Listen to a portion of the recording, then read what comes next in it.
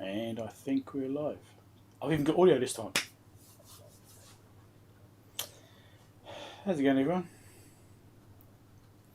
So, Peter, you got here really early. I saw that. Dave, how about Wilco? I don't recognise your name. I think I knew. How's it going?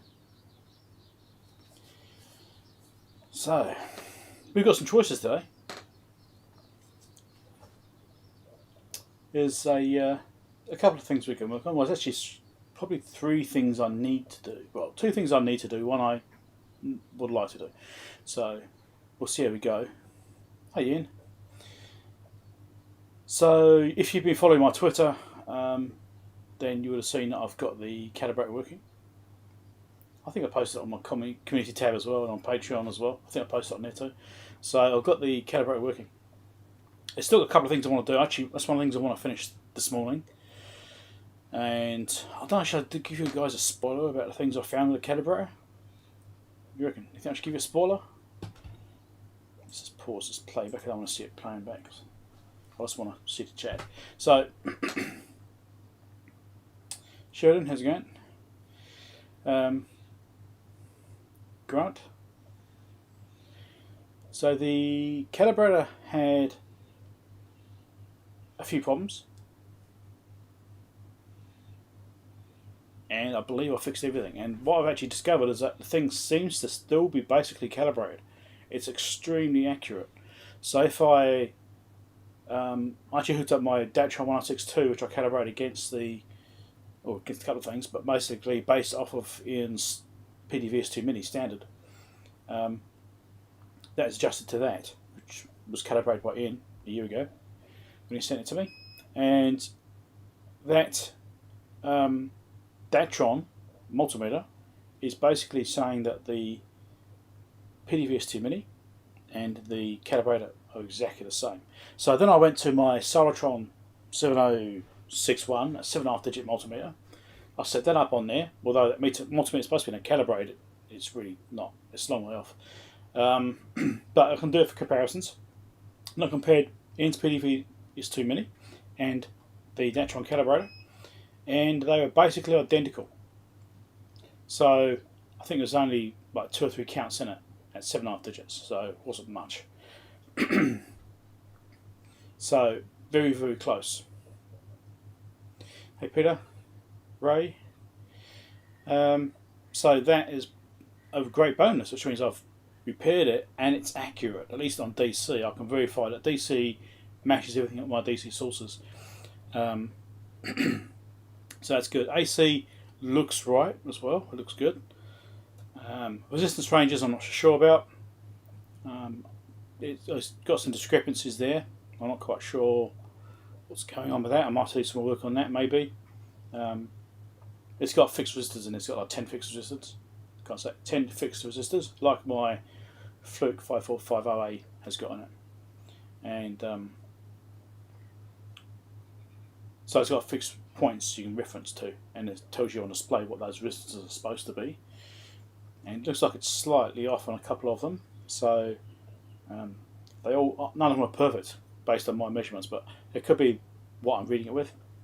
It could be good, because the calibration did on the Datron were off this Fluke 5450A. And if that's slightly out, then my Datron's going to be slightly out, which means it's going to read this slightly out. So whether it's that which is wrong or the Fluke 5450A which is wrong, I think it's this, because the some ranges look really close and some other ones are a little bit off, so it's not consistent. So anyway, it's not a big deal. It's not off by much. So hopefully I don't get phoned up today. Well, I already have been phoned up. My phone's here. I'm on call at work, so if anything goes wrong at work, I'll get phoned up. And I've already been phoned up once this morning. So something broke last night. Anyway. So let's see. Being honest, Vladimir. Certified replacement resistors for about $10 each, or £10 each. I'd say about $25 something, maybe. Yeah, More on that, I don't know. But it's not just the resistor itself, it's also all the associated circuitry. So it may be the resistor itself is fine. It could be worn relays, right? Because obviously the relays switch the resistors in and out, and if the relays are a bit worn or dirty, then they may increase the resistance value very slightly. And that's what I'm seeing, is increases in value. And so it could be that. If I see, I haven't looked at it too deeply yet, I just know it's basically working. But if the resistance value changes each time you switch backwards and forwards to a range, switch backwards and forwards several times, and you see the resistance change, then you know it's probably a switch contact problem. But if it's always exactly the same every single time, then it's likely to be the resistor. Oh, my day job's a secret. Can't see everything.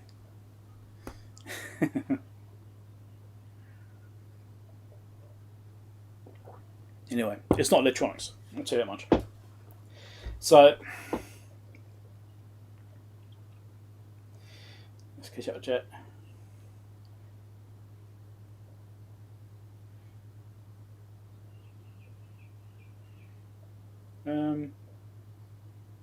Shrek ones. Shrek. I'm not familiar with Shrek.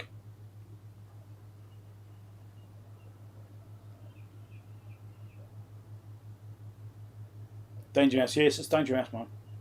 Haven't you seen this before? I have this in most of my streams, my Danger Mouse Mike.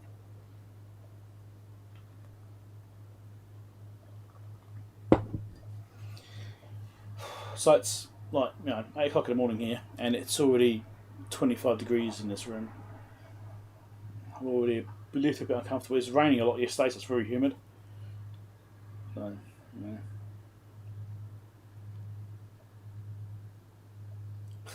Danger House. Anyway, so yes, I've got the calibrator. So I'll show you that. I'll show that going. The other things I want to look at now. I pulled my trying to string a sentence together. My Fluke 343A DC calibrator apart, which is behind me on the stack. You can see the handle sticking out right there. I took the top off that last night, and I was gonna put that dielectric grease on there to lubricate the contacts, because I didn't lubricate them after I did that repair to it the other day. And I've now got that doing. I'll lubricate this up and get that done so I don't forget about it. Anyway, so I did that, and as I was lubricating it all, I was turning one of the switches around. The coupling broke inside. This is one which looks really dodgy. It's looks like a PMMA shaft. It could be a polystyrene, but it's basically got a metal shaft comes through from the knob, and then it's got a plastic coupling which then goes through to the switch wafers. Now this particular one has been badly manufactured. All the other ones look perfect. This one's full of air bubbles, which means it was wet material when they made it. So that's actually a faulty one, and what happened when I turned that knob, it just shattered, and now it doesn't turn the switches anymore. So that's how I want to look at. If we do that today, I don't know. I've got to dismantle the front of the unit, which looks tricky, because I've got all sorts of things I mustn't try not to break and disturb and make the situation any worse. And because the original standoffs were the same sort of situation, some are broken, have been epoxied into place. Some by somebody else, some by me. Although I could replace those standoffs by pulling it apart. That's possible. I do have some plastic standoffs I can use now. What we could do with that, if I do that one, so you've got choices about what we can work on. So we've got the Fluke calibrator, which means getting it all apart, getting that shaft out, measuring the shaft up, modelling it up, and 3D printing a new one. We could do that. That could take a while. Or we can do a mailbag, which I've got everything ready to do. I've got 14 packages there. I'll probably only do one of them. I'll do like 2 mailbags or 7. But in that lot is a whole bunch of parts. So we've got the read relays, which I ordered, are in there, and those are for the HP programmable signal source we worked on a couple of weeks ago. Alright, so they've arrived. So we could finish that repair. We could do that. So we've got a choice of doing the HP or the Fluke. well, the HP and a mailbag, or the Fluke. That's what we can look at. So up to you guys what you want to see. So I'll catch up with chat because I've been waffling too much, not reading.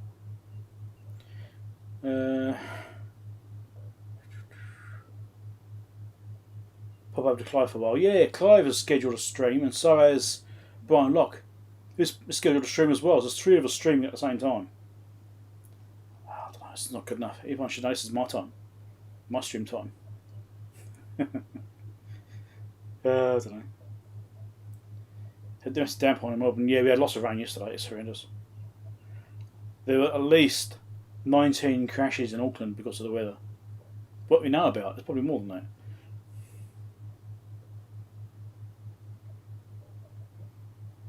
Oh, Marco, yeah. Oh, you're watching Brian, so yeah, always. Yeah, I was doing 5 stream at the same time. It's bloody annoying.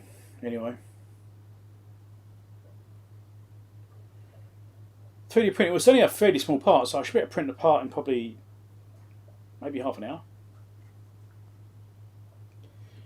But I thought it might be a good process to go through, you know, actually making a part for a piece of test gear. Actually, like, which is why I got the 3D printers in the first place. It's because sometimes you need to make replacement parts, and it's just easier to just model it up, measure it, model it up, and print it. If you can get the sizing right. The Datron's done, Mako. I guess you missed that bit. The calibrator's done. I'll show you, actually. I'll quickly power that up and show you guys. Let's change to this view. And let's get some lights on so you can see a bit better. And I'll power this thing up. I have to do the top cover on because of the airflow. You know, you can have it off a little while, but not long. If I plug the power into the actual unit, it'd be helpful too, wouldn't it?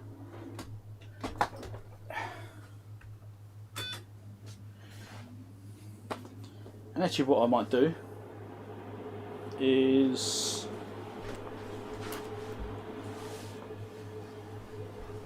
stick this on top.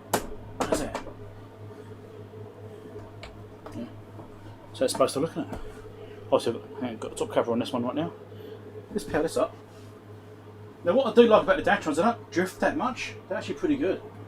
The whilst there is drift, it's not much. Like the specs say something like 23 degrees plus or minus 10 degrees. And my observations about these things are actually pretty good. They do seem to behave quite well. I thought I was plugged in. There we go. Right. Let's get a short lead.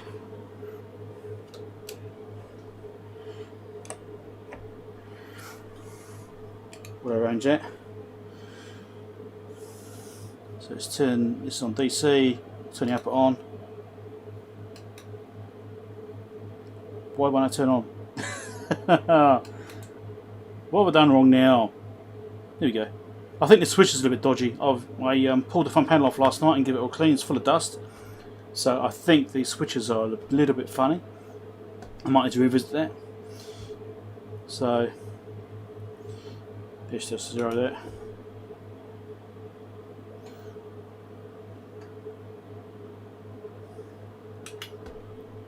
So 1 volt output.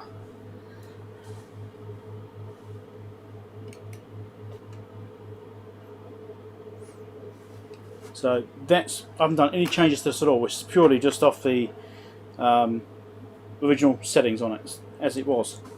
So it's not bad. 10 volts.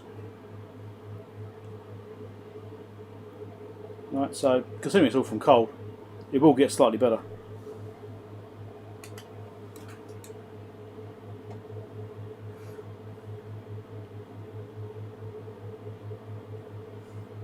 So I think these high voltage ranges on this particular unit need tweaking a little bit. This is kind of extrapolated because I've got Brian's PDVS2 Mini, did the lower ranges, and then tried to extrapolate that a little bit across my Fluke calibrator to do the higher ranges on this one. So I think the higher range on this are very slightly out. This is do 500 volts instead of Hold on. Push the right buttons.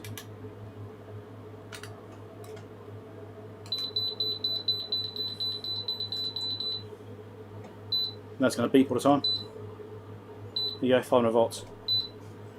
So it's all working. If I do a low range, yeah, 10 millivolts. This isn't so good at the bottom end, but you get there. See, it's got a bit of settling going on right now, but it's not too bad for as far as that kind of thing goes. It's not too bad. Obviously, because I just said the high voltage now going down to low voltage, everything's discharging and settling down again. But we'll get there. But it's basically working. AC's working, DC's working. That's pretty good.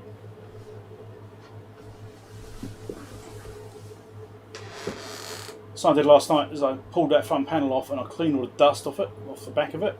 So the displays were looking very dull, and by giving those a clean, it looks a lot better. And if I turn this light off, so it makes it stand slightly better, I suppose. Bottom display is not exactly the same colour. It's very slightly lighter. The actual film they put on this is very slightly different. The top one's slightly darker, which I think I prefer. But yeah, it's working.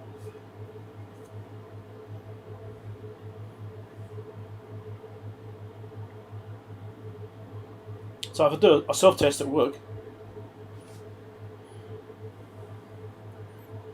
there's also a lot of noise in this room as well. So there's lots of RF noise and that sort of stuff, electrical noise. It's all a very noisy room electrically, which makes it hard to do these small readings.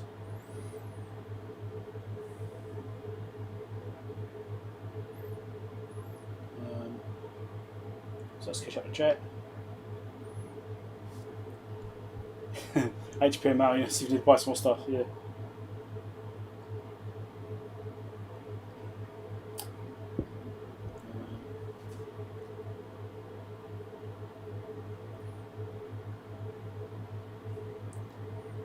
So obviously I cleaned up the front panel as well, made it all, got the old sticker residues off it and that sort of stuff, and made it look nicer.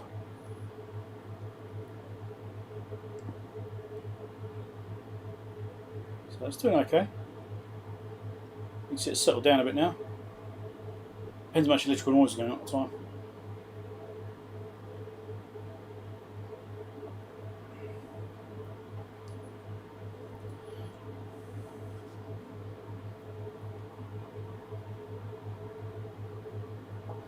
Well, it's currently 25 degrees new as well, so it's expected 23 degrees, but so it's plus or minus 10 degrees.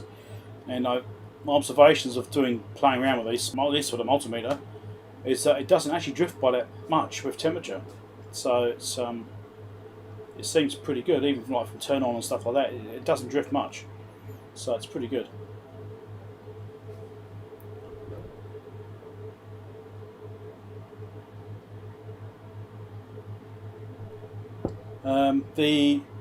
Andrew, by the way, hello. The unit is using 257 watts right now. Now, the interesting thing is there's actually a calibration adjustment in there for the biasing on the high voltage amps. And when I first got it, that's set at 90 volts according to the manual.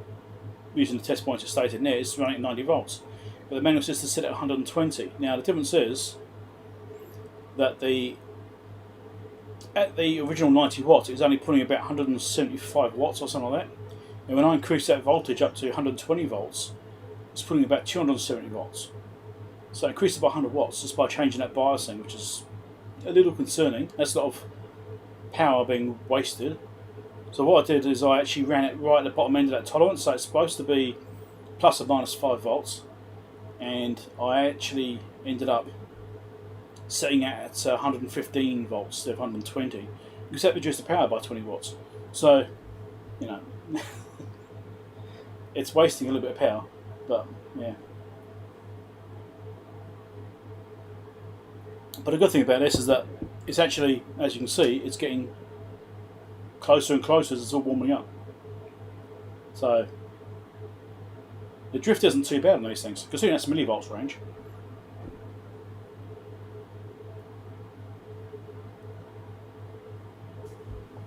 Of course, they could be both drifting together, so you know. But my observations say that Datron multimeter is pretty good for drift.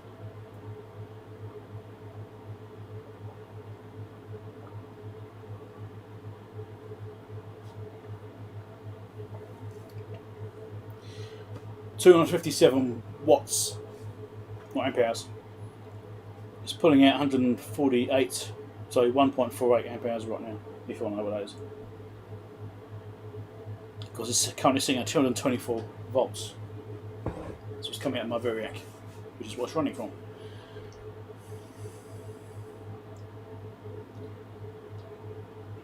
So yeah. Anyway, it's working. I was making it. Aha, right. Be careful with technical forms. So yeah, it's not too bad. I mean, it's still got drifting around there, but once it settles down, so I had that thing on for about an hour yesterday, and that's when I did those comparisons between that calibrator and the PDVX2 Mini, and on the Solitron multimeter, a 7.5 digit multimeter, and they agreed, so that's pretty good. So I'm pretty confident it's alright. But the good thing is that it seems to be a pretty accurate calibration that's still in there. So I'm glad I didn't do anything with the calibration side of it. That's my absolute last result, is to prove it wasn't a mechanical or physical problem first. So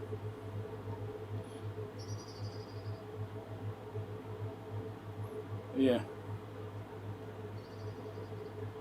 Don't forget that drift we're seeing there is microvolts. Right, that's drifted by what, 40 microvolts?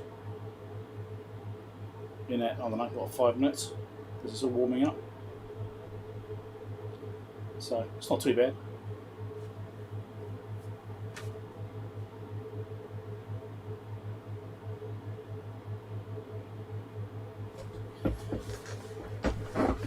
And if I do say AC instead, do 1 volt AC.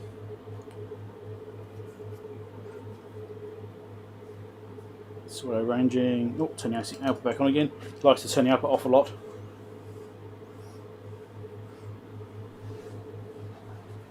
So that's the AC output. Obviously, it changes a bit of frequency as well, so you have to be mindful of that. Do 10 kHz, do 1 kHz. It shifts it. So, you know, it's one of these things. But it's basically reading right. That is most likely the error on this, because this is calibrated against my AC reference. My Valhalla, what the hell was it called? 2703. This calibrated against that. I was using the Valhalla and my thermal transfer standard. And I was a bit of a messing around with that, trying to get it working. The thermal transfer standard's a bit flaky. It works, but you have to keep checking and rechecking and rechecking and rechecking, because it's always shifting. It never seems to quite settle. So it's calibrated with that. So and the Valhalla 2703 isn't right. I know it's not right. So I don't actually trust the AC readings, but at least I know with certain frequencies it's going to be kind of right. Because, you know, at some point it's going to cross over. But it's not too far off. And basically I trust this thing on AC more than I trust the Valhalla, even though I've only just fixed this. But then the Valhalla I fixed as well. You know, so it's not too far off anyway. You know, it's close. But again, it depends on frequency. But at least it's actually working. And if I do the resistance instead, let's do 2 wire for now.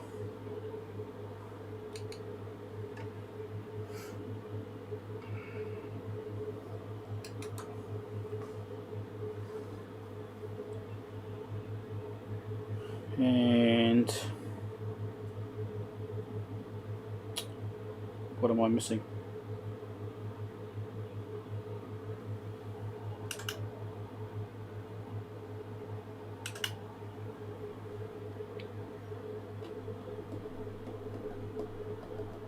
I'm missing something. Remote sensing. That's what it is.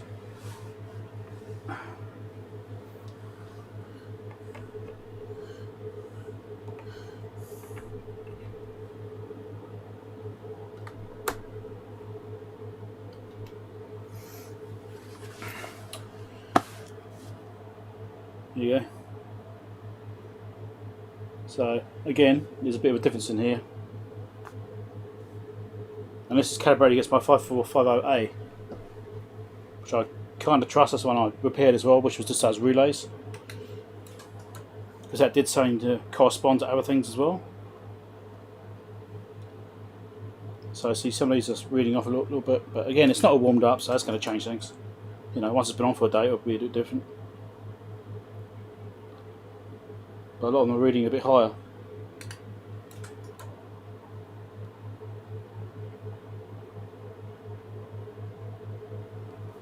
So this one's significantly higher. That's one I was a bit worried about.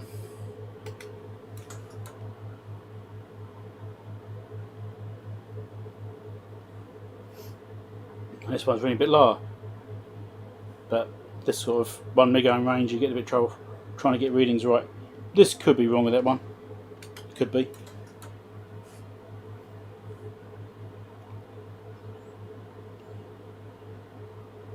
But yeah, so you've got some discrepancies. These are reading lower, but who knows, maybe it's my Fluke reference which is out, which is what we calibrate this against, so who knows. Now, so a problem for not actually having any test gear which has been known to be calibrated. The only thing I've got known to be calibrated is the HP 3457A and Ian's PDVS2 Mini. Those are the only things which I know have been calibrated properly. So yeah, Miami gets thermal EMS, and this might get closer as it settles anyway. Once you leave it on there for a while and leave it, it will get closer and closer. That's what they do. But it's still, you know, a little bit out. But it's not that bad. It's all working. I'll check the current range as well. The current range is also working, so I'm pretty happy with that. This doesn't have current on it, so I can't show you on this one. But I did it on my HP 3457, and that was working on there.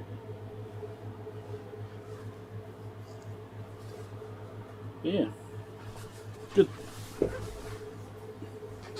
See, it's drifting closer and closer.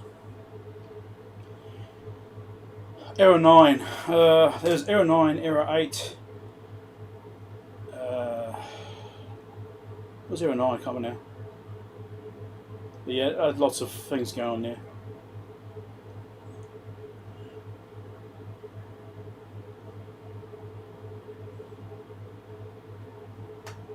So the unit's obviously doing okay now. Shall I give you spoilers about what I found? Or do you want to watch the videos when they come out?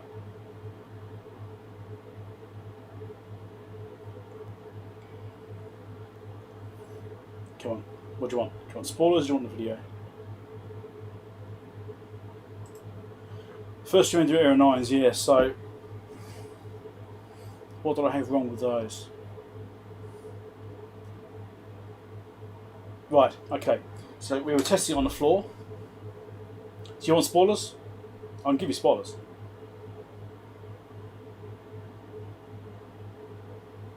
Yeah.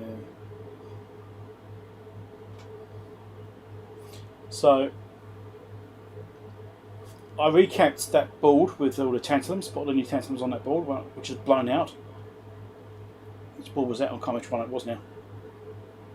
Might have been the resistance board. I think it was blown. And I recapped with that board. Now that one which had blown, I didn't actually cut this. I didn't get this right in the video, but later on I realised what I'd actually done. When I recorded a video for the second part of that, when I actually found what was wrong with that board after the stream, what I'd done is when I replaced that particular capacitor, I put it in backwards. So that particular cap was in backwards, shorting out the 5 volt rail. So that cap, well, that didn't blow up, it was shorted. So when I recorded the video, I actually said it is faulty when I got it from you, but it wasn't actually the case. When I was thinking about it, thinking, hold on, I actually put that in, it must have been backwards when I did it. So because that's one that was blown. It was just charcoal. So, but I should have picked it up from the pad, because the square pad is the positive, and that's what I should have noticed, is that the square pad should go to the positive side. I did it the other way around. What I've seen is, I would have seen the markings on the part, but the part's got markings on both sides of the part. So one is like a manufacturing label, and the other is actually their component values and stuff. And it was on the wrong way. So, oops, that's what caused that error yesterday. Well, last week. So if I hadn't done that, it would have been a bit further along last week. So I've recapped everything. Well, almost everything. A lot of tantalums, a lot of them aren't actually on critical rails. They're not on high voltage rails or anything like that. So there's quite a lot which are only like 1.5 volt rails or 6 volt rails, stuff like that. So there's quite a bit of headroom on them. So a lot of them I didn't actually bother replacing. Anything which is on a 15 volt rail or close to that, or didn't have a big enough voltage window, then I replaced that tantalum. So I've got a stack of them on the desk there, which you can't see because they're behind the actual unit. But they're there. I've replaced everything that's on a 15 volt rail. All of them got done. I think there was maybe 5 or 6 I didn't change, which I wanted to change, because they're already 35 volt tantalums, and I didn't have anything higher than that. And they were on like across the 15 volt rails, so that was, although there's some other stuff in the circuitry around there as well, so it could have actually been running potentially like 25 volts or so, maybe 30 volts at worst case, which is, you know, way closer than I wanted to be. I never actually tested those parts of the circuitry that actually were, but based on circuit diagrams, they could potentially be that way. So those ones I wanted to replace, I didn't have any 50 volt tantalums to replace them with, so those are still there. But they got, say, circuitry around them anyway, which means they're not directly across the supply, they're across resistors and stuff like that. So if I do fail, then the resistor should at least buffer it and things like that. So probably not such a big deal. And also the fact that there's a resistor there means it's going to have like a very slow current build up in the actual capacitor when it does power up. It'll ramp up, you know, like an RC circuit. So that means they're not going to be getting a big shock inrush current, which means it's not likely to be a problem anyway. So the only parts I want to replace still, there's a 1000 microfarad tantalum on the power supply, which I don't have any of. And I want to upgrade that to a higher voltage one. And there's also 2 capacitors power supply, which are the 2 electrolytic capacitors, 3300 microfarad, 25 volt caps, and they're running on a 22 volt power supply. Now, the thing that worries me about that is that, well, not only is it really close, it's not a regulated power supply, it's an AC supply, so it's just smoothing the AC. It goes through a bridge rectifier and smooths it. There's no regulation there, so if you want to get a higher AC voltage coming in, it's potentially going to get very, very close to that 25 volt threshold with caps. And if they're brand new caps, I'm probably be a little less worried about it. But if I'm going to replace them, I'm going to replace them with 35 volt caps, not 25 volt caps. And that way it's no longer a risk. So that's what I want to do before I button it up, basically. I want to do those 2 caps. And I've got some radial ones which are suitable, but it means extending the lead and putting it into the board, because it's currently got axials in there, and that's something I would want to do.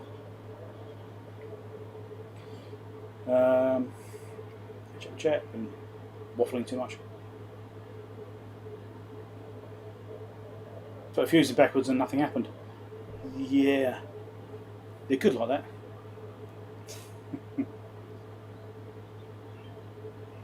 I don't know.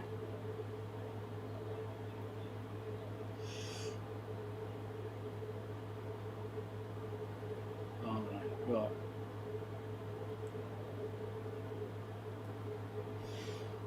Fuses and nails. Well, nails as fuses. Yeah. Depends on the voltage. If it's got high voltage and a high current, then nail might be suitable.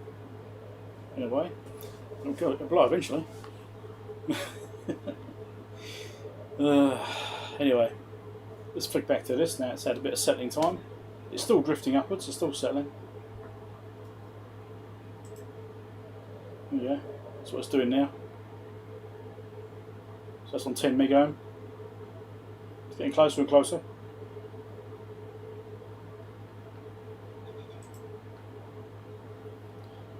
Yeah. So, yeah, point having these two things running, it's pumping even more heat into this room. Anyway, so yeah, I'm really pleased with that thing working. So that was a huge risk getting that calibrator. Huge risk. I spent a lot of money on that thing. I think it's say close to £5,000 is what it cost me to get that thing. The purchase cost was about half the cost. So the shipping cost, and then the import duties on top of that, and cost import duties taking into account the shipping cost, it just escalates, and this is incredible. So it cost me nearly double what I actually paid for the unit by the time I got it. So, but then I knew I was going to be doing that, and I knew it was a massive risk to try and spend that much money on a piece of gear, not knowing if I could even fix it. So naturally, I'm very pleased it's working, because that was a huge gamble, and I'm glad it's paid off. It could have easily gone the other way.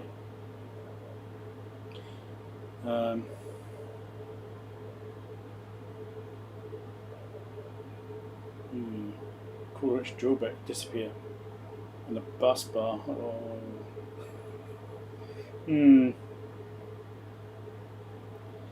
Wow. So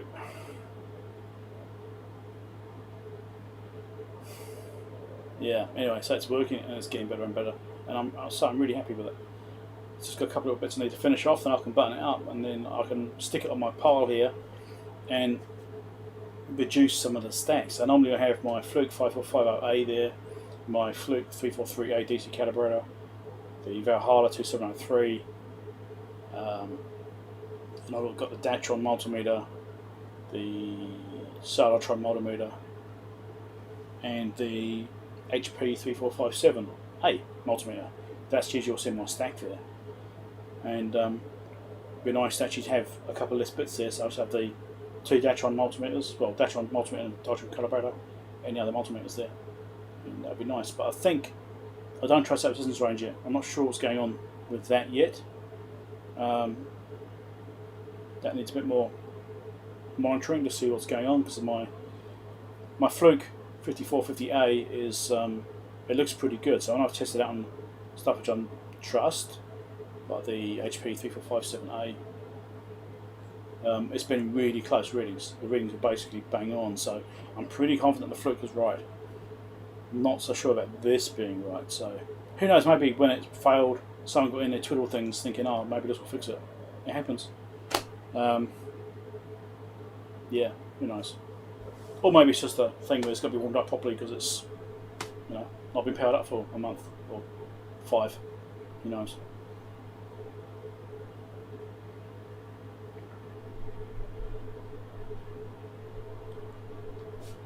That's right, Maker. Yeah, I saw your video, or your Twitter post, wasn't it? Video, a Twitter post about the screen. So yeah, I bet you got that from the same guy I got mine from. But mine are 3.5 inch screens, yeah. Touch screens, yeah. LCD touch screens, TFTs, yeah. So the because I had the same problem. One of mine was broken, but it was, as I said in that post, it was cracked, and it did actually still work. But I haven't used anything else. I've just got it as a last resort screen to use if I don't have anything else. But I've got money back now, and that's good. It helps when you actually record video or photos when you're unpacking stuff, because you can prove that's how it arrived. I've actually used my video as evidence multiple times on bits where things have arrived and not been right, been broken or whatever. I've actually submitted the video or photos from the video as evidence of this is how it arrived, and I've never had any problem with that.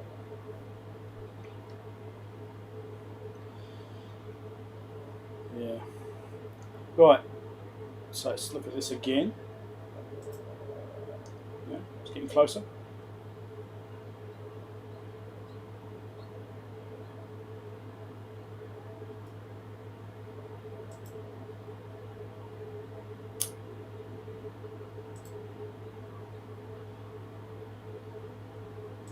Anyway, so it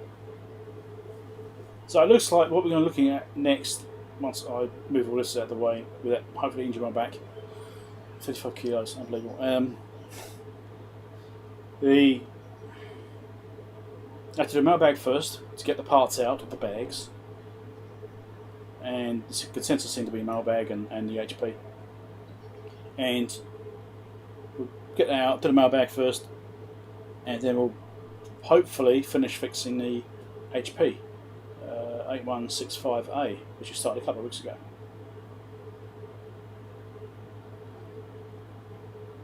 Yeah, the packaging on the stuff I purchased was really bad. It was just like a for the screens, the TFT screens, it was just literally plastic bag. There's no bubble wrap or anything. It's just, well, I think the original bubble wrapper and the screen itself, the original, that one layer, and then it's just plastic bags. It was like, well, if anything tries to bend it, it's going to snap.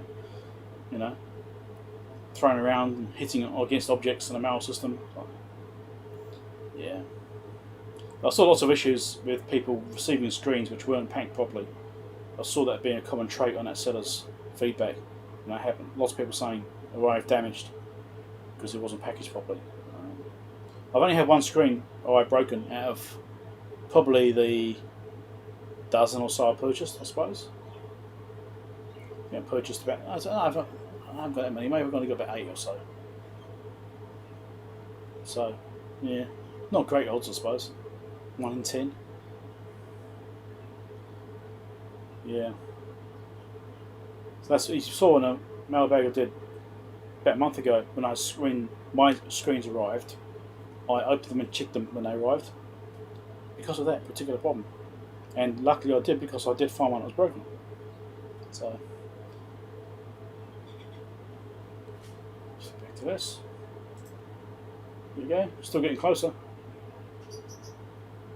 So yeah, I'm pretty happy with that. I've now got a calibrator which is worth, well, I think it's worth about 10 grand. That's what it seems to be going for on eBay right now. About 10 grand for that now. So I suppose in a way you could say I spent 5 grand, did a week's work, made 5 grand. But it's only, you can really say that if I was going to sell it. I'm not selling this. I got this to add to my arsenal of equipment. So yeah, I'm just really glad I got it. You know, it could have been a disaster, could have been unrepairable, and that would have been a $5,000 loss. That's the risk. So yes, I think the displays are about, well, at least the ones I've been buying, the TFTs, they're 3.5 inch. I think they're about $20 or something like that. Not hugely expensive, but as long as you find it straight away, you can contest it and say it arrived damaged and get your money back. It's a hobbyist labour's cheap oil. Yes, exactly. I mean, I did this in my spare time, so I was still working full time, and I'd be, when I'm my off time, when I'm back home again, I'd be tinkering with it. So I think I did probably, oh God, I think. So after the stream last week, I had a bit of a break, probably an hour or two, and I came back to it and did some more. So I think I did another probably 4 hours on it on the Sunday. And probably about the same amount every day actually. 3 or 4 hours every day working on it. But I didn't really get any progress until Wednesday, Thursday. That's when I started to get into real progress. So that Sunday night I found that fault with the capacitor backwards. That was that Sunday night when I found that part. And then basically Monday, Tuesday I didn't make any progress whatsoever. I was just replacing parts and figuring things out and trying to get my head around the way it functions and how it interacts with each other, you know, between the balls and that sort of stuff, and trying to understand all that. And then once I started to grasp that, then I was able to dig in a bit deeper, and that's when I started making progress on Wednesday, Thursday, and suddenly I had it working basically Thursday. Or was it Friday? I can't remember. One of those days. Anyway, I basically got it working then. I think last thing I had was a issue with the 1000 volt range not working, and that ended up being a switch, believe it or not. There's a switch on the power amplifier board.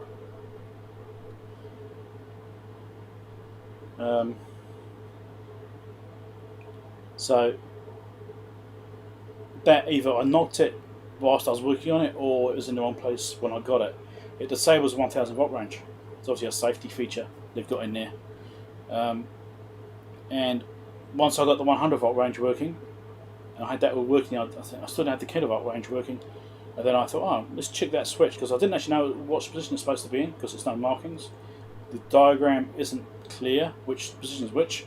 So I flipped the switch and tried it, and off it went.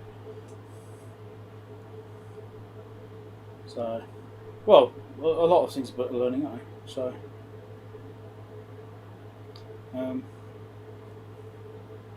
yeah, we bought a 43458A for £800. Sold it for £2,500, but did require a new board from Keysight, £800. So that's all right. Still made money on it though. That's good.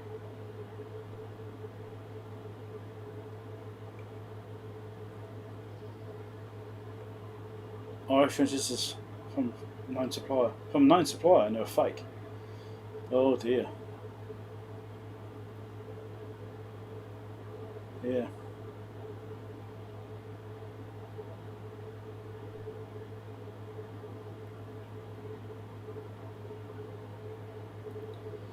Yeah, so anyway, let's do some stuff. See, waffling. One more look at this and we'll turn it off. There we go. See, it's still getting closer. It might get there eventually. Maybe after a day it'll actually be the same. So, you know, obviously it needs to have proper warm-up time. Right now, what's it been on for? Half an hour? So that's not really enough warm-up time anyway yet to be truly accurate. But it's working alright. So, and that's 10 meg. So it's 10k range I'm on there. Not 10 meg, I'm on 10k. Get that right. So we're talking milliohms difference there. Anyway, right, let's shut this off. It's now 28 degrees in this room. This thing pumps out a lot of heat. So it's a quarter of a kilowatt this thing's putting out.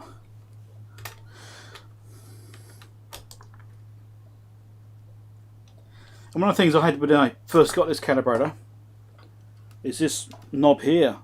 It wouldn't actually pull out. It was stuck. Was it not turned? I can't remember which one it was.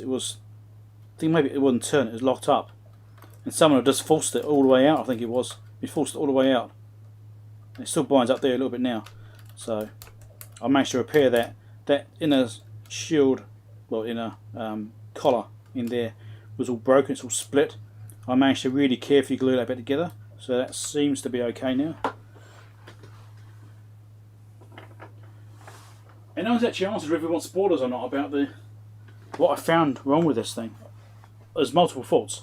One of them caused by me, as we all discussed, which got it back to where it was when I first got it. So do you want spoilers or do you just want to watch the videos? I can tell you what I found. All different faults. But I think I haven't actually finished compiling actually. I think I've got something like 40 gigabytes of video. I've definitely got about 37 on my hard drive already, and I've still got some footage left in the camera yet. So, yeah, it must be getting close to 40 gig of video to sort out in order to edit videos.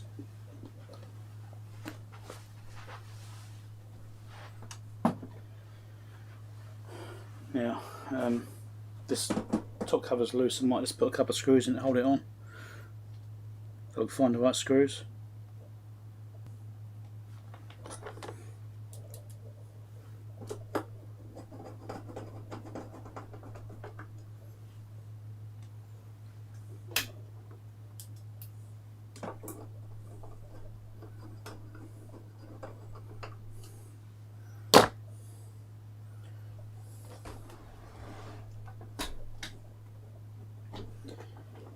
Hardest bit is always picking this thing up. Right.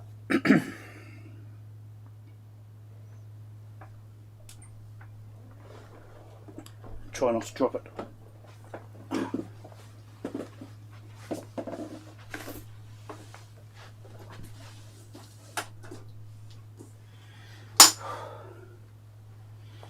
Right, and over here is all the parts I replaced.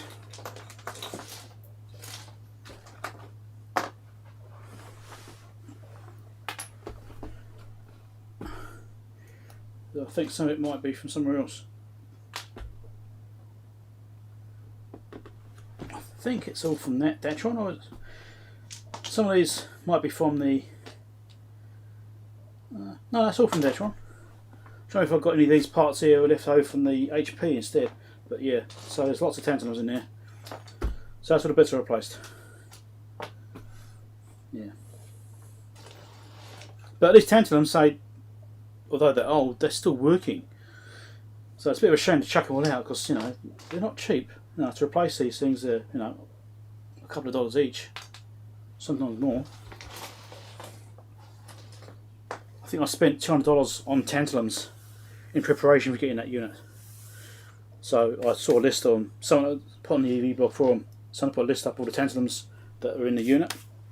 And so I basically purchased off that list. And a few others I saw it needed, or I knew I needed stock of. And yeah, I spent like $200 on tantalums. Ridiculous. So, we need to do the mailbag first.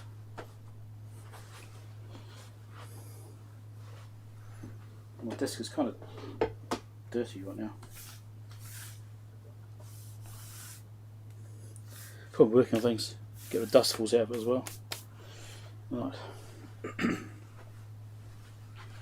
So, 7 items. I need to do the parts which have arrived.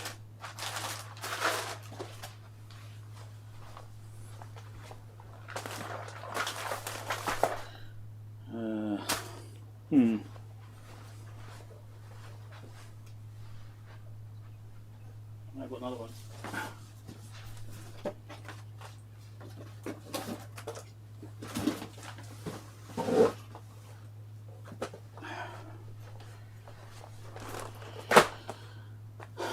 Yeah, that's what the parts I need. I might just leave the other set for later on. 6, 8 there. 8 parts. Did I get that count right? 3, 6, one more item. One more thing to try and break up a little bit.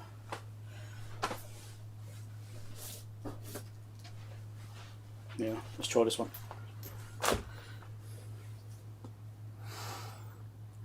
Okay. Gotta be careful not to injure my cat. My cat is asleep on the floor behind my chair. Make sure I don't roll the chair back over the cat. I'm sure she wouldn't appreciate it. Especially if it's full of arthritis, she can barely move. Don't want to disturb her.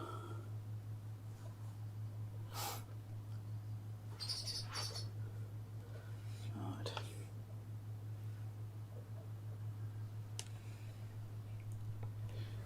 Need more lighting on. Kind of need to do a photo as well, showing all the packages. Let's do clickbaity photo. I don't know, something like that maybe, I don't know.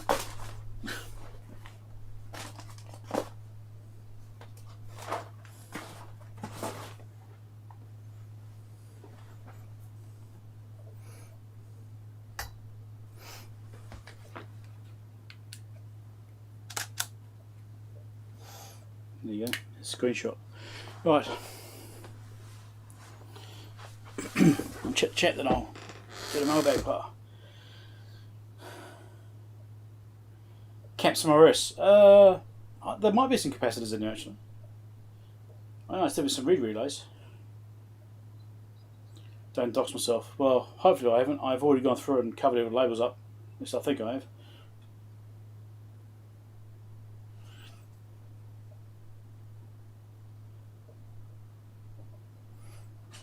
Barely saw live streams and the vids, yeah.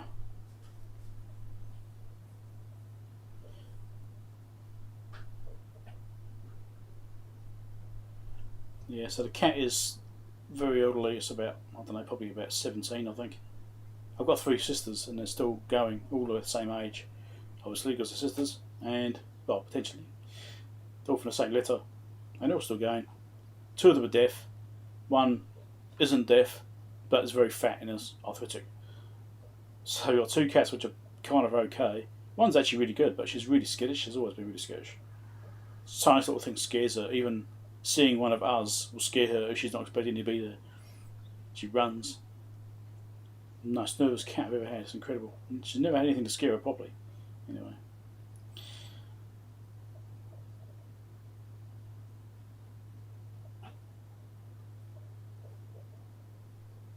Chip shortages, yeah. What annoyed me recently is the RS thing with the postage. Right, so now RS used to be cheap, like because you could buy 5 parts for $20 or whatever, and then you get free postage. And that's one of the reasons I used to buy a lot from RS was because it was overall cheaper. If I just needed a few bits, and I didn't need a lot of stuff at the time, I could just buy from RS and I wouldn't have to worry about postage costs. Now, sometimes I sort of wonder, I think even commented in mailbags, how are RS making money? Because, with the parts cost and the postage costs, I might have spent $5 and I've got the parts and the postage. And it's like, well, they must have sold this to me at a loss. You have to wonder. So, it's not surprising they put a postage cost on. But unfortunately, it's set the limit at $70, which is the same limit that Element 14 have. Farnell, what do you want to call them? Right, so they've got the same limit now, $70, at least for New Zealand dollars. I don't know about anybody else. In order to get free postage. So now it means I'm going to have to seriously consider which company I use, because a lot of times Element 14 are actually cheaper. So, but you have to sort of obviously check as well for which company's got the parts. Sometimes you find if I need some caps, for example, imagine that, that RS has got one type and Element 14's got the other one, and I have to buy from both. That happens too. Yeah, anyway.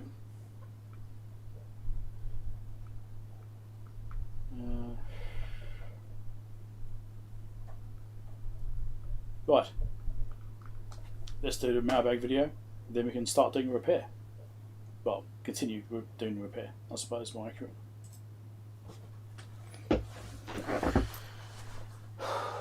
Oh, the temperature's come down, it's down to 27.5 now, that's good. Although you probably can't see that because it's reflecting the light. Actually, it's also off shot. Yeah, there it is. Yeah, I think I might need to move this camera slightly further away. This way everything falls apart and breaks. Then you see this hot air station bloody cable instead.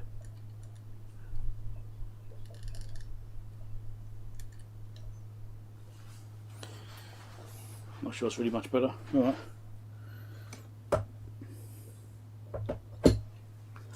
There you go, set the one now.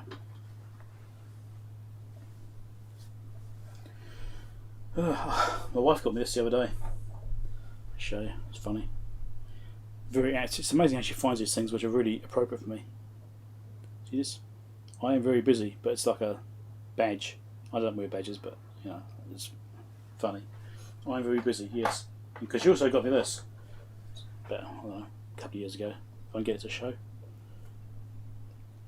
Fix her everything. Try and get it, come on, put reflective things, there you go. Job with that. You probably sit down sitting with this for a while. It's also a bit dusty.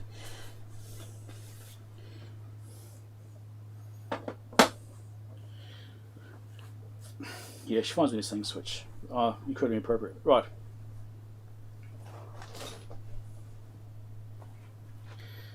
Well, it's mailbag time. Let's see what I've got this time. Things you can buy maybe, but then these are mostly from RS, so maybe not.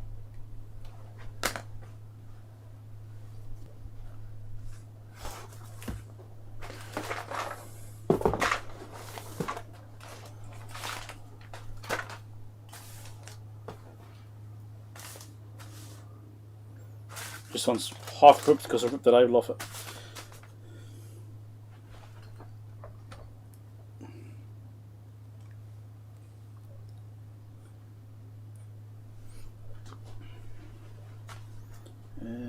RAM stick.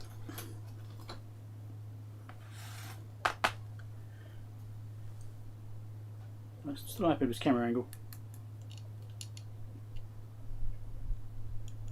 Well, I'll sort of in between the two. Yeah, I do. This probably won't cut it. Probably not. I'm finding I have to tear these rather than cut them these days. Right, so we can get into this thing. Yes, a little bit. Now, invoice. Go on. Don't want to see that. Oh look, there's some capacitors.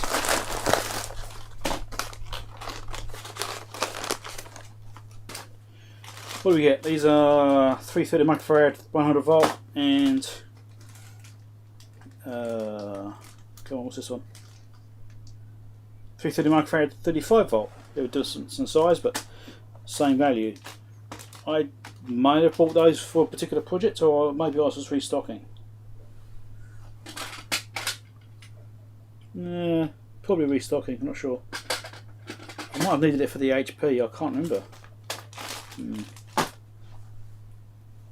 Come on, guys in chat. Did I need any 330 microfarad caps for the HP a couple of weeks ago?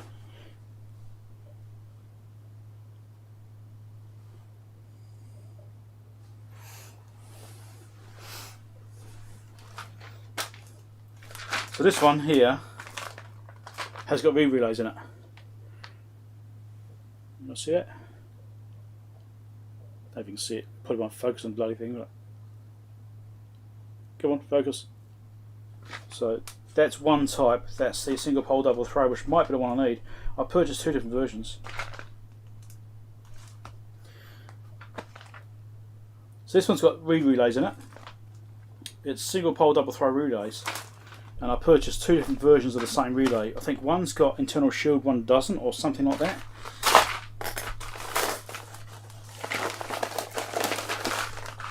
Now these are for a repair I'm doing, and also for stock. I'm actually going to have to revisit this and figure out exactly which parts I need to use because I've got so many parts. Yeah, they're in here. It's kind of format. Yeah, I'll even focus it as that. So there's those, and this will be the same footprint on these ones as well. Same thing. So I actually thought I had the right ones already, but I didn't. Ones I had were the same footprint and the same package style, but the actual functionality of the pinout was different. So many different versions. It's incredible. So I bought a selection of different ones, and I'll just have to revisit this and figure out which one I need to use for the HP 8165A, which I'm currently repairing, because that's got a bad read relay in it. At least one bad read relay. I can't say read relay. It's got at least one bad read relay in it, and that is that needs replacing. I just don't know which one it was. I'll have to relook at the specs and figure out which one it was I needed. It has to be a shielded version. There's a shielded and unshielded version, and the one that's in there now is a shielded version, so I need to make sure I use the same one.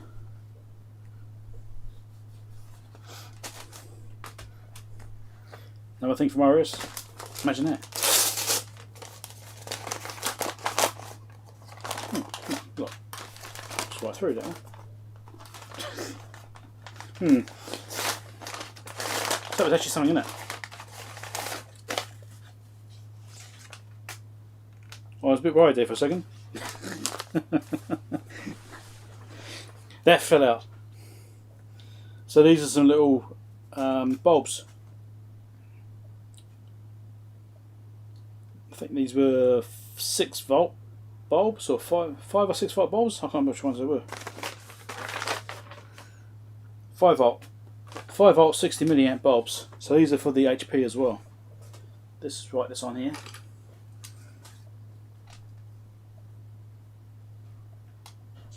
That way it's easy to remember. I don't have to go and reference the part numbers in future. I'm just looking at it. So that's for the HP, because that's got at least 2 blown bulbs that I know of on that front panel. Could be more, but definitely 2 which are gone. So I need the bulbs for that, so it's good.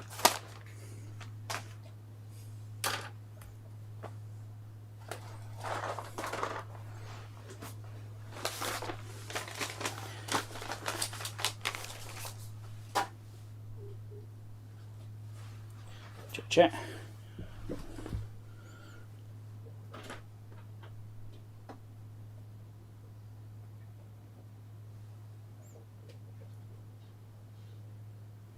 Right. And it's another RS bag. There's a bit more stuff in this one. Get the invoice. I'm actually going to read the invoice because it's quite bulky. So we've got some more read relays. Oh, okay. Just some more read relays. This has got different ones. It's got a single pole double throw, which is equivalent to one of the ones I've got over here. There's also a different one, which I think is a double pole.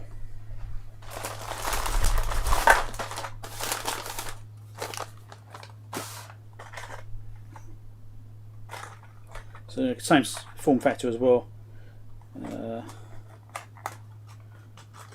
one out so you can actually see it. And that's upside down, of course. Yeah, see the writing on there? Barely.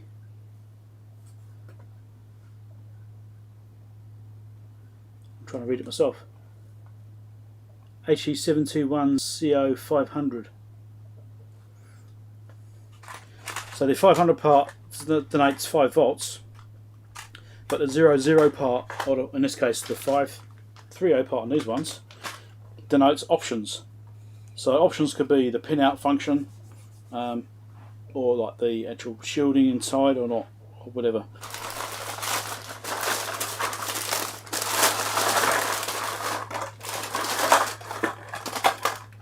Here's some more, which are individually packed. Individually packed. Really, they could have fit them all in one. Anyway, here's the different ones. These are what? Let's get this out. Come on, open up. This one's easy to read. Here you go. V23100-4005-A011. Axicom. So I don't actually remember what the functionality of these ones were. I bought different ones thinking. So I bought different ones thinking that I needed to potentially change other ones as well. I forgot one bad read relay in the HP8165A. There might be other ones, and so I looked at what other relays are in that unit and purchased ones which are also in it. So just in case those are also bad, because I haven't got far enough really to be sure that everything's definitely okay apart from that one relay. And at the very least, I'll have a stock of these ones in future, so if I get something else which uses these, then, or at least an equivalent of these, I can swap it out and not worry about it too much. So having an assortment of these things is handy to have. A lot of the gear I work on does have relays in, so having a stock of them's probably quite a good idea. I do have some, as I say, but they're not the right ones in this case.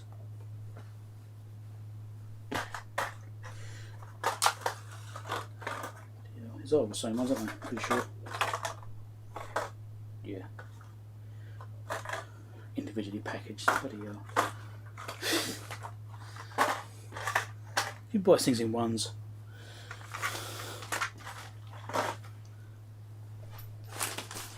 Check the chat.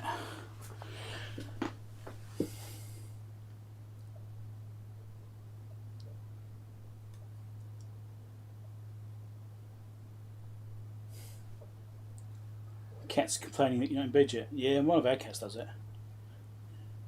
She goes to bed and sits on the bed waiting for you to turn up.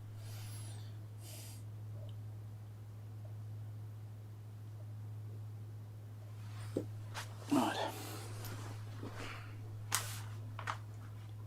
So those other parts, I'll probably show you overlays or something on those. So I've got the round knife here, but I've not used it yet. We'll get there. It's more read relays. What are these ones? These are from Element 14.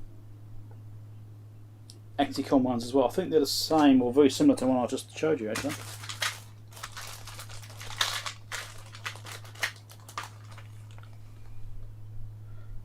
There you go, that's what's in there.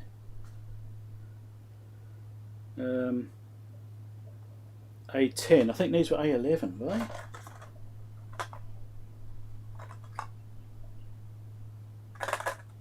Go on, roll over so I can see the number. Yes, AO11. This is AO10, so it's very slightly different. Again, keeping options open. Right, oh yeah, I'll put some overlays on, show the pinouts or something.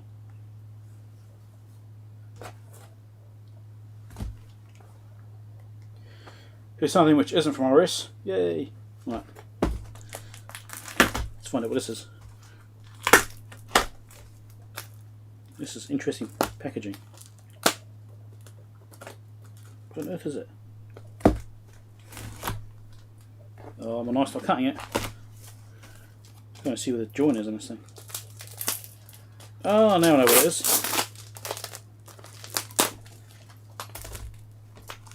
Well, because you want to go hacking into it like this. Oh, you buggers! Look at that.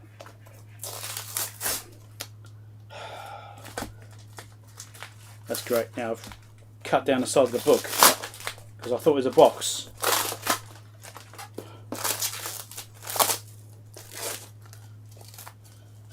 Oh well, I have to tape it up or something. Go. We'll get in there in a minute.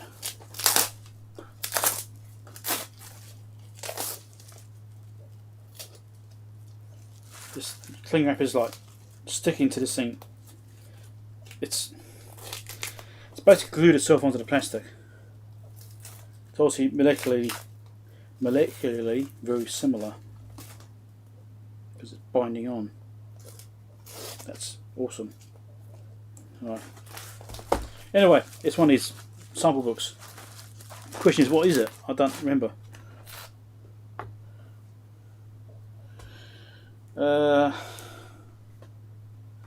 Resistors. What size are they? I don't bloody know. 0 out of 5s are they? Let's have a look.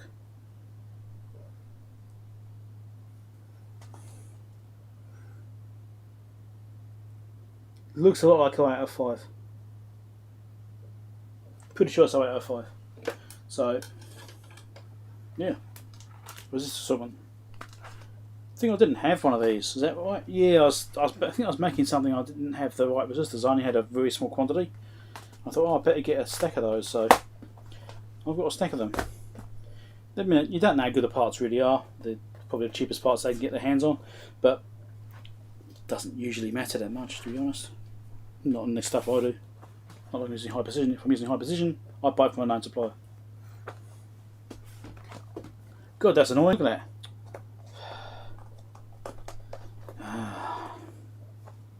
It really looked like it's in a box. That's annoying.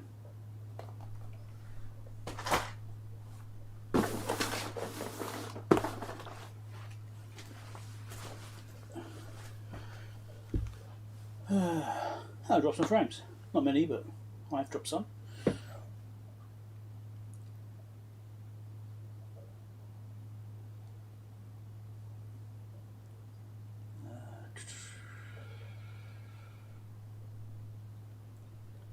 Stick excellent, yeah. Right. Once we've got this done, then we can look at the HP. It's like a tear box. It is a tear box.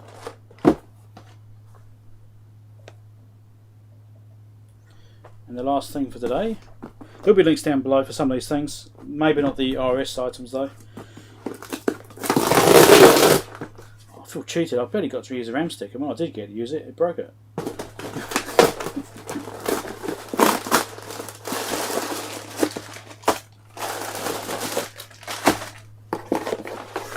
Right. What's in here? Ooh, slightly different. Okay.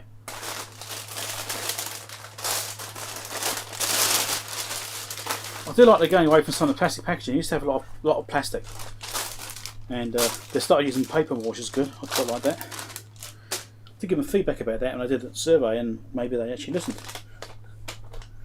This is a LTC 1052CN8, which is an 8-pin op amp. A couple of those. Now I actually wanted to find the 14-pin versions of these as well. I'm not sure these are the right part of what I actually need.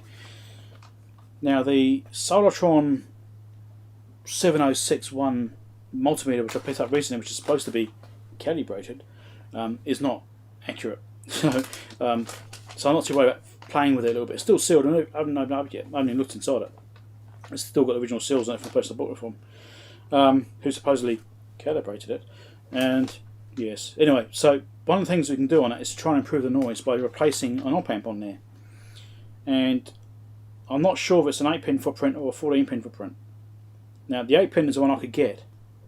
The 14-pin has got some extra functions on it because it's like a chopper amp, and yeah, but I'm hoping these are the right ones, but they might not be. The 14-pin one seems to be obsolete. I can't seem to source it. At least I haven't looked that hard yet.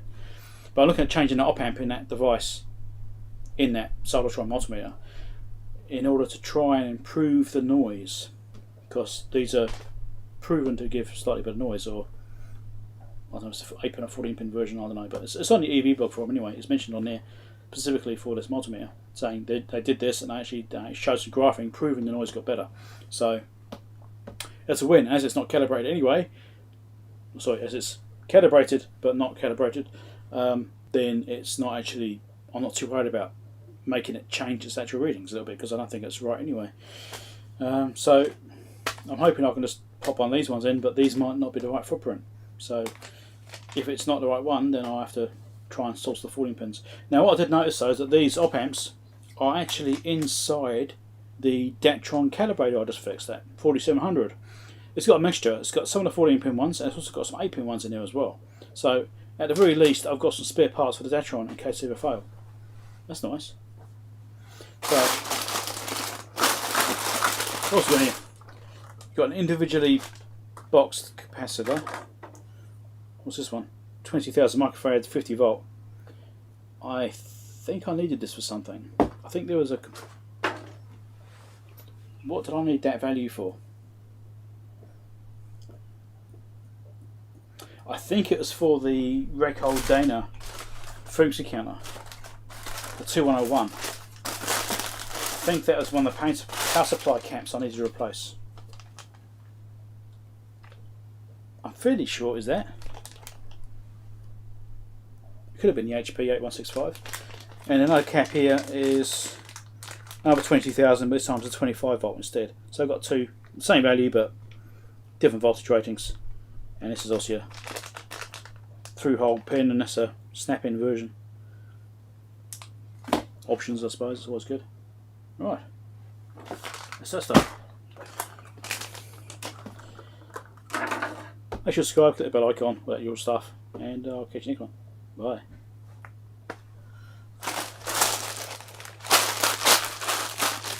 Now I've got a massive mess on my floor. Let's turn this off a minute. Get some of the heat down in this room. I need to sort this floor out. I was going to trip over something.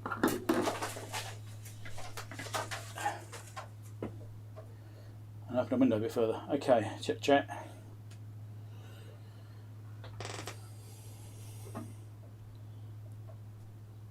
Paul Daniels host has books, does he? That's what's called cling film. Yeah, well, there's cling film and glue film.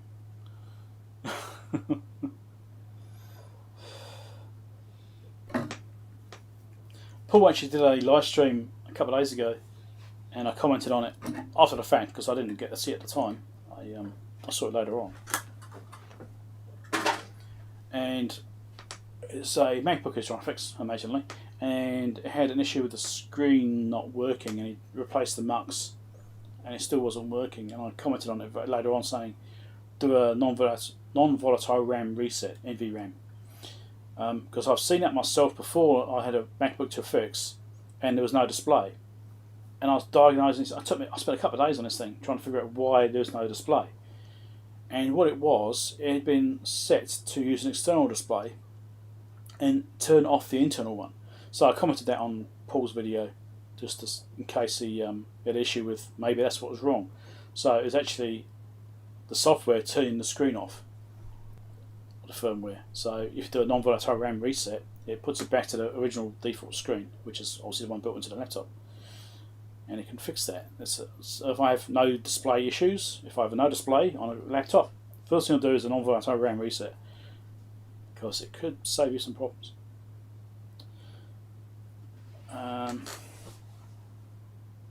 Did I pay extra for special calibration? No, it was just listed. Well, it didn't say. I don't know if it said it was calibrated or not when it was listed. I think it might have done actually, but I'm very doubtful of it because it's a long way off. Like the voltage is off by like 460 microvolts or something, and like I compared it against Ian's PDVS2 Mini, which I trust. I've had it for about years. I could have drifted off very slightly, but there's no way I drifted that much, and that is it showed being like 460 microvolts out off that, and yeah, no, just wrong. It's just offset wrong. It's not actually right. For if it's it's a 7.5 digit multimeter and just calibrated, it should have been a lot closer than that. So no way. And other tests I've been doing as well, I compared it against my Fluke 5450A as well, and it's not matching that too well. It's up and down a bit. Whereas my HP 3457A agreed, like with the calibrator, so that and the resistance calibrator basically the same. So I'm confident the calibrator is correct, but the multimeter's not, the Solitron. So it's a shame. Would have been nice if I didn't have to do anything with it. Would have been, the idea of getting a 7.5 digit multimeter is that you can trust what it's telling you, and I can't. But now I've got the Datron 4700 calibrator, which can do up to 7.5 digits. I'm going to probably look at recalibrating the Solitron with the Datron, because my testing I've done so far on the Datron shows it's to be accurate based on what I've got. I mean, there's always unknowns, uncertainties as it were, so never truly know unless you get a proper calibration done, and I'm not going to spend thousands of dollars on proper calibration. I'll just do cross-checking and take the averages and stuff like that. Or like people like Ian that send me stuff which has been calibrated against an 8.5 digit meter. So yes. Main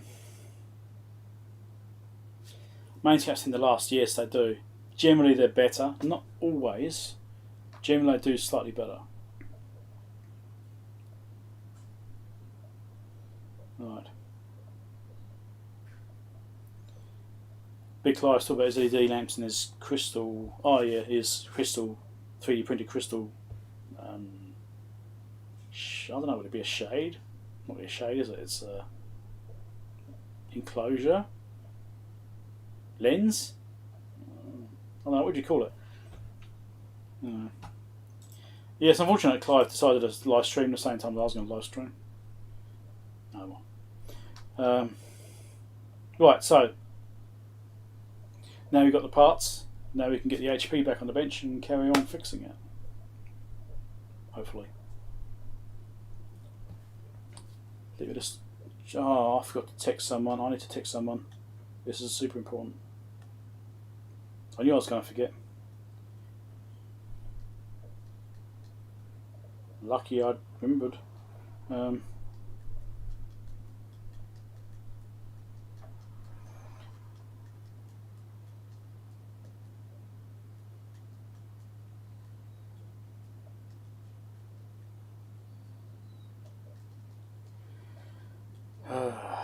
I should have done this an hour ago. An hour and a half ago.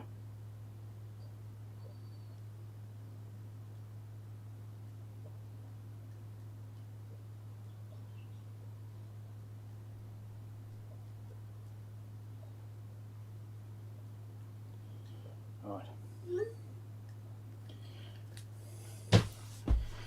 At least I did remember, but okay. It's on every Saturday, yeah. He is. There's a Saturday Night Clive, which I thought was quite a good pun. Only external counsel certificate manufacturing, yes, true, but I. Oh, cool. He's able to come in. Great. It's a work thing.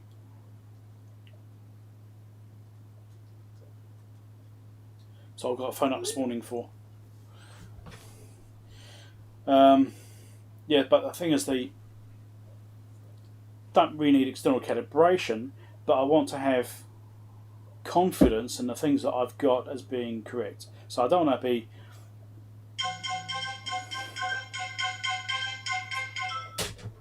be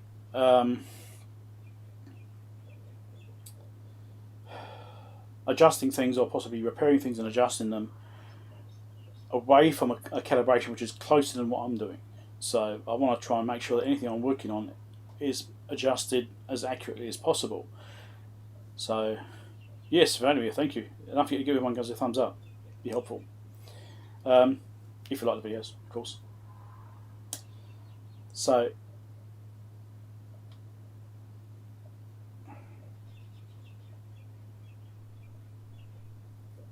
yeah, so I just want to, I don't really want a certified calibration as such, but I want this confidence in the things I'm using are accurate.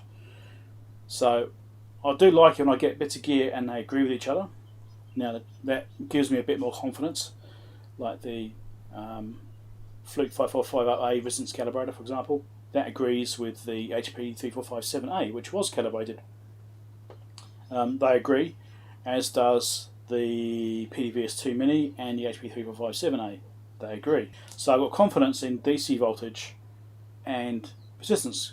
Right? I've got confidence in those because the cross-checking I've done across devices matches. Now I've also got confidence now in at least on the DC range on the Datron 4700 because that matches the HP 3457A, which matches the PDVS2 Mini.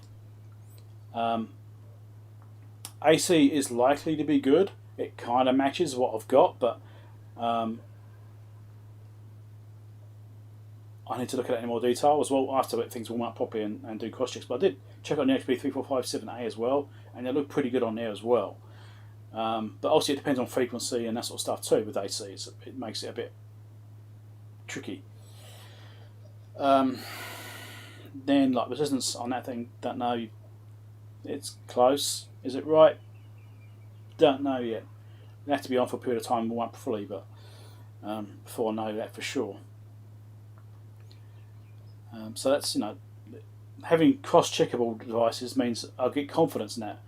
If I know something is definitely off, then I've got no confidence in it. Like the Solitron 7061, which I'm just hoping it'll be cross-checkable, is off. So I know that based on the cross-checking the other devices I've got, which I have confidence in because they match, that doesn't agree with them. So either all the other devices are off and the Solitron's wrong, or the Solitron is wrong. And I believe the Solitron is wrong. Renting a device, yes, that's a possibility. It's certainly cheaper than getting a calibration. Then you can use it as a transfer standard. Yeah, Clive started live streaming, for 40 months, So I've been live streaming for 2 or 3 years randomly. I don't do it very often. I only do it when I have a bunch of stuff to potentially look at in the streams, and when I feel like it and I have the energy for it, and when I'm not busy doing other stuff on weekends. So, yeah, got to get millivolt range to calibrate from. Well, the PDVS2 Mini can do millivolts quite nicely. Hey Ian. It's only that the microvolts could potentially be rounded. Was it 10 microvolts? Was it? I can't remember now. 1 microvolt or 10 microvolts would be potentially rounded up or down. Other than that, it's on.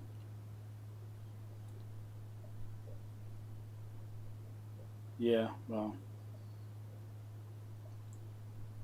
millivolt ranges. I mean, that's kind of what I've been using for that stuff.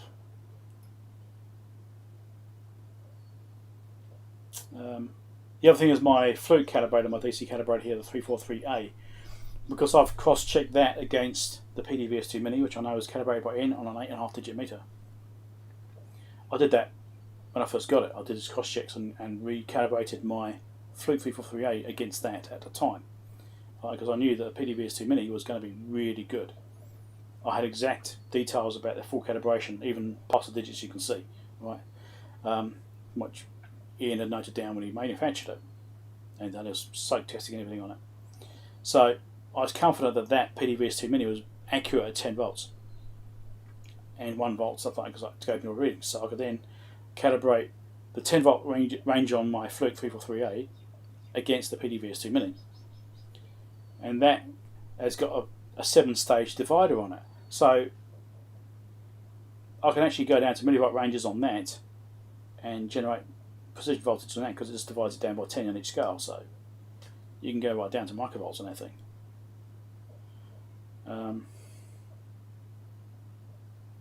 Yeah, anyway.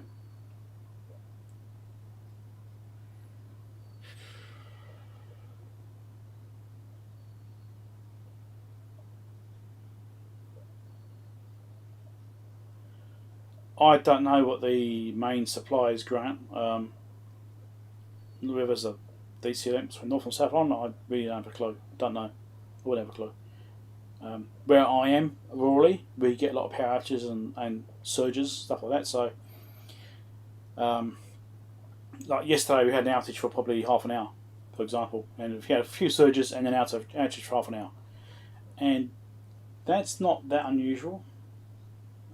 The surges are usually from people hitting power poles because they can't drive in this country. Yeah, so someone crashes into a power pole on a corner and then the surge and knocks out the power out for 5-10 seconds, whatever it is, and it comes back on again. So we got a lot of them. So yeah, basically every time there's a power surge, you know someone's going to crash up the road. That's how we know. Because inevitably they hit a power pole. They don't miss the pole; they always hit the pole. Earthquakes, you get earthquakes here. They're usually offshore though, because the fault lines are out the west. So west is that way, in my case. So the we have had like tsunami alerts, stuff like that here as well. Anyway, right, let's get onto the HP. So you're waffling for hours and hours. We need to get some work done. As good as it's having a chat, but I still want to get work done.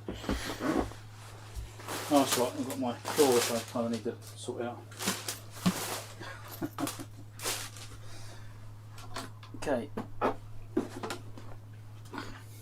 HP. So I did fully reassemble it. Also, I put some duct tape on this strip on the front here to protect the pull-out card, because it's all cracking and everything on here. So I did that just to reinforce it. Stop breaking anymore, because obviously the front edge is already gone. Bit of a shame, but never mind. I'm trying to remember now. I have to bring my mind back into this thing from 2 weeks ago. I've noticed since I've been getting older that my memory is definitely fading. I used to be really, I don't know. I used to have really good memory. I can remember stuff in good detail for years later about anything that's happened. I could just do it. But now it's not the same story anymore. What screwdriver does this thing take? Not that one. That's why it's not working. I've got both cases, I think. Yes. So I'm finding now that my short-term memory is definitely a lot worse than it used to be. There'd be things I worked on, and I could remember every little detail about that thing. I could remember it. A month later, I was go back to it and carry on exactly where I left off without thinking, what was I doing? And now that's not the case. A couple of weeks later, it's like, did I buy that thing really? Do I own one of those? Yeah, it's not the same as it used to be, which is a shame. Aging sucks. Anyway, I'm not even that old. God, I'm mid-40s.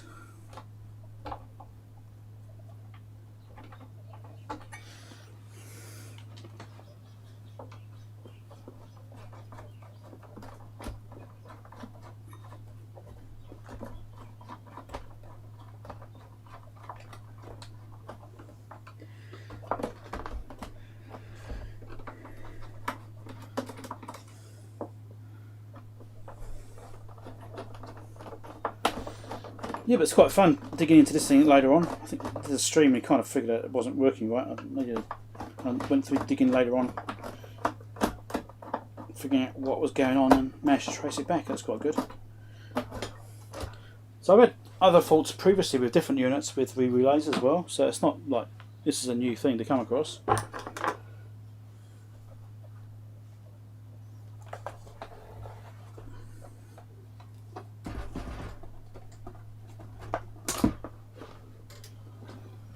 At least we can get to the bottom of it, that's nice. I haven't opened this cover off yet. It's the first time I've got to the bottom of the board. Right, let's lift this up a bit, lift this up a bit.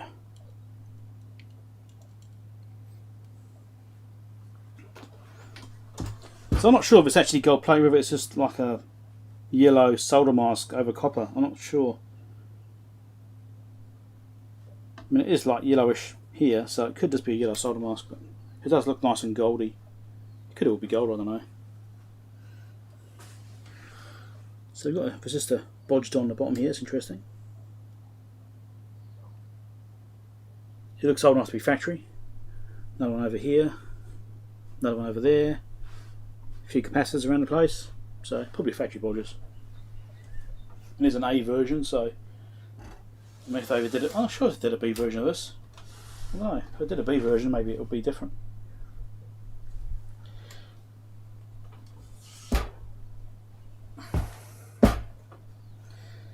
Alright, I need to re-look up this relay and find out which one I'm supposed to be putting in because I've forgotten. So it's a 3573123101. I did get the data sheets for these, so I just need to go and dig it out. Anyway, we'll get the video started. I should tidy up this mailbag stuff. Kind of out of the way, I suppose.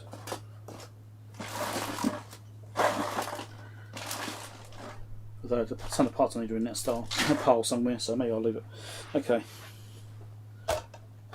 Shut the caps out of the way. Okay.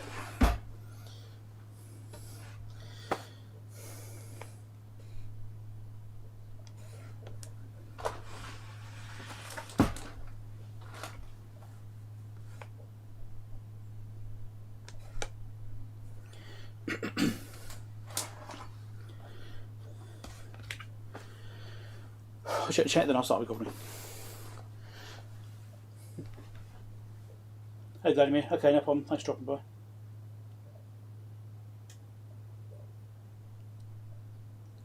Dipped gold plate, it could be. Looks like it. Last week was the Datron calibrator, the week before we were working on this thing.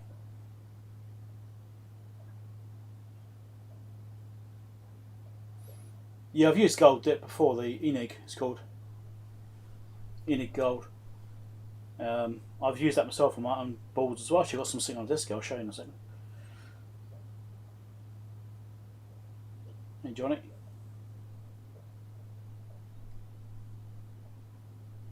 Hey Kim. Right, so on my disc here I've got some boards. Yeah, these ones here. Here's an Enig gold. I had these made. These are my voltage divider projects. These are the prototypes I did. We need to do something with these. I don't know. Maybe give them away to someone. I don't know. That's just the really basic resistor divider one, which was okay if you had a calibrated meter. You calibrate this to the meter, and it always stayed on that same meter. You don't move it to a different meter because it will change.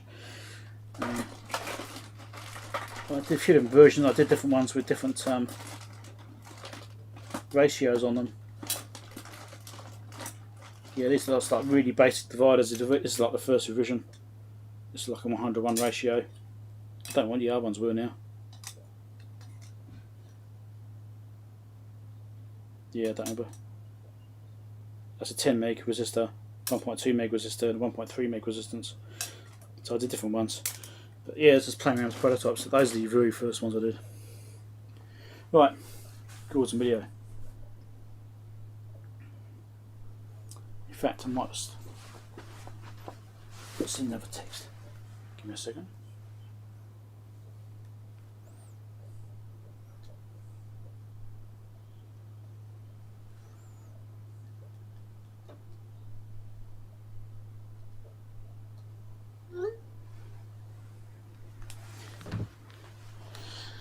Okay. Right, so we're back to this thing. It's been a couple of weeks since I last worked on this. Some parts have arrived, so we can carry on the repair.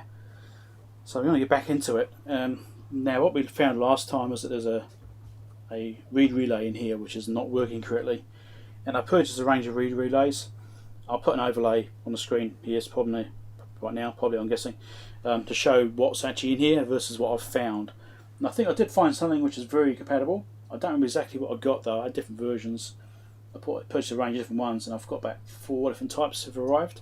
So I need to go back and now figure out what I'm going to put in. But we'll get onto that. Now I did look at recapping this thing. I actually only replaced one capacitor, and there's a Phillips cap that was down here on the board down there, which being a Phillips cap, I was suspicious of it, and so I replaced it. But everything basically seems good. There wasn't really much to be concerned about in this thing.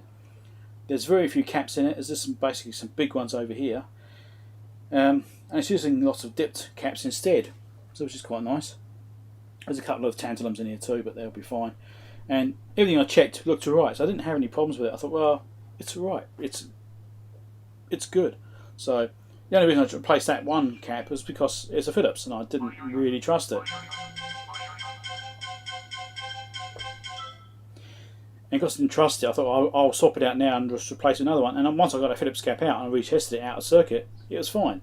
So even though it was a Phillips one, which I have a bad history of finding bad ones of, because of the age, purely because they're 30 years old, it was still actually okay. So I replaced it anyway. I've already replaced it. It's fine. So I'll just put a new one in.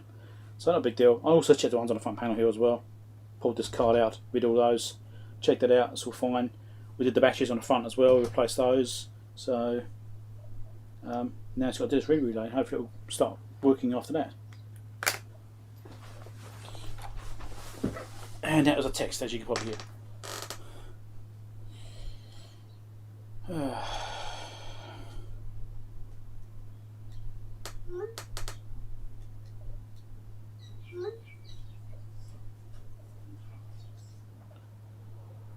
Hold on a second, I'm sorting something out.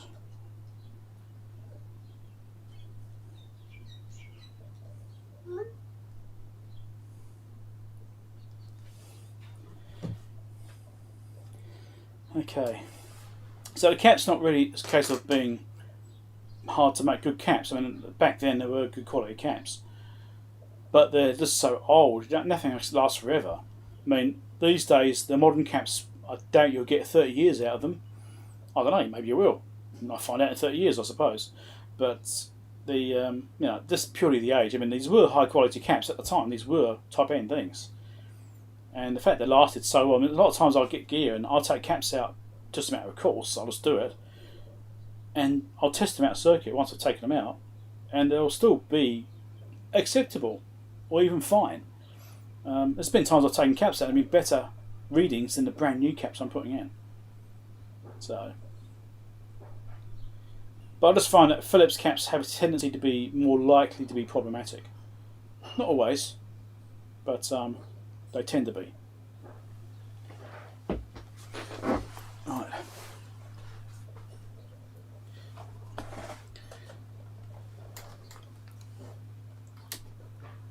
Let's turn some stuff on. I'll need that on, and I'll need my desoldering iron on.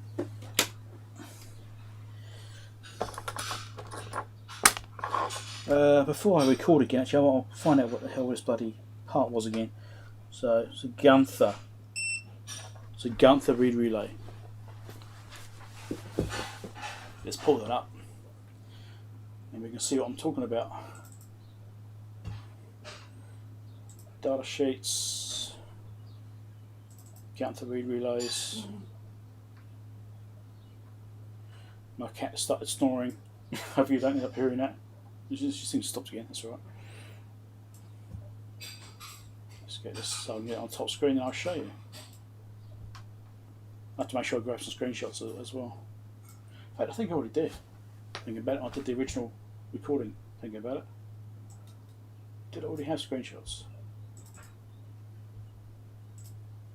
might be doubling up what I need to do. I might show you the screenshots.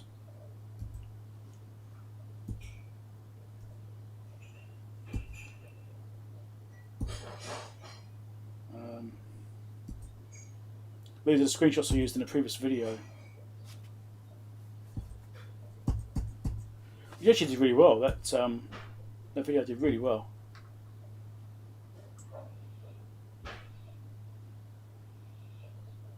Okay, yes, I'll show you the screenshot.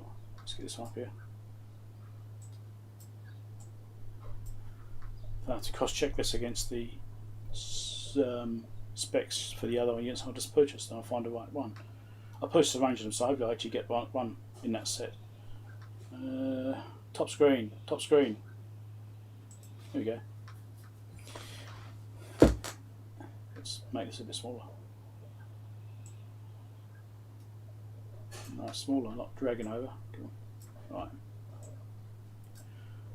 So this is from the data sheet. So this is the right code. Make sure I've got the right one.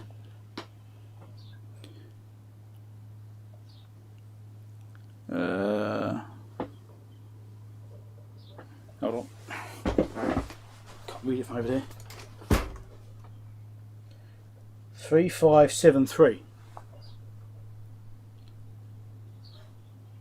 Yes. 3573. 1231. Yeah, kind of. And 051. So yes, this is the data sheet for this relay type, and the one that's circled is the one which is actually in it. Alright, so pin 9 is a shielding from the relay coil to the contacts. Alright, and the 1 means it's got no diode in there, so this diode across the coil isn't there. Alright, so I have to make sure that the one I put in doesn't have a diode across the coil in case the polarity is reversed. Obviously that'd be bad. So we don't want that to happen.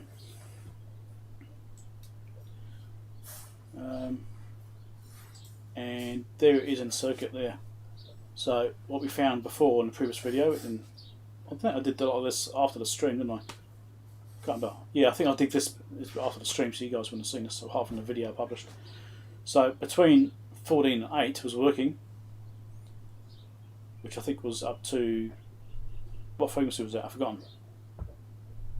1 kilohertz, was it? 10 kilohertz? I can't remember. And then it switches over to this one, and then that one wasn't working properly. So that's what we replaced, is K301.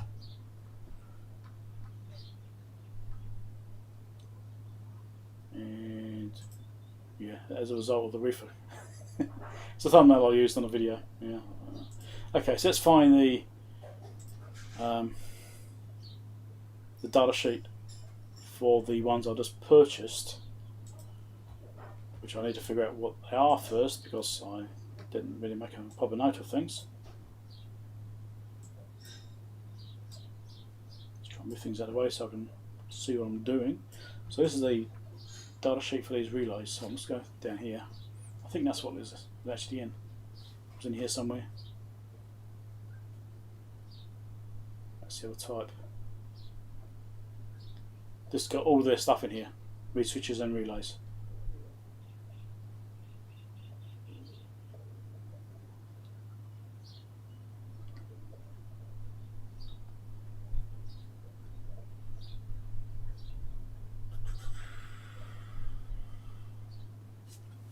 Where are they? Here somewhere.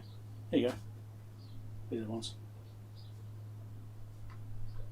35731231. There we go. One changeover. And these are the specs for them down here.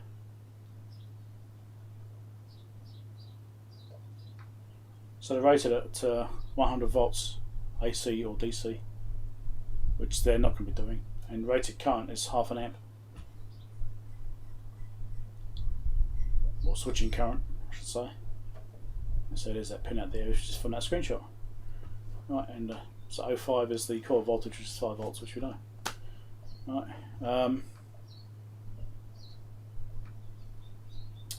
So that's that one. Let's find the correct data sheet for these ones I just purchased. Now, I think this is one of them. This one here.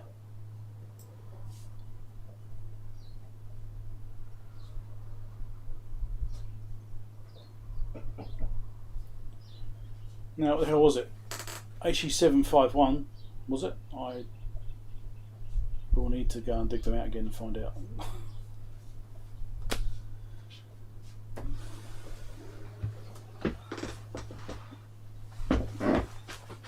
Oh, it's the wrong cup. What cup would you like it in? Well, I thought we had coffee, but it's the wrong cup. Because I've still got a cup over here. Thank you for the coffee, dear. Yes, thanks for the coffee, dear. Have a cup for next time. No capacitors in this one? No, there's no capacitor in that one. They're full sheeted.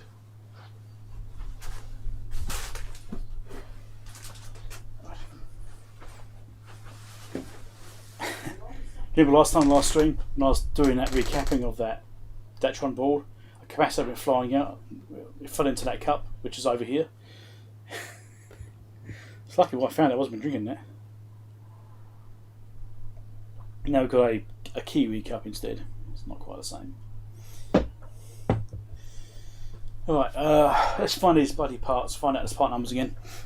Hold on, I've got the invoices over here. So what do we have? That's capacitors, I don't care about that one.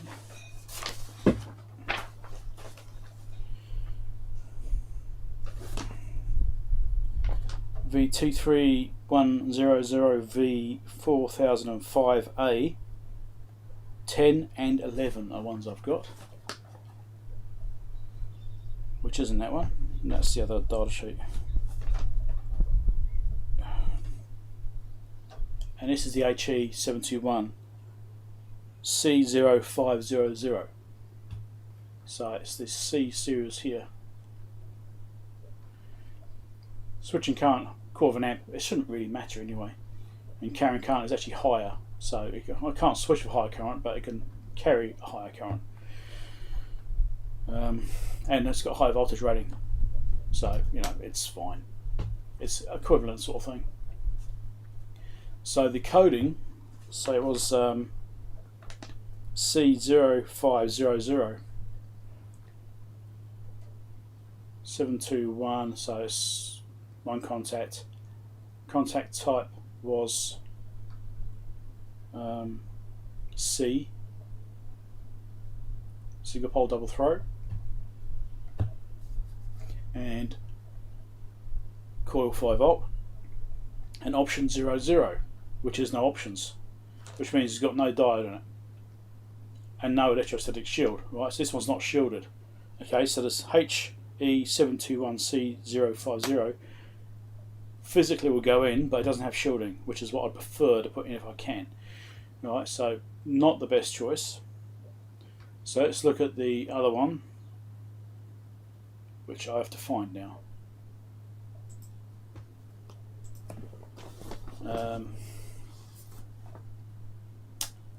Here we go. And this is the other type of relay I picked up,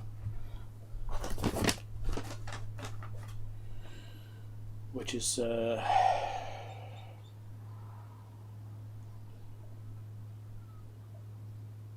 yeah,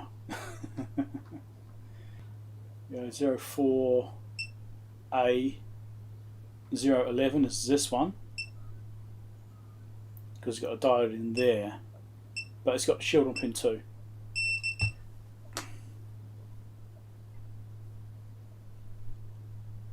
Is this the right one? I need to look at the other diagram again. Hold on. Let's chuck this one up on the top. So we've got coil between 2 and 6 on that one. And on here, this is different. This is the other format.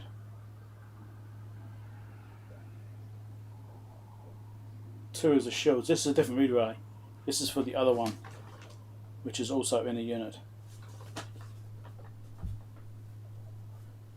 So that isn't one I want. So you've got A10 and A11, or the two I've got. One has shield, one does not. And those are different relays, I think.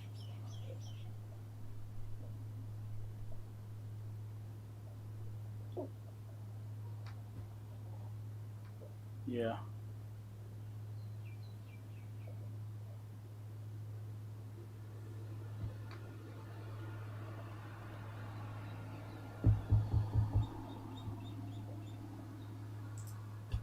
Trying to refresh my memory on these things. Because as I say, it's got other relays in there which I also looked at thinking, I should get some of those as well, just in case I need them. So this one which has gone bad is this one here. So it should be a contact between 7 and 8 and 1 and 14, which this one is not quite doing. That's different format, so this isn't the right one. So 7 and 8, that's those two there. So this is the other type of relay, so it's not that one I need to use. It is the HE721C0500. Now if I remember rightly, the reason I had to choose that one without the shield is because I couldn't get the shielded one. At least not from these sources. I could probably get it from somewhere, but I didn't find it easily. So I'm going to have to be using the unshielded version, which is a shame. Let's check the chat.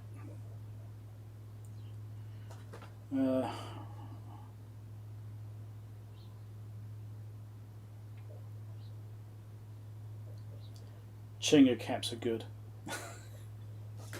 Chong X, you want Chong X if you want good caps. Chong X. Did I tell you guys that Suntan got hold of me? Suntan caps. They saw my video about the Suntan cap blowing up. Ones I had in storage for, I don't know, probably a couple of years, maybe more. And I went to go and use them and they blew up. And I did a little video showing them exploding. I blew up a couple of them. And Suntan actually saw that video and contacted me and offered to supply me some more caps.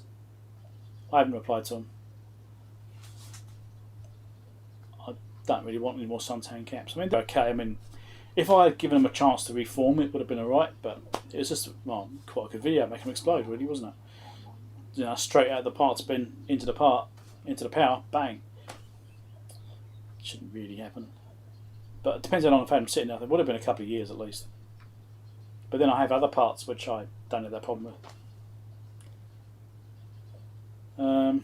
What's the HP part number for that relay? I don't know. It doesn't have an HP part number on it. It's got a manufacturer part number. So that's the Gunther. Oh God, am I looking in there? 35731231 That's what's on that. So it's very similar to this code here.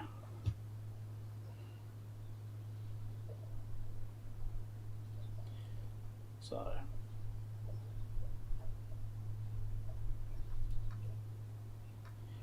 yeah, so that's why I had to do my bag first, because I knew that there's relays in there, and one of them is a very similar part. How important that shielding is, I don't know. Yes, cable 301, that's right.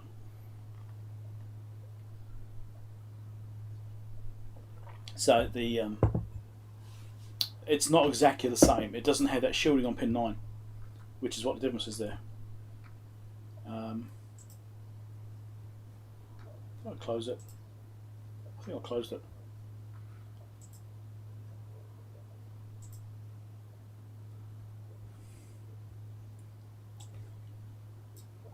So all the way down here somewhere.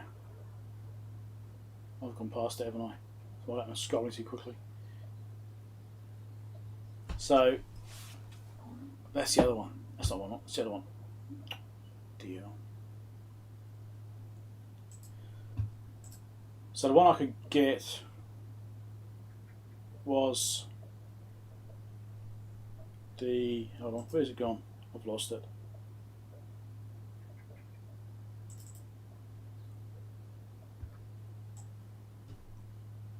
Yeah, that one there.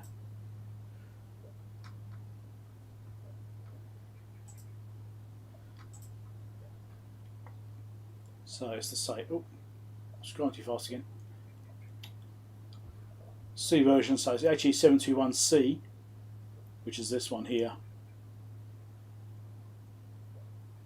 And it's 500, say it's no options, which is, I mean, it's no diode, which is good. I did want a diode in it, but I should have had the shield. So really what I should have done is what I wanted was the 520 version.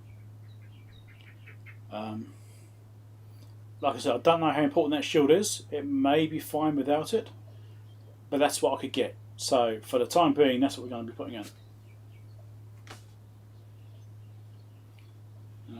Pinouts are down here. So 1C is this one. So it's between 2 and 6. This one's bigger.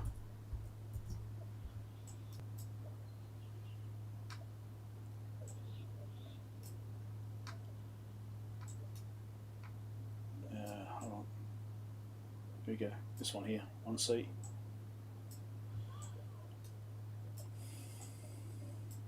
So say coil between 2 and 6. Hold on a minute.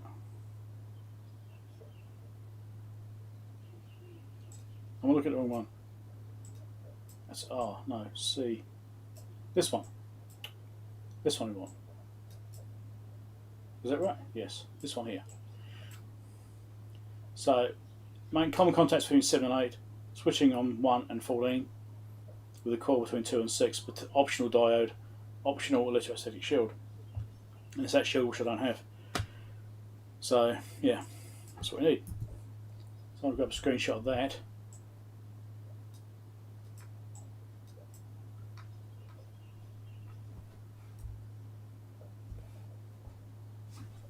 And I can include that in the video as well when I do the update to this.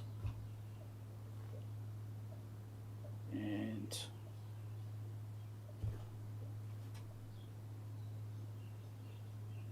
I'll shove that in there as well, and that as well.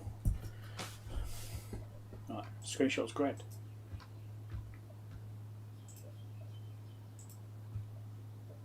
So it's not exactly the right part, but it's really, really close.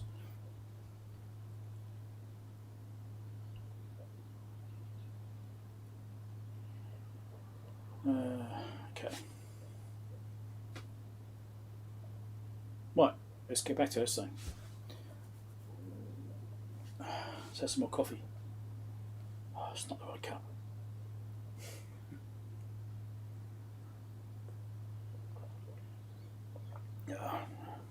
Problem with talking a lot. I need to drink more.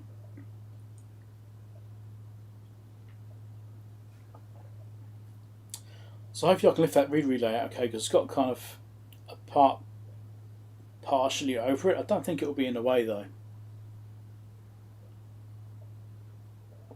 I think it's like a heatsink or something. I'm not sure exactly what it is. It's mounted over some other stuff. I think it's some kind of heat sinking.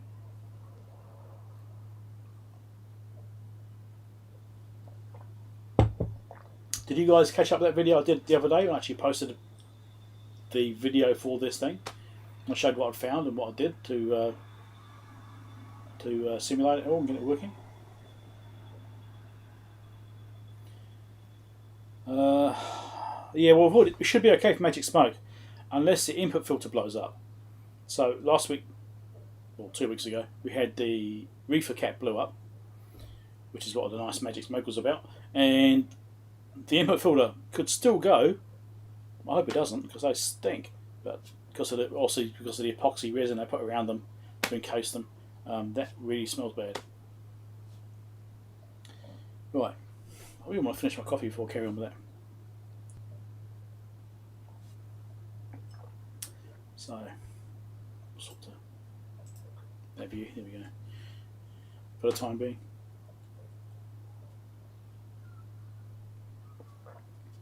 So yes, we'll fix this shortly. Hopefully, we'll pull that read relay out, put the one in which I could obtain, and see if it works. If it works, then I may still try and get the correct read relay, unless there's no obvious side effects of not having the shielding in there.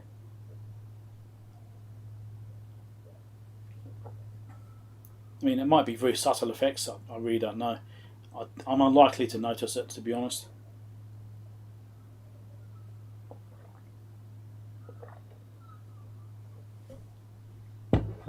Right, coffee finished. Let's get back to this thing.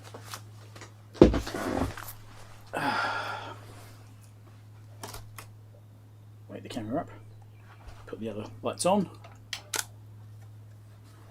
Which I probably should have had on at the beginning. Yeah, well, you guys can see this. Ish, I suppose. So the relay we need, Keysight, bloody hell. The relay we need to replace is this one right here. So we've got to get this out. Now, the only part I could find which was at least close isn't exactly the right one. It's similar. It's this one here, which is the... No, the camera just popped a notice up over the top. Of course it did. So I can't see what I'm looking at. Go on, clear off the screen.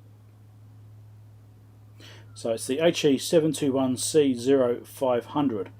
So this is very, very similar to what's in here. It's not the same brand or anything like that. It's different brand, it's equivalent part. But the difference is this doesn't have an electrostatic shield in it. So this should be a 520 on the end to get that shielding to be exactly the same part.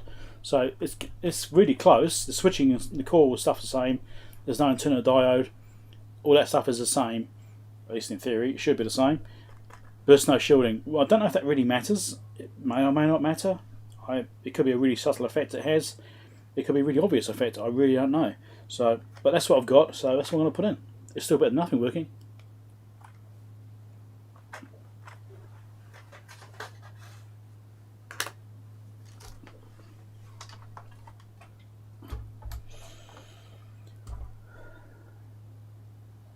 This is going to be fun to desolder, I reckon.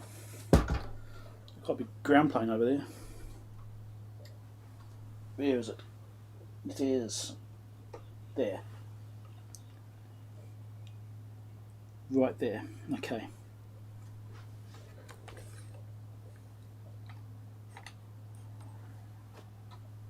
Is that it? There. That one. There's two, one above the other. Make sure I don't go to the wrong one. And that one there.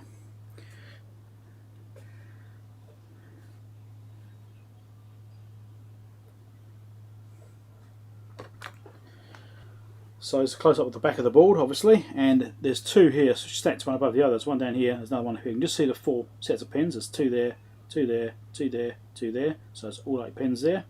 So those ones have got to desolder. Now this is a double-sided board, and there's quite a big ground plane, or at least a very big plane on the other side of the board, which a couple of these pins go to. That may make it hard to get out. As the part basically doesn't work anyway, I'm open to cutting the legs off, but I don't like to do that, in case I have to go back to the part, because it's still better than nothing. Yeah, I don't like to do it unless I absolutely have to, but we'll try it first with the desoldering gun and see if we can get that out. Hopefully it will come out alright.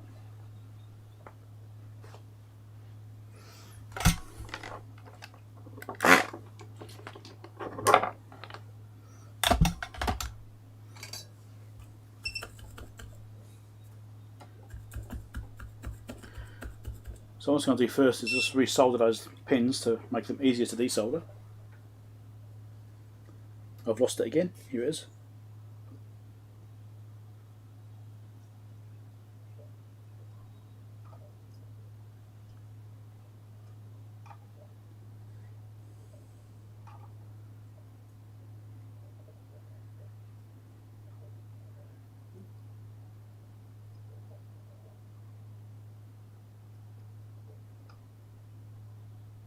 Having excess solder on there makes it easier to actually get it to melt initially. Means there's a bit less work involved with the desoldering gun. Right. Right, let's try and get this thing desoldered. I've just put some fresh solder on some of those legs to try and help it come out. We'll see how we go. See if we can do it. But it's going to be tricky because of the double-sided board and the plane on the other side. So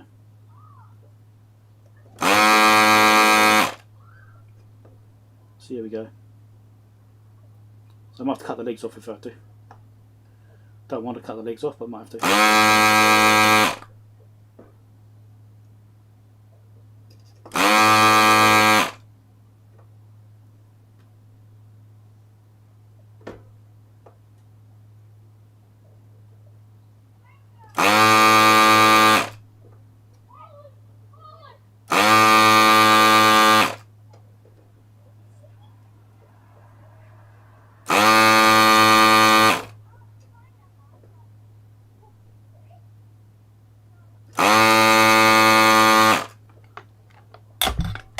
Right, did it do it? Are the legs free? Let's find out.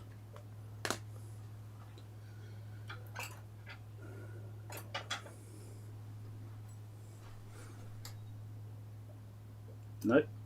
Nope. Nope. Nope. Nope. This is going well. Oh, yeah, barely. Yes. No. So all those legs aren't free. See the other side. Yeah, it's going to be a pain. So I'm going to cut this off. This is going to be a bit tricky otherwise. And I'll just desolder it from the other side and pull the legs out. Although I can't get into all of them very easily. Destructive methods. I don't like using destructive methods.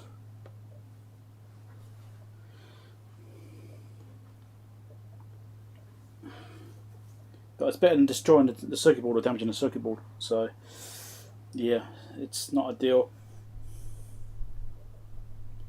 The other way is to put big blobs of solder on it and just try and work it out. But again, that could damage the circuit board. Check the chat. Hide your ears. Yeah, sorry, let's get out.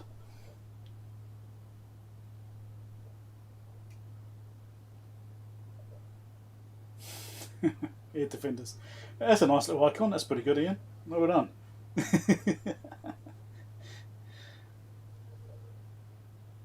Oh dear.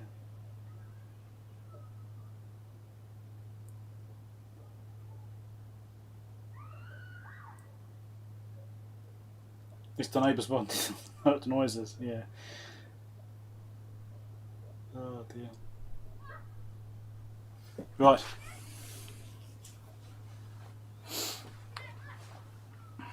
So yeah, I'm going to use a destructive method. I'm going to cut this part out, which is a shame. I don't like to do that, but it's better than damaging the actual board because it doesn't want to desolder very nicely. So let's try and get a shot of this if I can. Actually, conveniently, it's got feet on the front. I can use those to prop it up and make it easy to see. Oh, no, I can't because I've taken the bottom casing off. That one can look. Right, let's get this camera set up for this, and fortunately, the local kids have decided to be outside playing now, and I have to have the window open because it's so damn hot in here.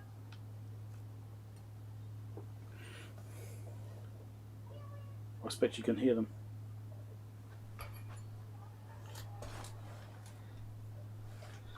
Yeah, right.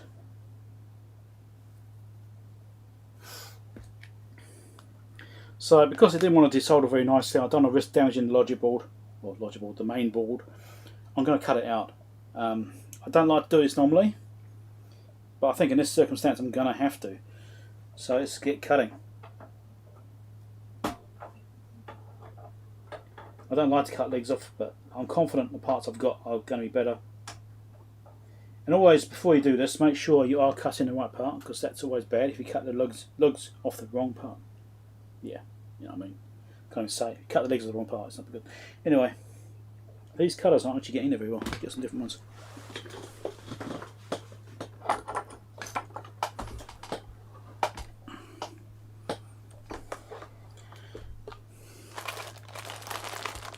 Here's my other ones. Pliers. There.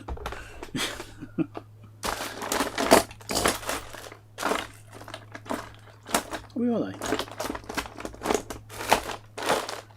I think I might need to reorganise this drawer, it's getting a bit messy. I've got these ones. A bit big to get in there though.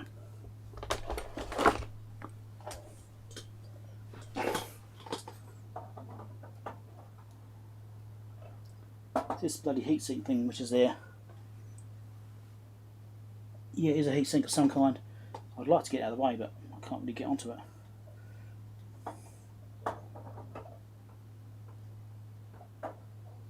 Can't get any of those ones either. Right.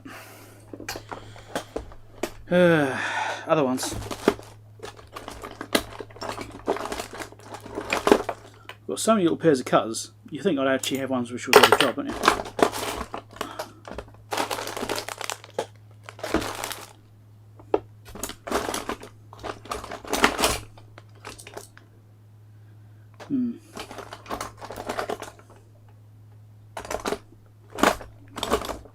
I think the ones I'm actually looking for might be out in my other lab.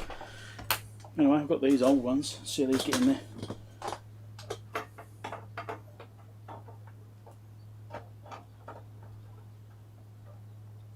Oh, come on.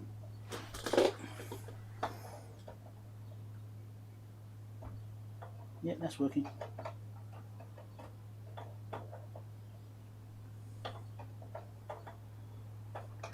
This one gets some of these cut off. I won't be able to get them all cut off.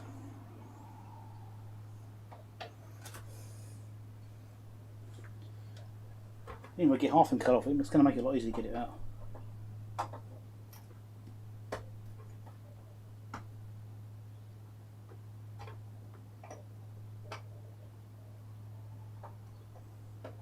Access isn't great, unfortunately.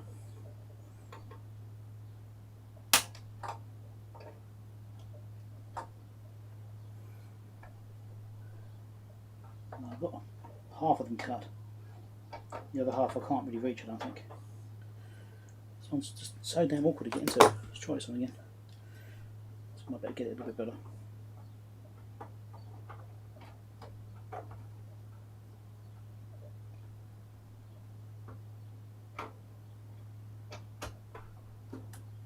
Okay, yes, I got that one.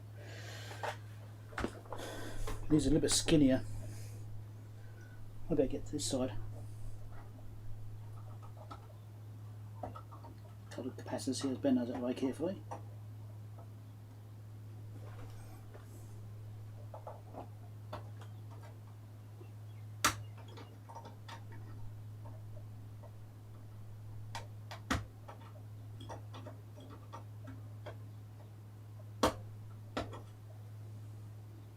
Come on. Cut your bugger.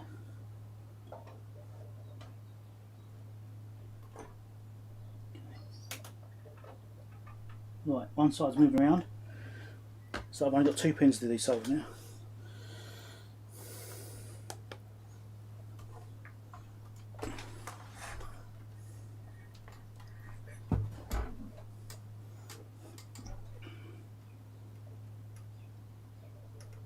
Maybe 3 pins to solder. The other one's still. Oh no, there's 2.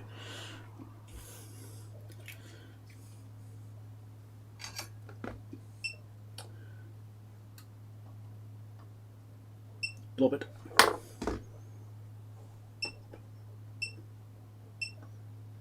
Don't go to sleep, I'm using it. You sit there.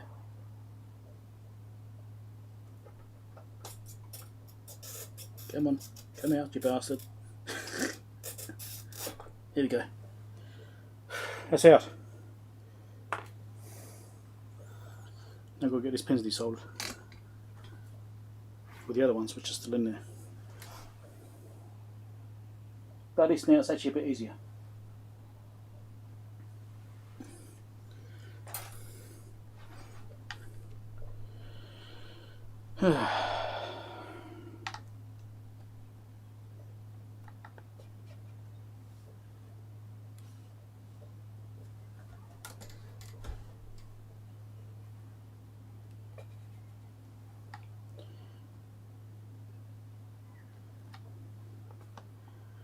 Just trying to get the other camera set up to catch all this, you know, so I can actually see what I'm doing for the video. We'll see, here we go.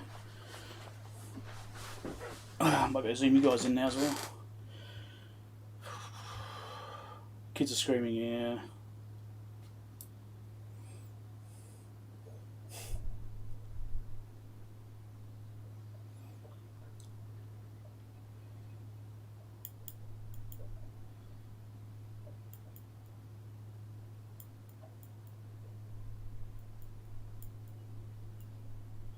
Right, chat is looking fine.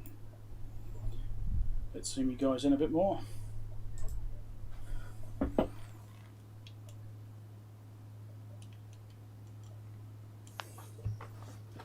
can see how ugly this gets.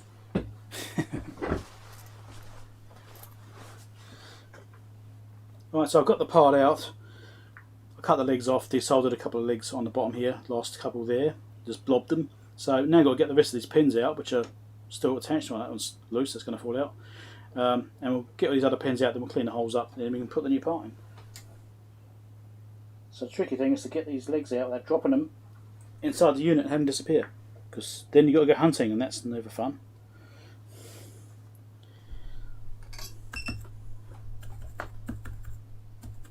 And my soldering went to sleep again, of course it did.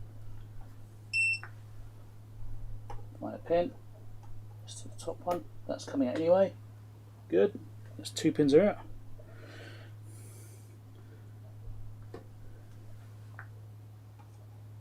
So this one's on a big ground plane, so this one I expected to be hard to get out. This one here, I'll have to put some more solder on there to get it flowing, we'll see.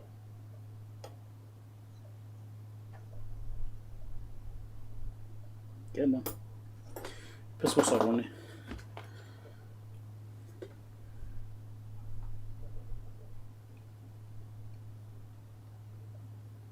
Better time to put solder on all of them because the solder sucker is going to clean them all out anyway. Make sure the holes are definitely cleared out properly. Those ones will definitely need sucking out.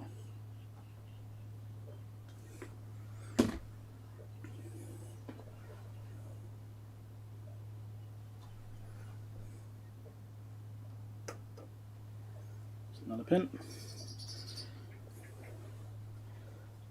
Like I said, I don't like to do this destructive method of getting chips out, but sometimes it's just the best way of potentially avoiding any other damage. I mean, the board itself is more important than the part.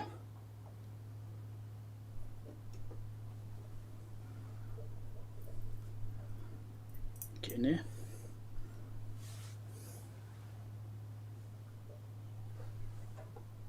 Those ones out, that's out. One left to get out, which is this one here, which is a stubborn one because it's on a ground plane. Come on, start it going. Right, there it is. Now let's clean these holes out. This way it gets noisy again.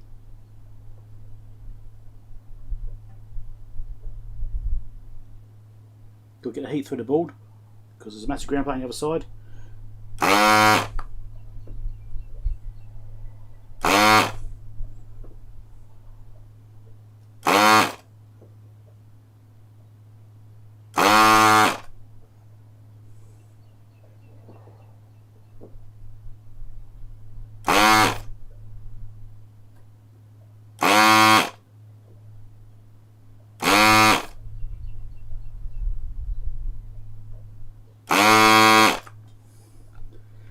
Hopefully I can see through there.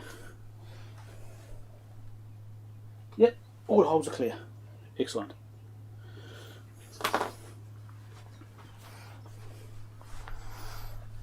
Check the chat.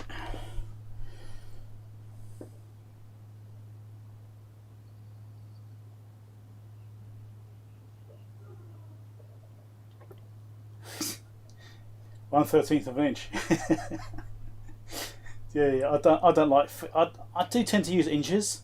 I don't use fractional inches. So I might use inches and feet if I'm being generic. Like I sort of swap and change between those and metric system. A metric is obviously the main one I use for precision stuff. But anything less than an inch, I might say half an inch is a bit the smallest thing I'd say. That would be about it. Now You know, but then I'm more inclined to say 10 mil because that's kind of, you know, what I'd be doing.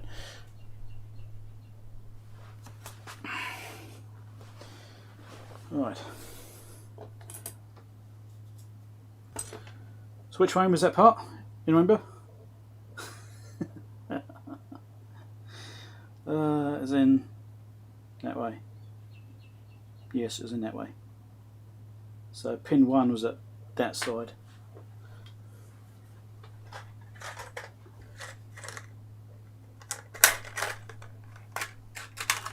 Oh God, they're everywhere now.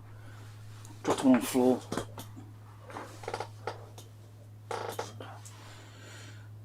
And it's supposed to be 5 and I found 4. Where's the other one gone?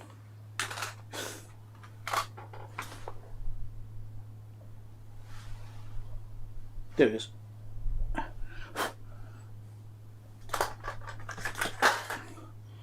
Okay, pin 1 downwards. Let's get this thing in. Is this pin spacing alright? It's easier to check from this side than it's the other side, but it's all cramped. It's going to need a bit of closing up.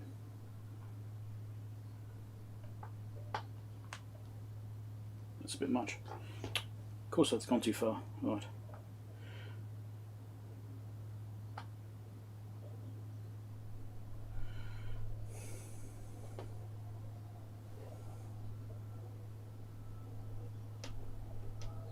That's looking much closer. Should make it easy to get it in. Right.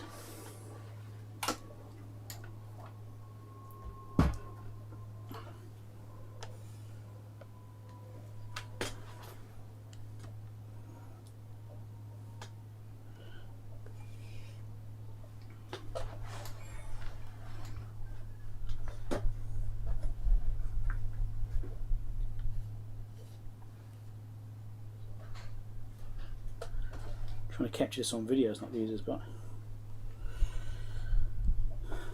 right, so the hole's all cleared out, and now I've got to get the new part in, get it around the right way. That's kind of important. I've got to try and line it up with those holes. I can drop it sideways in there, but and then get it stuck like I seem to have done. Oh, tweezers! I think it's too big for this. Right.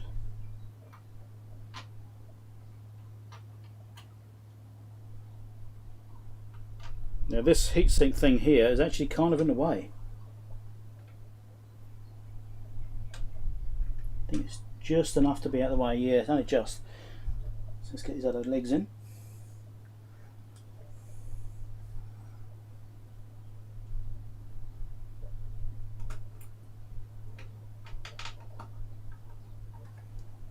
Try and get the other legs in. Oh, that's going to be awkward. Different tweezers.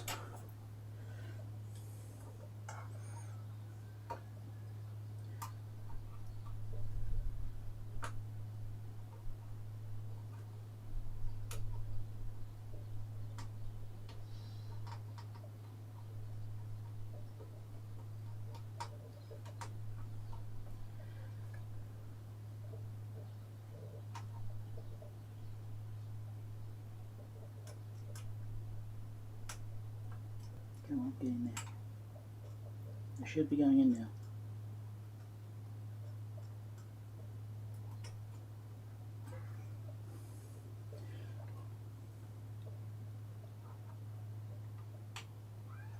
Because I had to tip it slightly underneath that heatsink, it's made it a bit harder to get it in place.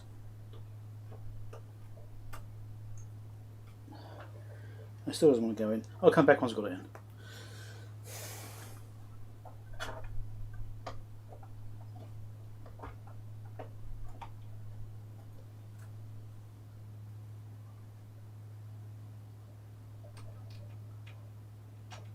Oh, come on. And the side I had in has come out.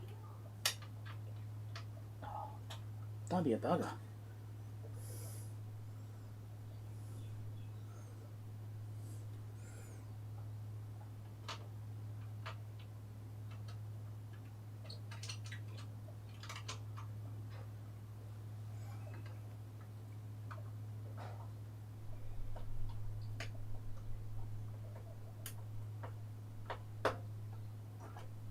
Yay, right. It's in. It's even the right way around. Okay, I've managed to get the thing in there. Now it's soldered his legs up. Hope it doesn't fall out when I turn it over.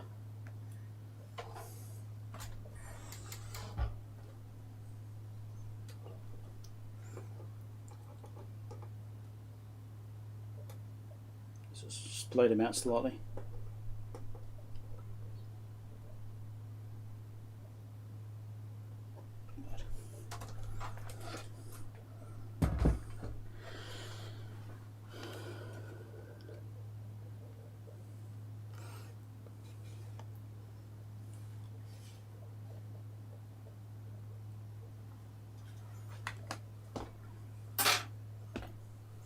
No, I should have done before I put the part in. I should have cleaned the board.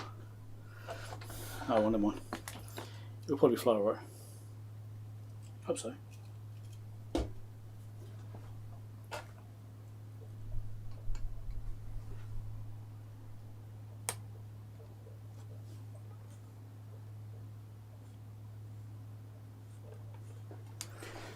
Chit chat again.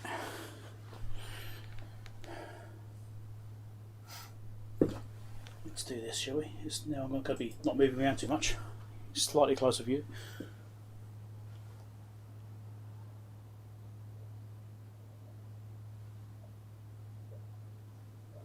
Yeah, the old 0.1 inch spacing.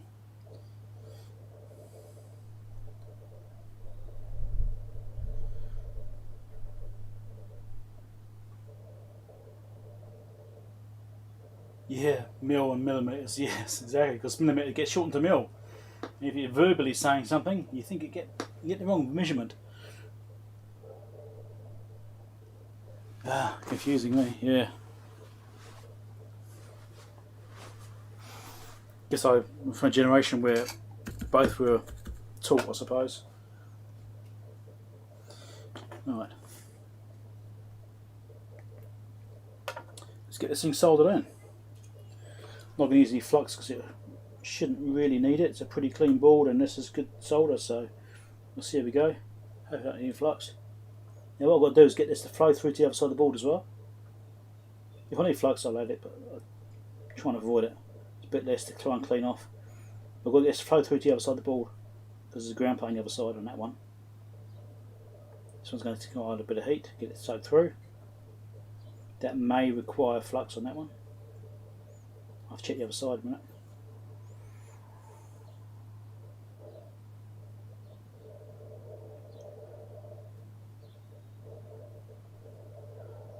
And I should have my fan going, but I don't. This is going to be noisy.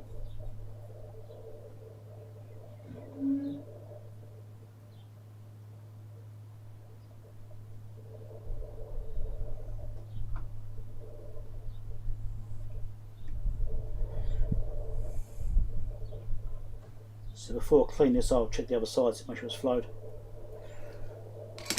Right, let's have a look.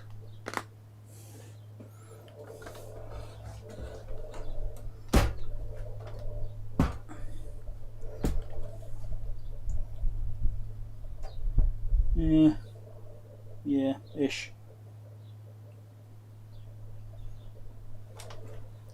Okay.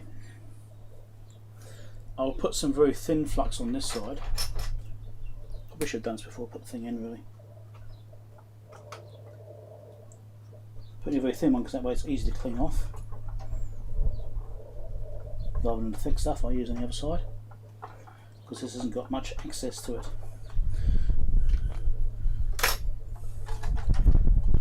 On the other side I put some flux on that side. I probably should have put flux on before I soldered it, really. Just trying to avoid making extra mess. Anyway, we'll do it again.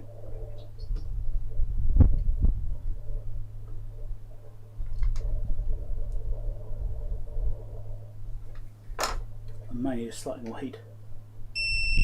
No, not that much heat. No.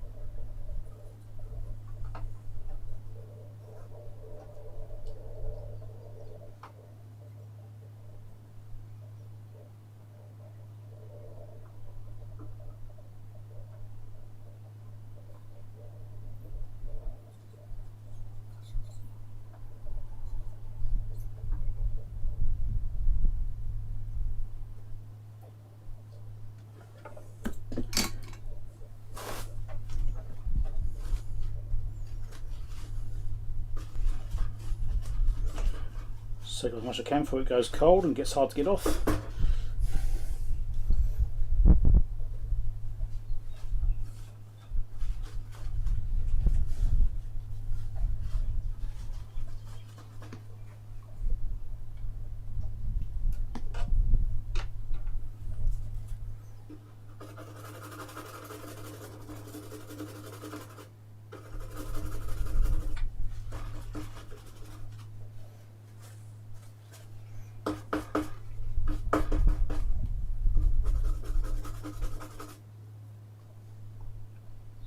I'm using quite a hot iron as it tends to burn the flux a bit, so that's a bit of a trade-off, making it harder to clean versus getting it to flow.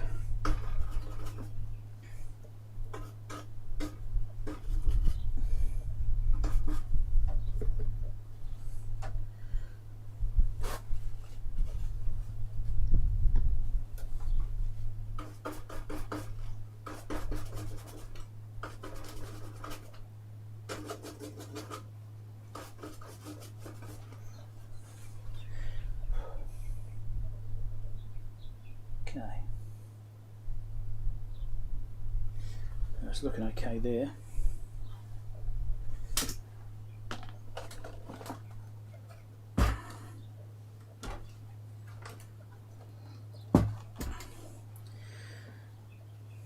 Right, yeah, it's got slightly below the side. Right, a bit clean.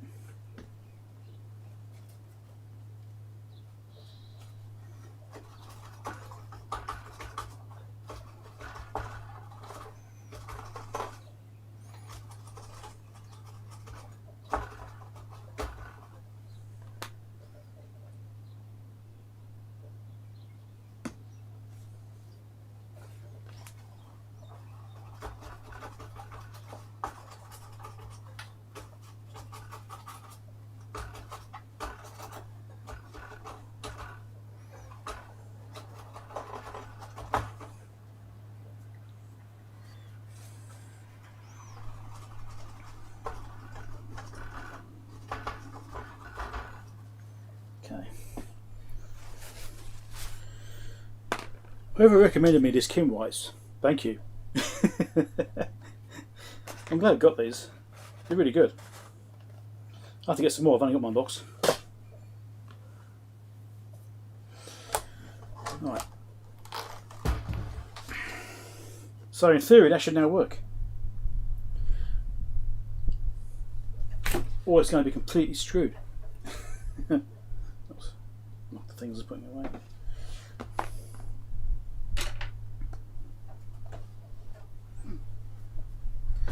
So I left this cable connected to my scope because I knew I was going to be needing it again at some point.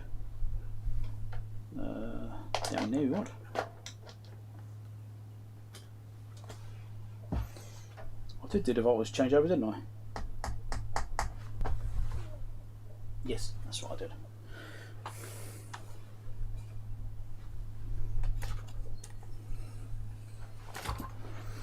Now we'll try and get this and the scope in shot at the same time with my camera.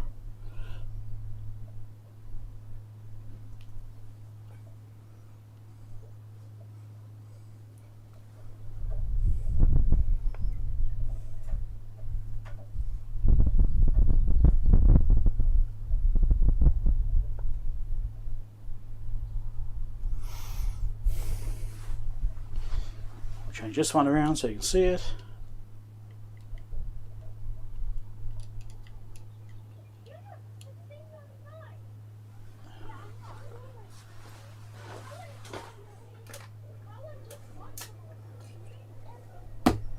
Random children walking past.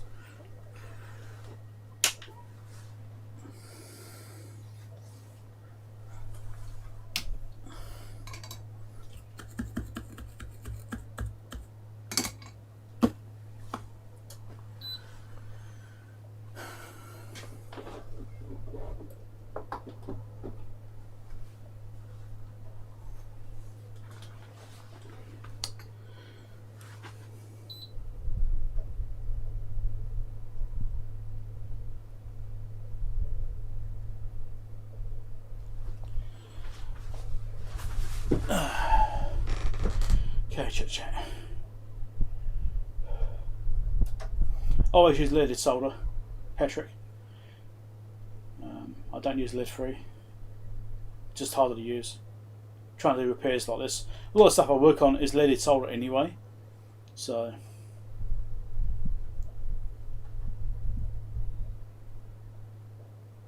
some equivalents have shields, some don't, so it can't be that critical. Wow, okay, thanks Scott. Hey, that's a good thing to know. But I don't know, you can get lots of different variants, so yeah.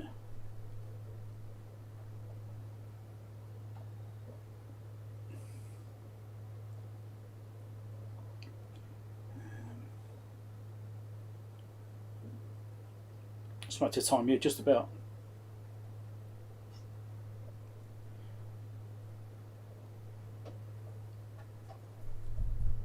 If it was divided into 4 palms or 12 thumbs. Yes, yes, it sounds vaguely familiar.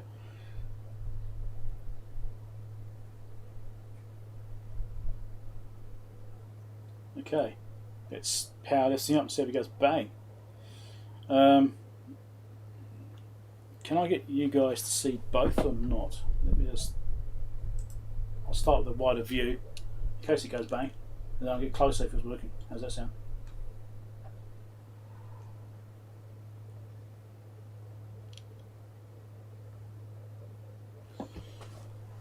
Right, be ready. Let's do this. Power up the Variac. Someone asked about my Variac. This is the one which arrived in a mailbag a month or so ago now, probably, which is all dented up and bashed and damaged. So yeah, it's all working fine. I managed to straighten it all back out again and make sure the earth had a good connection to the casing, that sort of stuff. It's all fine. It's all right.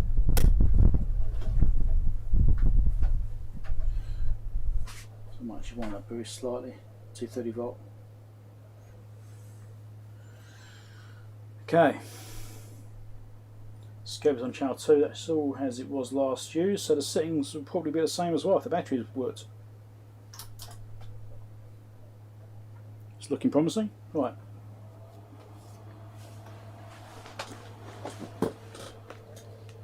Okay, just turn the power on. Haven't done anything else yet. We'll check the scope in a second. I just want to see if it's actually going to do anything. So, now to better use it. Output enabled. We have an output. That's good. So channel 2 I'm not currently using, so I'm going to turn it off. So we're currently getting a 1.1 volt peak to peak signal. I've got a 50 ohm load on here, so that looks about right. 1 volt output. So that's okay. Frequency is correct, 1 kilohertz. Right. Let's do some adjustments to this, I think. Can you guys see the scope in the chat or not? Or do you need to see the front panel or the unit? Or are you happy just to look at the scope? Which one do you want to see? Do you want to see the scope or do you want to see the unit? Or is that view fine as it is? Stream's breaking. I've not dropped too many frames. I only dropped to 929 since I started.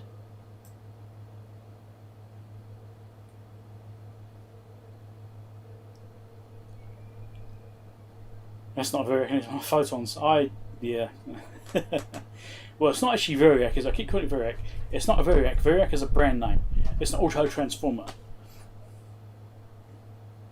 Can see both. You happy with that?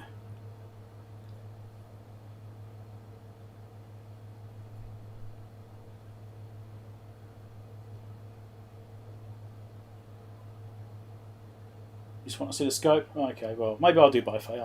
I'll do it initially, then I'll come back in and the scope and do it again maybe. I can't get much closer now. If I go zooming in a little bit, it's kind of, yeah, you get one or the other really.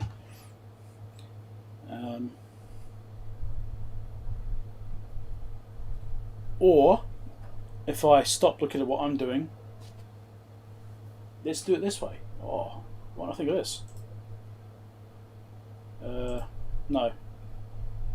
That one, that's what I want. But then I don't have an HDMI input. Why don't I have an HDMI input? Oh, I'm really confused. HDMI is that one, so it's on that one, that's working. That one is not working. Why is that one not working?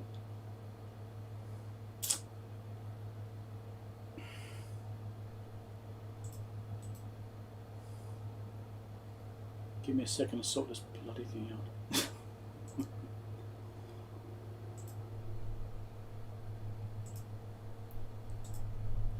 It's not showing up. That's weird.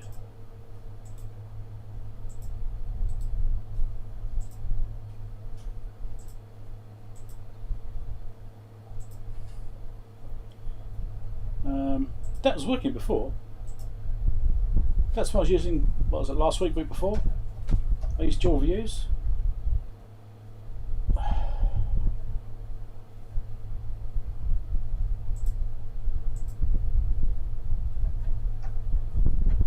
don't know why it's not liking that. And yet, if I go to that one, it's there.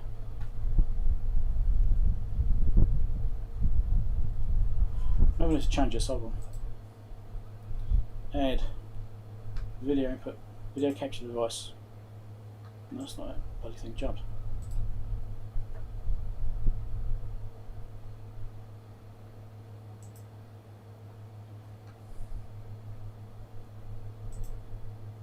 Video capture device 5. Right.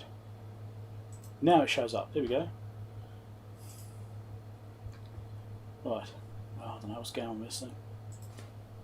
Bloody OBS. We'll delete that one. And I think I'll delete that one as well. Because it's getting awfully messy here. Right. Let's shove this. Oh, that's the wrong one. Want the other one? Oh, no, I've broken it now.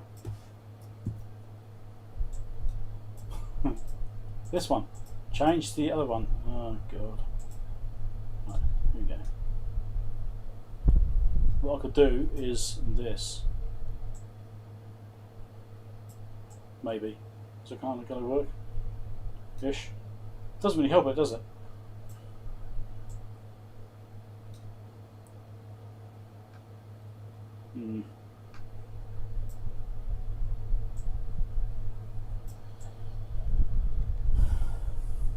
That's not going to work. Okay, I'll leave you on the other one for now. I'll shove it back down here. So hopefully it works next time. Maybe when I view in, zoom in on the camera, it'll be a bit better. Right. So desk wide for now. Now refine it. But it still hasn't gone bang, which is a good thing. I do wonder about heat, because this transformer gets pretty warm over here, and I haven't got any airflow going across it right now. Do wonder about that a little bit. I just put the cover back on. Don't need to have the cover off it right now. Give it some kind of bloody thermals. There you go, do that. Yeah, got a breeze out the side now. Okay.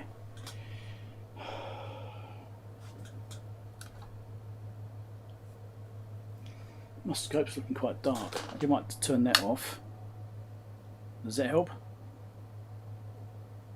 Maybe slightly.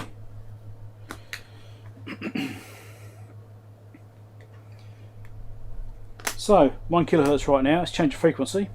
So frequency, and I'm going to go use the vernier, and we'll just see what it does. So if we go down to less than 1 kilohertz, that's still behaving. More than 1 kilohertz, still behaving. So I think, if I remember before, it was actually jumping at the 1 kilohertz mark. I don't actually remember that exactly now. There was a threshold where it changes on the relays. So I'm going to go all the way up with this, and we'll just see what happens.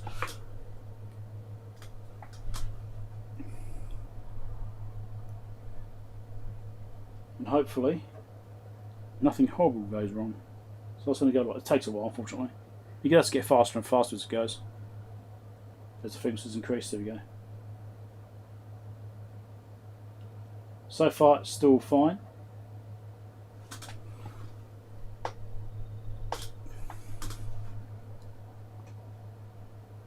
Still only up to 70 kilohertz so far though.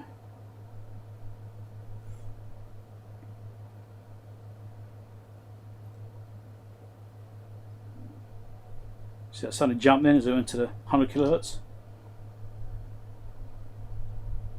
That's looking alright. Check for frequency range. 307.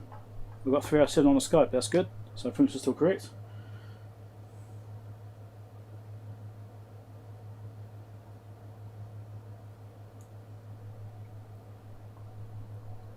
So approaching 1 megahertz. Well, I think there's another step at 1 megahertz.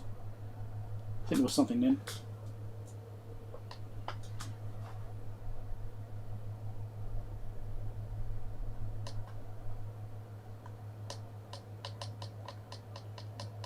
Yes, there's a step there, it jumped. So it's changing ranges or something there, it's jumping, but that's okay. It's actually looking consistent. That's good.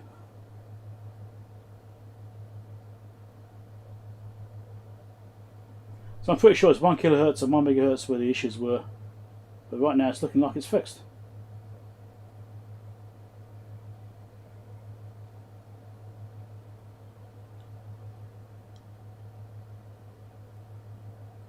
So when I get to 10 megahertz, I'll look at it again. Oh, just going past it. Okay. 10 megahertz there. That's basically correct. Yep, that's matching. There's no horrible jumps there. Amplitude is consistent all the way across. Still 1.18.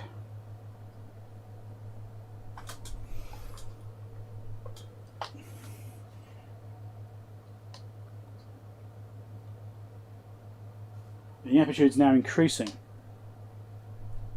which is interesting. See, it's now going up. Where does it start increasing?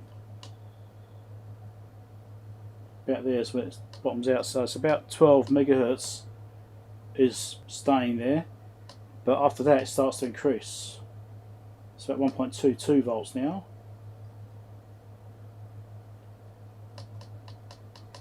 It's 1.5 volts there.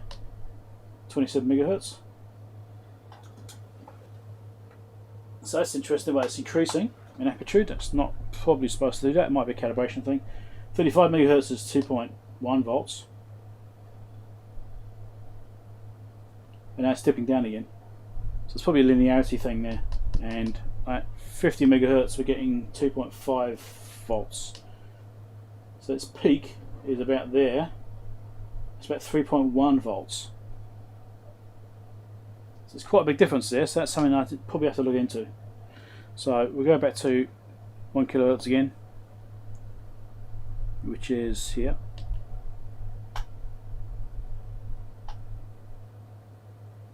Yes. And I need to change the time base on this, otherwise I won't be able to see anything.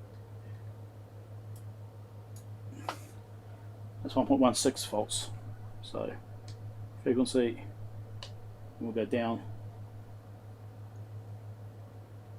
Let's check the bottom end, make sure that's okay. Still 1.17 volts there. So it's really flat until about 12 megahertz, and then it starts to change.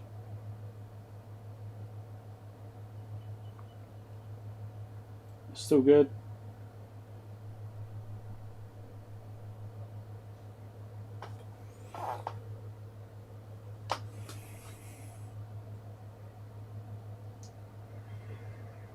And that's as far as it's going to go, is it? No, it's still going. I heard a little click as it changed ranges and it slowed down. Must have been when probably, was it 100 hertz, is it?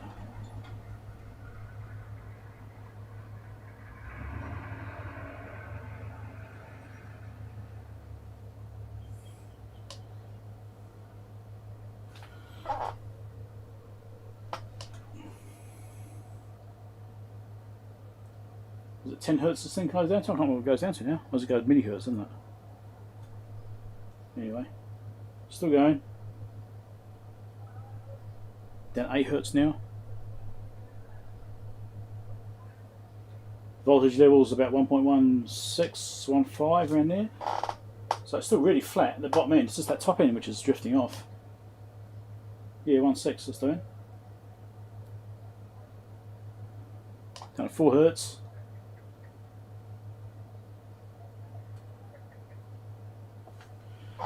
And my scope update rate is obviously now becoming a factor because it's sampling quite slowly now to allow for this.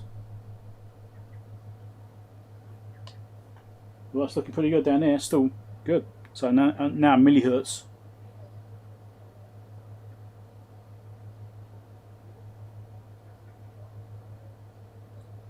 It's 1.15 volts there.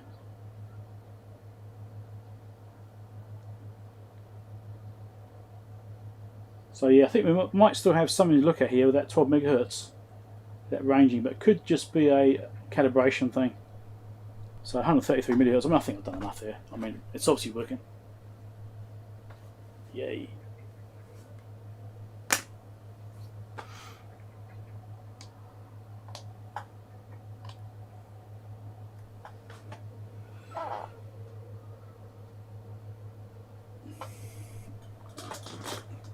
.15 volts there, like that.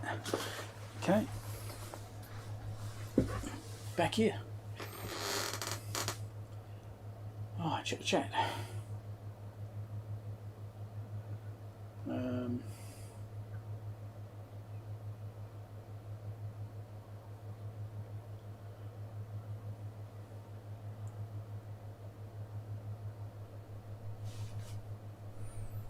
So the workshop back out to a new NAS. Oh, okay. What NAS did you get in? Actually, I've got a NAS in here. Oh. I really need to do something with this. This NAS has been sitting here for about a year.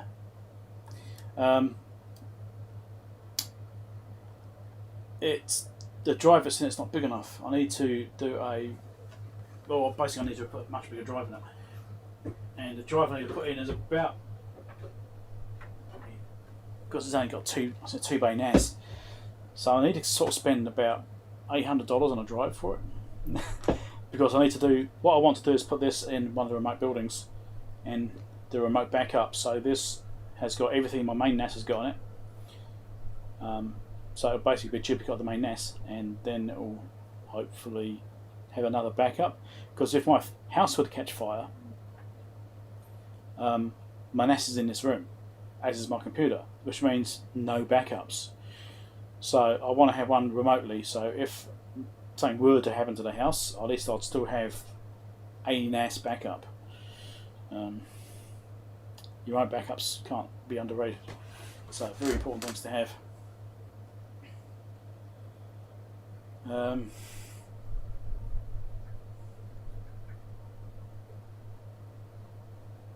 Where's Dave going, was he?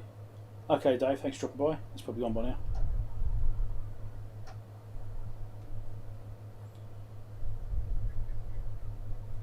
You thought PG was bad? No, PG's fine. ABS is bad. Styrenes, anything with styrenes in it smells bad. The thing I have with PETG is it tends to warp more, get more warpage onto PETG. Doesn't stick to the beds as well on 3D printing. ABS is a nightmare to print. I did some earlier. I set the handles on my, the handles of my Valhalla, I think it was it? I know I printed some PETG for something. Might have been for, it's the handles for my Fluke 5200A AC calibrator, which I'm trying to sell. I printed those in ABS and that was a nightmare. Because I started in 3D printing as well. I had plastics knowledge anyway, but trying to get them to stay flat on the bed, yeah. Print them a few times before I got them right.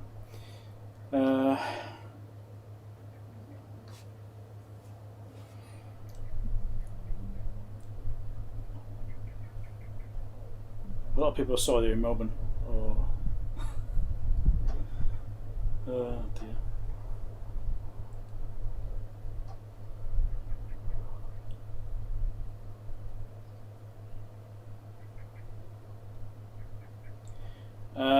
I need a 12 terabyte drive. Yeah, 12 terabyte is what I need. And don't forget the price I'm quoting in New Zealand dollars, so it's going to be different US, obviously, and probably even cheaper overseas than now over here. My current NAS, which is a 4-bay NAS, I've got 3 drives in it. That has got three 8 terabyte drives in it, and it's currently sitting at 10.5 terabytes of occupied space.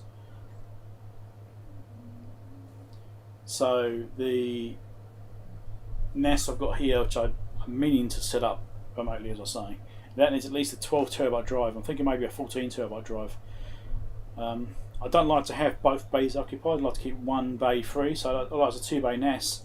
It means in future I don't have to replace that drive, I can just add another one. And so that way I'm very much future-proof, and I don't add a drive until I need to, because then the drive prices come down, capacities have gone up, and it's just more cost effective that way. You wait till the last minute and then you upgrade it. Don't do it early. You get plenty to start with, so you don't run out straight away, but then boost it up. But yeah, because of all the videos I do, all the videos are backed up, obviously. So each video could be 4 gigabytes, easily 4 gig on a video, sometimes more.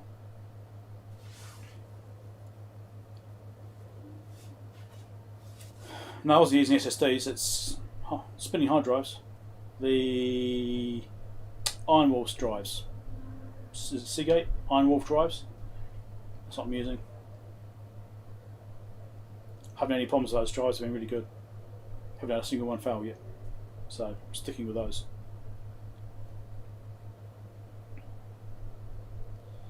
So right, well, it seems to be working. So I've got that weird thing near that 12 megahertz playing up. So we need to look at that.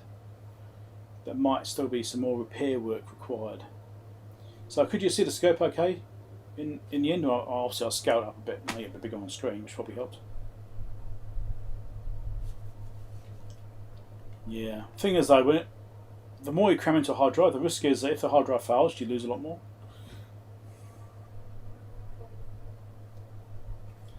I was watching other videos. That was Ocean event. Sea came in.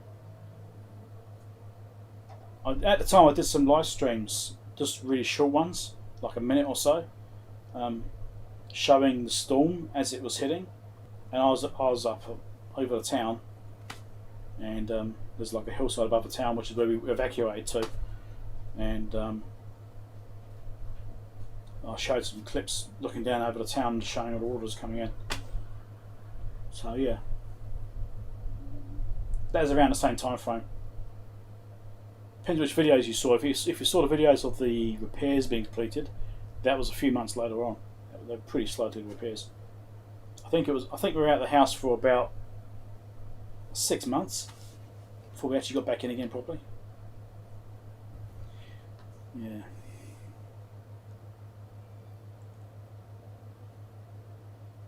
Yeah, the house flood thing it didn't bother me that much. I mean, it was inconvenient, sure, but it didn't stress me out. It's just, shit happens, it does. That's my attitude, sometimes stuff happens, and you just deal with it, move on. I don't stress over it. I mean, it wasn't convenient, I just dealt with it, moved on. So, my wife, on the other hand, she really didn't like the whole adventure, I suppose. She was not happy about it. She was very stressed and anxious about the whole situation.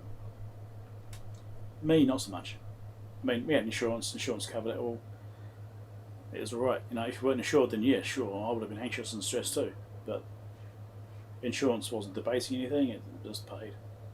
Covered the cost of repairs and that sort of stuff, so it was fine. It cost her a lot of money, but yeah, that's what insurance is for. That's why you have insurance. So there's a king tide, super high tide. There's a king. What's that big moon they call it? There's a bit massive. It's a full moon, but it's like a king moon. I can't remember what it's called now. She had that, king tides, and a massive storm at the same time. Because she had all three things at once, the water was really high to start with. Then we had the wind coming from the wrong direction, and a massive storm with super high winds, and it just blew the water in. And yeah, so yeah. But yeah, on the plus side of that whole flood situation is that the flood resulted in the house being renovated. So I was working on renovation anyway myself, and like I did a video when I did the hallway, for example, a few years ago. I did a video on that. I renovated the hallway and relined it all and that sort of stuff, and did all that. And so I was actually going around just doing room by room each year. I'll do a little bit, you know, and it fast-tracked the process because it got new flooring throughout. Actually, get new floors. Actually, ripped all the floors out and put new floors in as well. In the newer part, the older part is hardwood floors, so they were fine. Didn't affect them. But the newer floors, which are chipboard, particle board, whatever you want to call them, I don't know.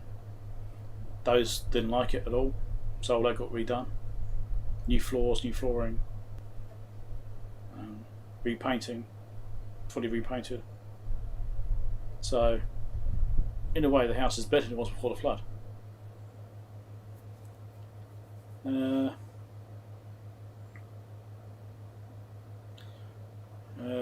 NAS. What NAS did you get in? And 6 fourth drives in RAID 6. AND. I'm not familiar with that. Is that the brand? Is it AND? That's what it is. Because both my NAS are Synology. 4 terabyte. 4 terabyte drives in RAID 6. Right, gotcha. But what brand is it? Is that AND? Is the brand, or is that something else? Because if it's AND, I'm not familiar with that.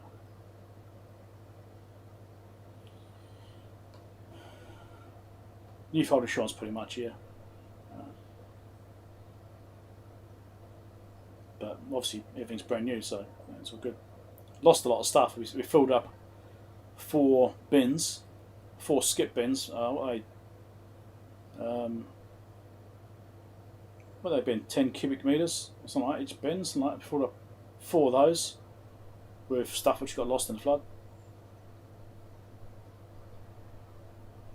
QNAP. Oh, okay. I've heard of QNAP. So 4 terabyte drives, okay. Because I'm using 8 terabyte drives in my NAS. I did start out with 4s, and just start with 6s. I think I had 2 4s now. Quickly outgrew those, in like 6 months. So then I went to, I think I added an 8 to it, and then when I ran out of space again, I took out one of the 4s and put another 8 in, and just upgrading to 8s. I've still got 1 bay spare, so if I need to, I'll chuck in like a 14 terabyte drive in that 1 bay, and I should be good for another 5 years. But that's what I need to do in this other unit here, is put a big drive in that, so I keep 1 bay spare. So there's always upgrade potential. Anyway, so let's look at this thing, see if we can figure out why we got this amplitude increase at 12 megahertz. So let's put out the service manual for this thing. Let's find that. Manuals. HP. 8165 manual. And we'll see if we can see any reason for that amplitude increase.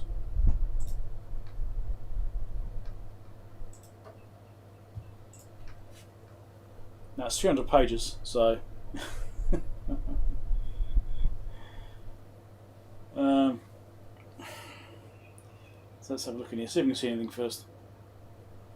Operation, performance testing, amplitude and offsets, 4.4. We'll have to look at that. That might be general stuff. Let's adjustment. I'll probably maybe just go straight to the adjustments. Amplitude adjustments.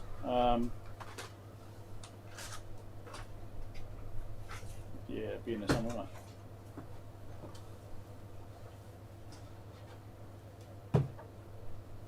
So up amplifier and offset generator. So it might be this section here we have to look at. So I might go straight to adjustments and see what that has to say, because there might be a clue in there about what to do in the calibration, because the calibration might list the higher frequency offset or something like that. So it could be it's out of calibration. Or there's another fault. It could be a bad capacitor which is supposed to be loading it down to control it or something like that. Possible. So we go 516. It's got 516 here, 51 here. Okay. We'll just try and find it. There's 6. I'm already at 6. Parts listing.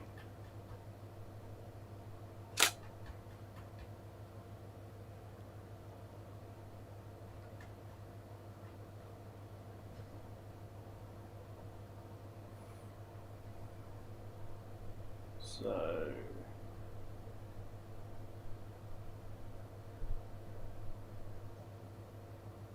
I'll put offset stuff here. Okay, so look. Are there any clues?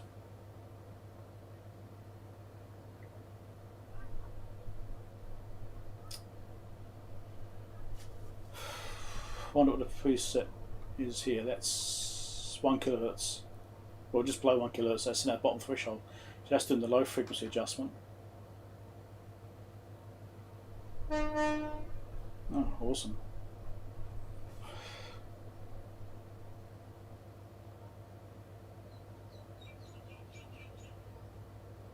So you got an adjustment point at 9 to 99 hertz.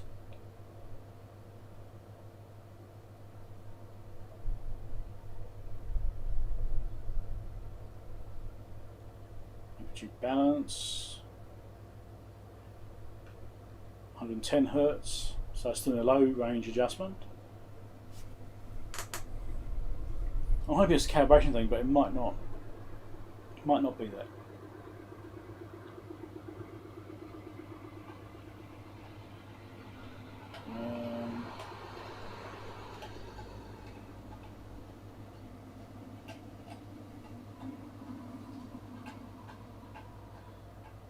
Looking, exterior amplifier, 10 volts. This is generic amplifier adjustment.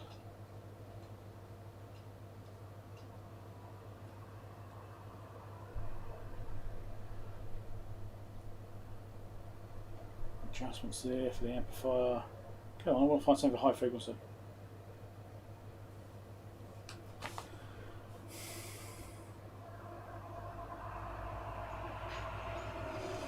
So much traffic suddenly. Right.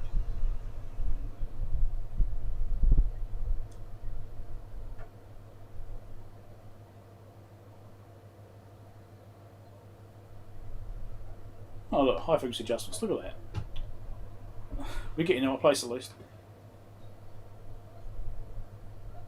High frequency is at 20 megahertz. That's probably a kind of centered point, I'm guessing.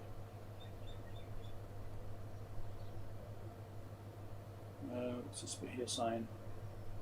Frequency at 10 megahertz. So adjustment to square wave, 10 megahertz.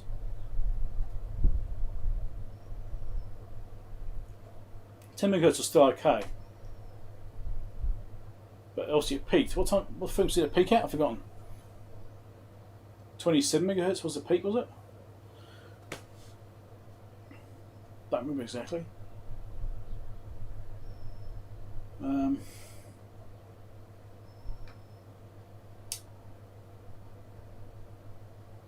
Set frequency at 35 megahertz. Oh, this sounds familiar actually. 35 megahertz.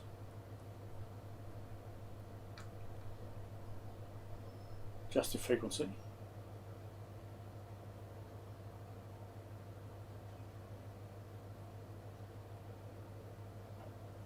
That's frequency stuff. That's not what I want.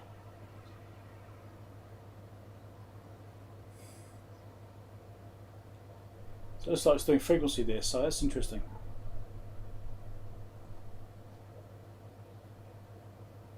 That's not doing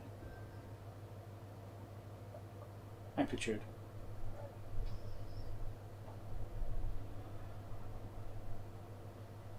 Reference loop, don't care about that. Okay, so there's not much actually mentioned there, apart from that 10 megahertz adjustment. There's previous section of pulse response section, is it?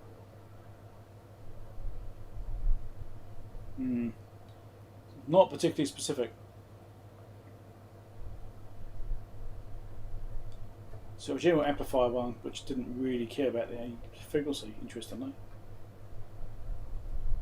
So am I missing something? Probably. Let's get a previous section and see what it says.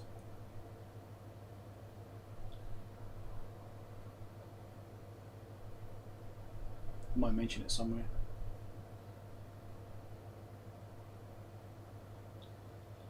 This looks like low frequency stuff.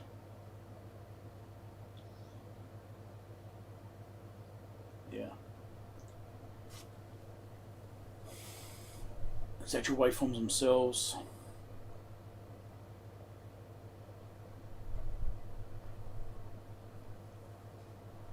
We already did the power supply stuff. I did that, I think, in that video. That's the video I actually ended up recording and publishing. I did the voltage checks here, and I think when we did the live stream, I was having trouble getting a low peak-to-peak level on the ripple. And once I turned things off and got my environment a bit quieter, I was actually able to get these okay. The peak-to-peak ripple was fine, so I wasn't worried about the power supplies at all.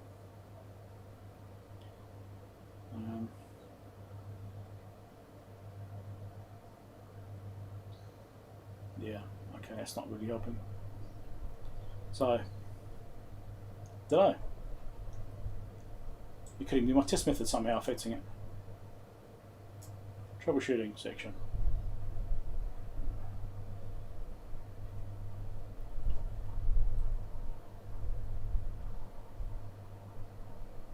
Display amplitude. No, that's digital control circuit. I'll check again in a second. Can you have a window at the top of it so I can't see it? Okay.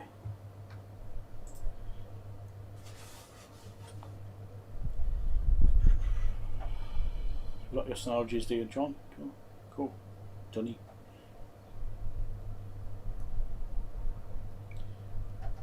So the 419, you reckon? Okay, I'll have a look at that as well. And 525. I think I was looking at 525, didn't I? Did I get that far? Have a look. Okay, enormous repair. Thanks for dropping by. Probably gone by now.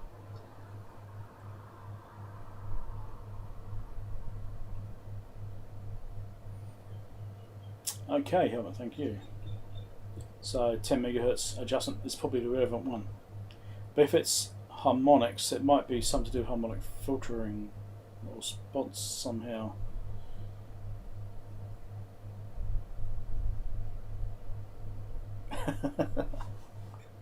Oh, that's a interesting autocorrect again. Yes.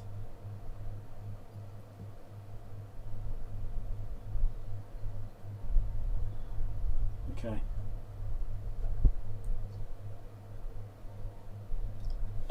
Well, yes, I do have my terminator on the front and not on the scope. I do have it at the output of the unit. So it could be ringing in the cable, actually. It could be.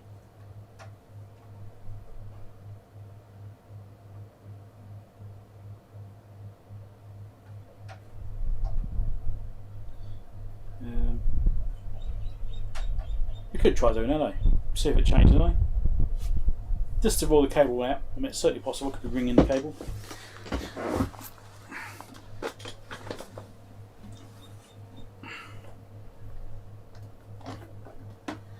I shall tell you. I shall sort the cable around and we shall try it.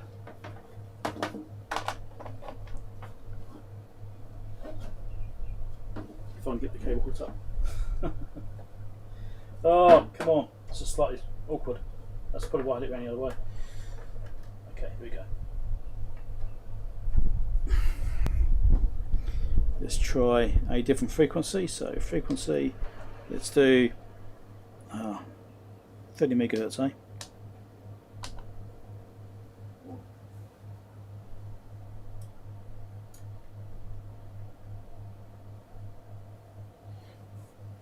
Well, I'm getting 1 volt. So yes, my probing setup might be the issue. Let's just keep going up in frequency. Getting 1 volt. It's dropping slightly. Yeah. 50 megahertz is looking right. So yes, it may have just been my cable. That was a good call.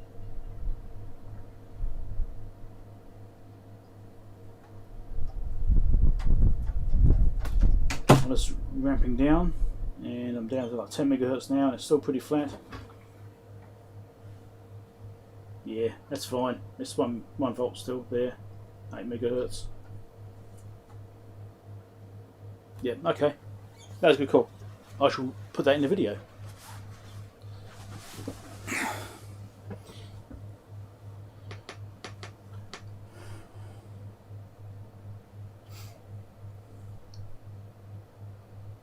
Traffic wild, yes.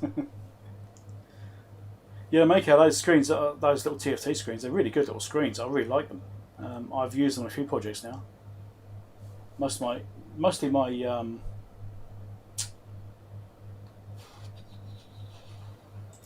was it the Laura to Wi-Fi gateway? I use them on that.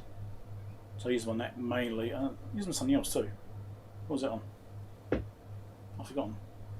But yeah, they work really well. Bit of a pain doing the manual graphics, stuff like that, but you know, trying to lay things out on the screen, but yeah, you get that with any screen, I suppose. So you've got a 4-inch screen. I think mine a 3.5 inch. Yeah, 3.5 inch screen. That's big enough for what I was doing, so.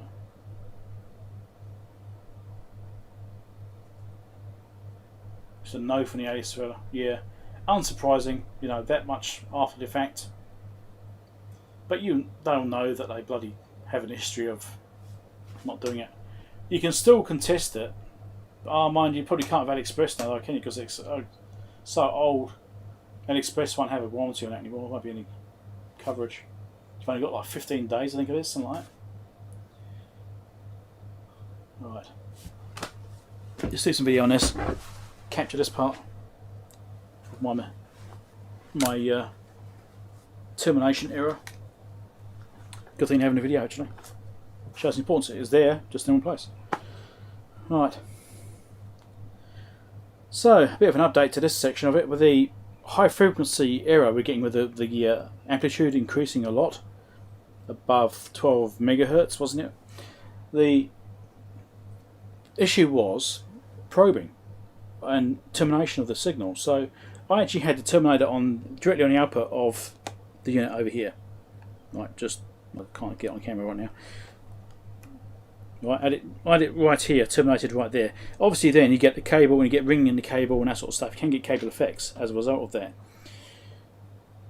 Now, I'm actually doing a live stream right now. One of the people on my live stream, I've forgotten who it was now, said, hey, maybe the termination should be up there instead. By the scope. And saying, yes, that's a good point. It should be up by the scope, because that then terminates the cable, not just the output from the unit. Okay, so I've now moved the terminator up here. So that's 50 ohm terminator, and I'm now getting 1 volt up here on the scope, 1.06 volts at this frequency I'm doing right now, which is 6 megahertz. Can't see a megahertz symbol because the bulb is blown. I need to replace those bulbs actually. I need to do that. So if I go to say 30 megahertz frequency, 30 megahertz, still get 1 volt, 1.04 volts. It's exactly the same. And if I then do the vernier upwards as well, and just go all the way up, so it's staying basically the same. It dropped very slightly at the very top end there. That's 50 megahertz, and I'm getting 960 millivolts. Right, so it's obviously just dropped just a little bit there at the end. Again, that could be the cable though. You know, this might not be the best for it, but now it's actually correct. It hasn't, you know, spiked up in amplitude and gone crazy like it was doing before, above 12 megahertz. And if I bring it all the way down, you'll see the amplitude is basically staying the same all the way down. So that is now below 10 megahertz, and that is still 1.06 volts it's got there now. It's increased very slightly. If I stop doing that, still got 1.06 still. We keep going down. So that looks like that is the issue. Is my incorrect application of a terminator at this end instead of that end. I mean, normally I would put it up here, but I just happened to have it on this end because I was playing around with it. At the time when I did this original hookup, I didn't have any output from it, so I just wanted some kind of termination on there. But anyway, little thing to watch out for. If you're doing termination, put it in the right place to the cable, because you need to dull the cable down. The cable will ring, and to put in termination at the end of the cable stops the cable from ringing and stuff like that. Helps reduce reflection, that kind of stuff. So I'm still getting 1.06 volts there. So into the kilohertz region now, hundreds of kilohertz. And it's still flat. So that's doing really well. 1.05 now. There you go, it's went down to 100 kilohertz. 1.06 again. So if I do 1 kilohertz, we'll speed this process up slightly. That's 1.07 volts. So I'm into the hundreds of hertz now, and that's still fine. If I do 100 hertz, 1.07 volts. So yep, it's basically flat across the range now, apart from that very slight drop off at the very top. So excellent, that worked.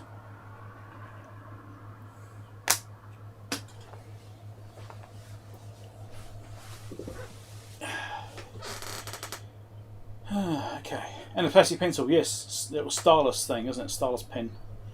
Not that I used it though. It's you can just use your fingernail if you've got your nails long enough. Just keep your nails not cut back too tight. You can actually use your fingernails.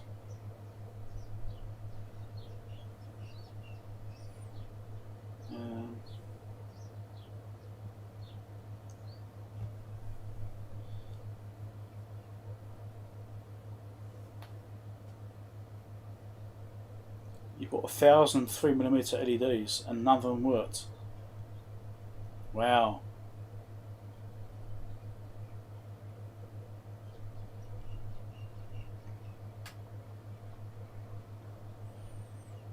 That scope is officially, it's a 100 megahertz scope. I might have hacked it to 200 megahertz. Just saying. I will neither confirm or deny that.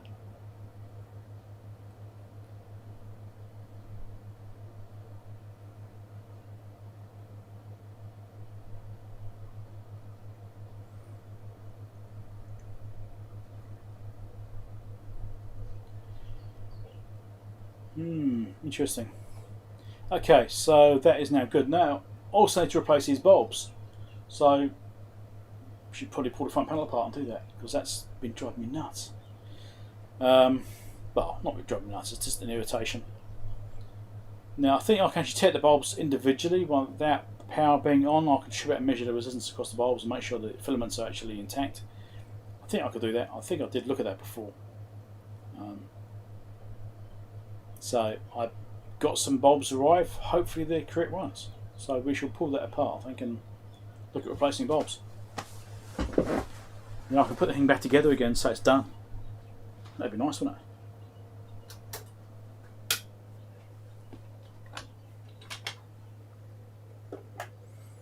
Turn it off now. Finish with that. Bit of heat being generated in this room. It's up to 29 degrees here now. 29.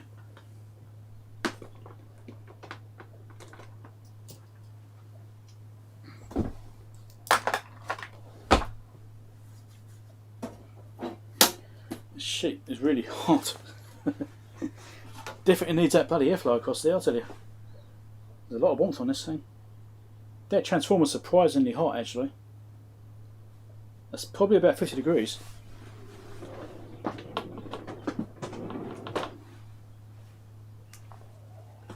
Let's find out.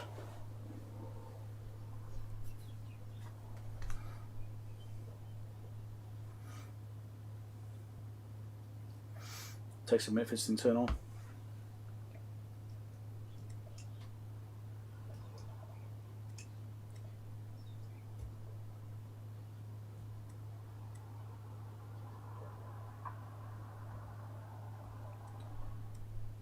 This very first capacitor over here is actually warm.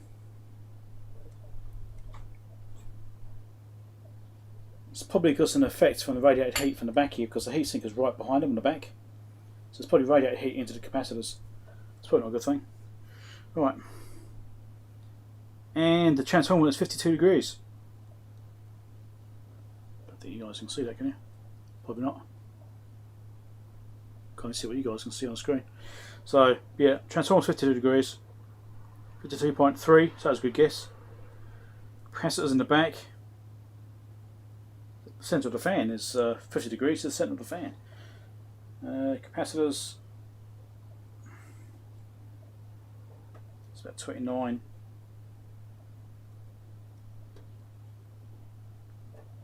I think.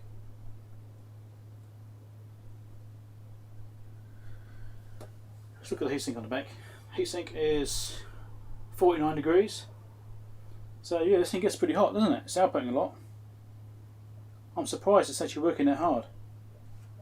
It's not really doing anything, is it?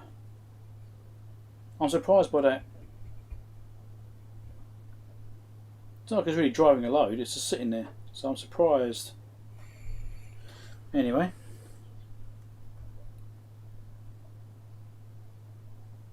Right. That's that curiosity solved.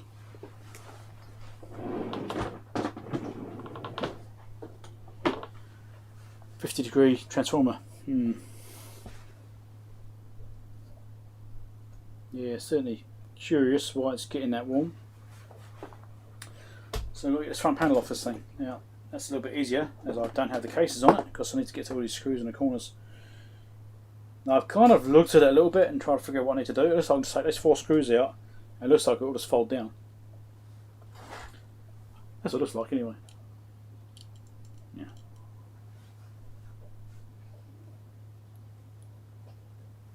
It's just the camera.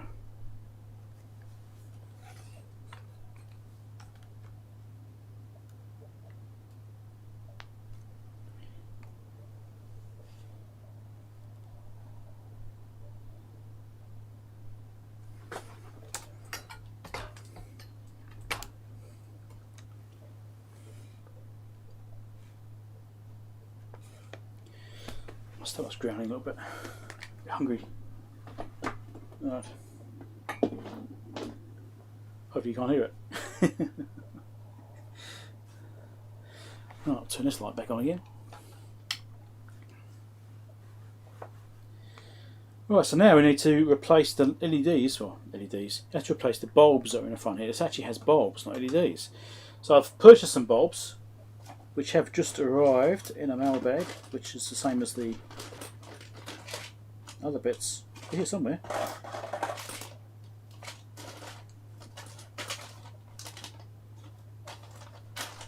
I've lost them. How come I've lost them?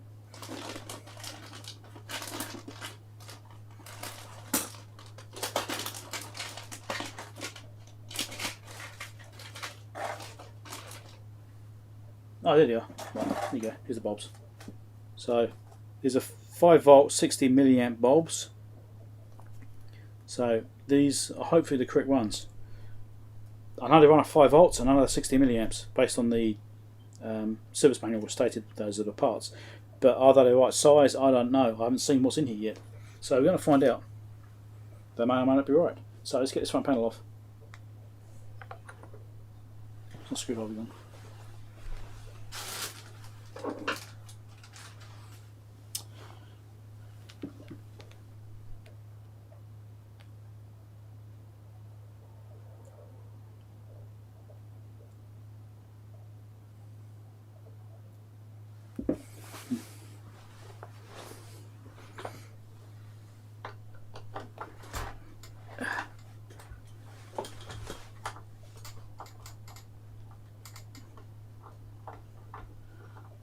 Hopefully, is that I might have that strap off as well.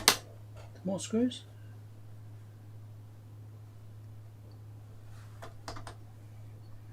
Can't see. Might take the strap off as well.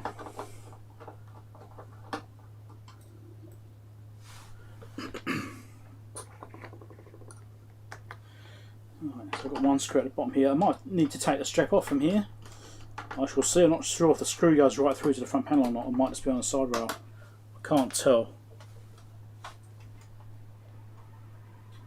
As that doesn't want to move, I'm guessing I need to take the screw out as well.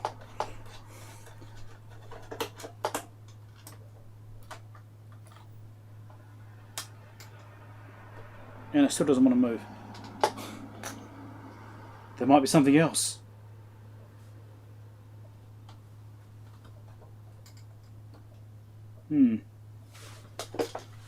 Are there more screws? Oh, now I have to take this trim panel off.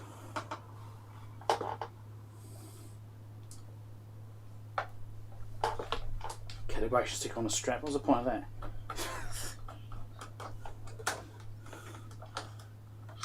Take that off. Oh, come on.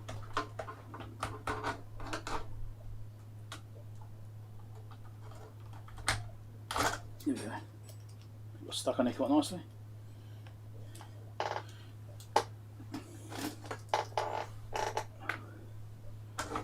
There we go, trim panel, and there's some more screws.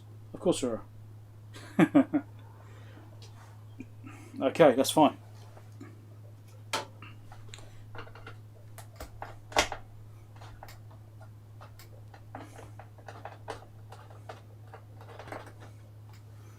Hopefully they're the same screws that look like it. I'll perhaps do the same thing on the other side as well, get the trim panel off that as well. No. Now it moves. There we go. Let's spin it around to the other side.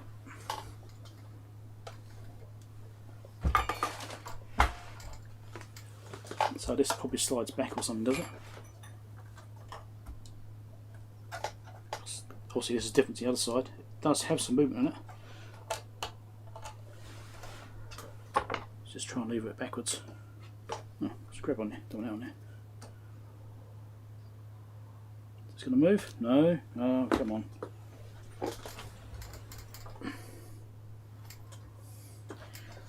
There's a screw there. Here we go. One screw on the back of the trim panel.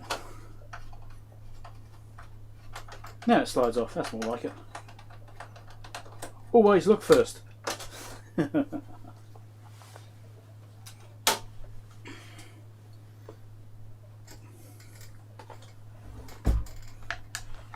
There we go.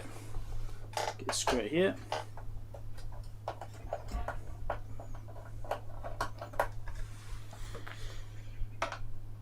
So I think this will fold down, and then when we get to inside, I think there's enough slack on all the cables to be able to fold it down. Then I've got to remove the PCB from the back of the plate. Whilst that's out, I can also give it a bit of a clean inside and clean the dust off the inside of the display, because actually it's quite surprising how much dust you get inside displays, and it's also quite surprising how much effect it has giving it a clean. It's quite surprising sometimes. You can get a display which looks a bit dull and bland, and then you give it a wipe up and it will be really nice. So that's moving there, that's moving there. Okay, that moved to that much. Now I've got some cables here which I might need to unplug if I can. It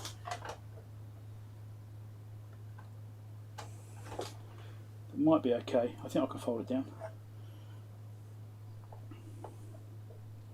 Right, just spin this thing around, make it easy to work on.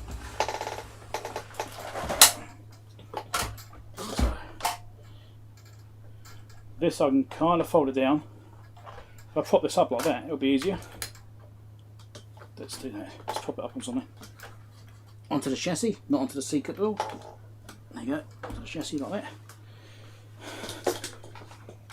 So that's now kind of held out of the way. So we've got to get this board here out. I'm actually tempted to take these off as well.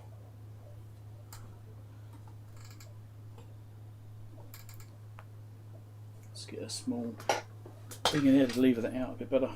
Instead of pulling on the flexors, I don't like pulling on flexors.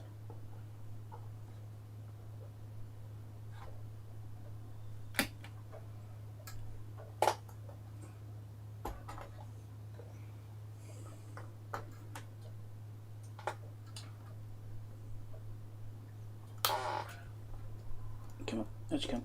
There we go. Right, that's those off.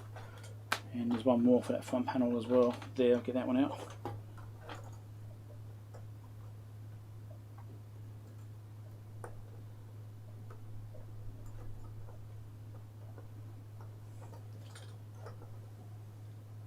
Here we go.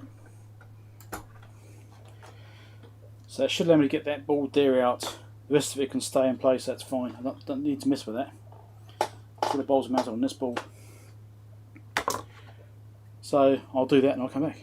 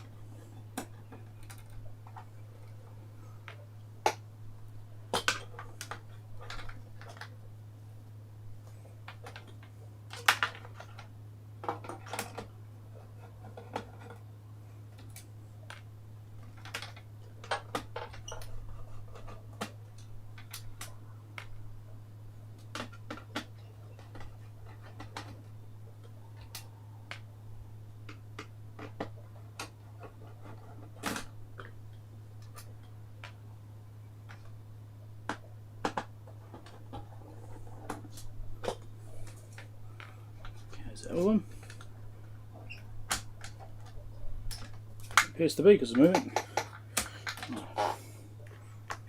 Okay, so I've got all the screws out. Let's try and lift the board out.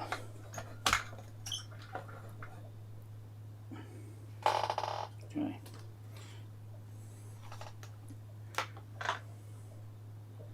There's an awful lot of surface corrosion on there, is it?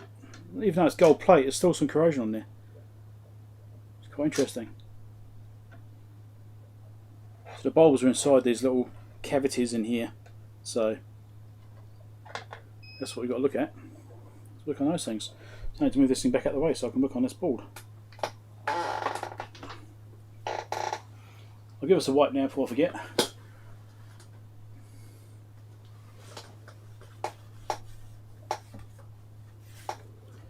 Well, it looks fairly clean, actually.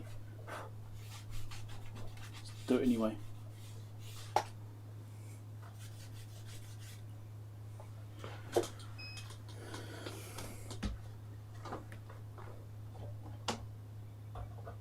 Put this back into place whilst I move it.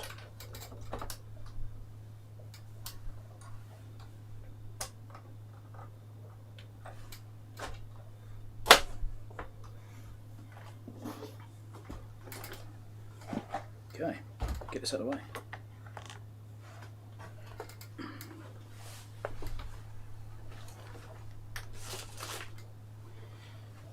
Chit chat.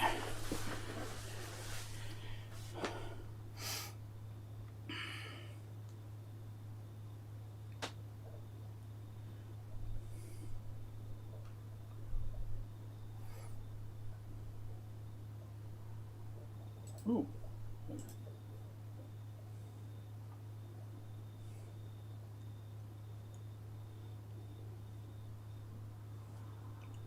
Good to see you guys all chatting amongst yourselves, that's good.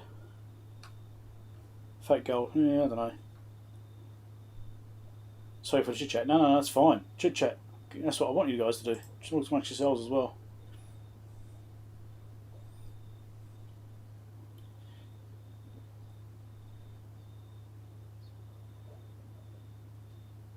Ah, between Aberdeen and Dundee. Right. I've also never looked. Right. Right, let's get this done.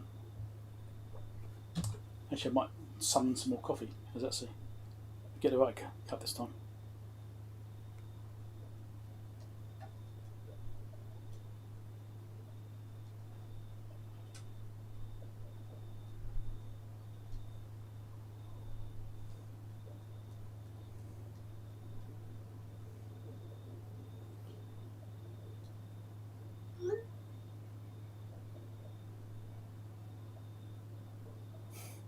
It's funny, I can hear a phone go off.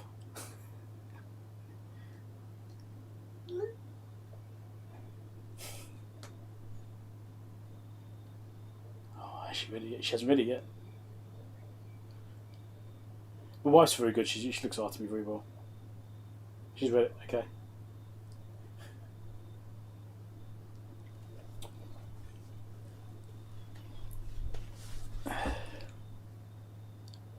On a coffee machine in my lab. Ah, that's an idea actually. Oh, there we go. She's gonna make lunch. Even better. I'll have to make some room so she can actually get in here.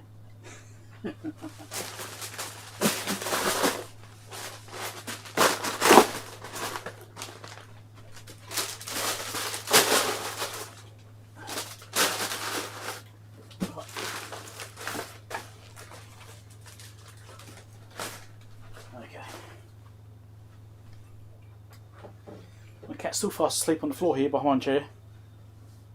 She has rolled over though. She doesn't normally hang out in this room actually. It's a bit unusual for her laying anyway. Oh! No, it's my computer realising I got a text. Okay. Bit of a delay there.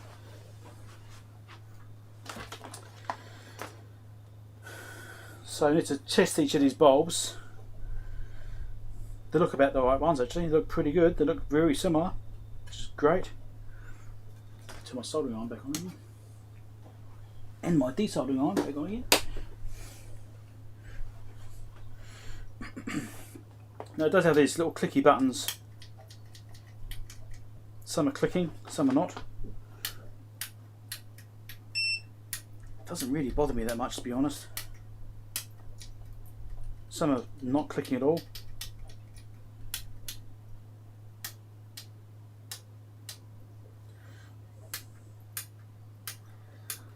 I know you can take the strips out and mess around with them.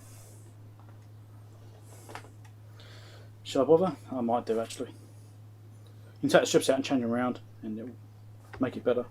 Or you can also lubricate them too, that helps too. Right, so we've got a few things here. Here's the board. Now these buttons are a bit clicky. They're not really meant to be clicky, they're supposed to be springy. But they tend to get clicky with age. Got these spring steel strips, you see. Some are better. This one's basically how it's supposed to be. It's just pushing. So what I actually might do is maybe take some of the strips out and spin them around, because that can make a difference to make them a bit nicer. They just get aged and they tend to sort of take that shape and they don't tend to flex like they should do. You just take the strip out, flip it around, put it back in again, and that usually brings it right. In here are the bulbs you need to look at. So you've got this one, those 4, those 2, so you've got 7 bulbs on that board. So we'll check them all. I think there's only 2 which I know of which are blind. I wasn't quite sure what was actually behind this panel, because there's actually markings on a panel here for alternative outputs. Like this one's got these 2. It's actually like this layer here, but it's over here as well. It's quite interesting, but it's obviously not populated. It's not applicable to this unit, so I thought it might be bulbs here, and that's not the case. There is an LED here, I should be careful about bending back again. Yeah, because I put it face down, I think I bent those LEDs. I will have to watch out for that. Did I put it face down? No, I didn't, did I? So maybe that was already bent. I have to pay attention to that when I put it back together. This one looks like it's been pushed down already. Maybe someone's already had that apart at some point. This one, this one, this one, all bent. But, I don't know, that's interesting. That will probably require a bit of tweaking, I think. Let's give you guys a closer view. Let's open this door again, when you blow it shut.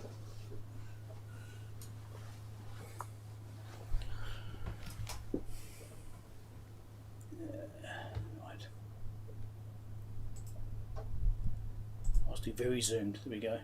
Means I might go out of shot occasionally as well. Just yell out if I do that. I might hear you.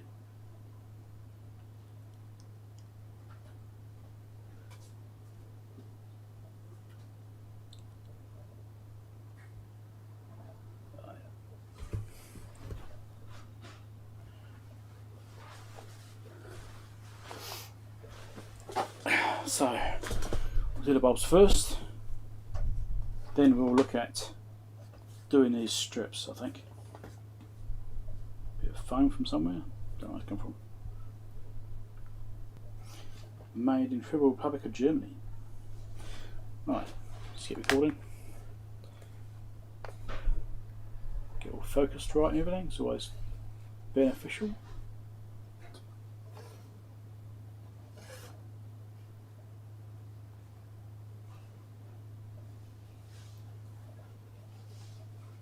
Okay.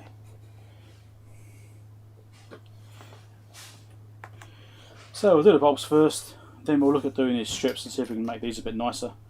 You can see on the board here, you can see it's got this corrosion, which is surprising seeing it's gold.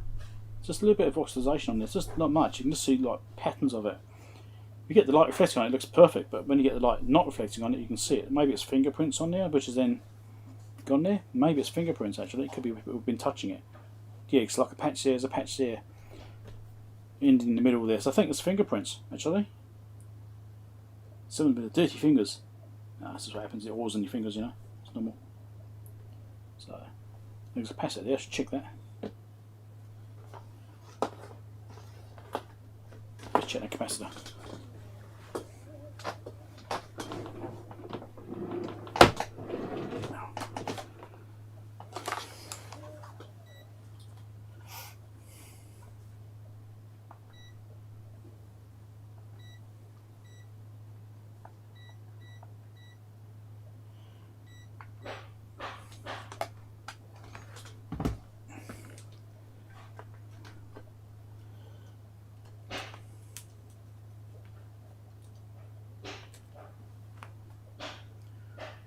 .48 microfarad, 1.4 ohms.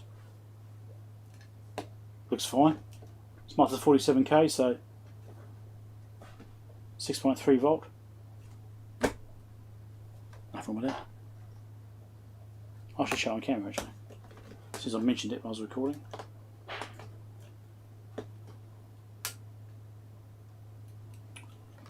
These always get tangled up. Doesn't matter what you do, they always get tangled up.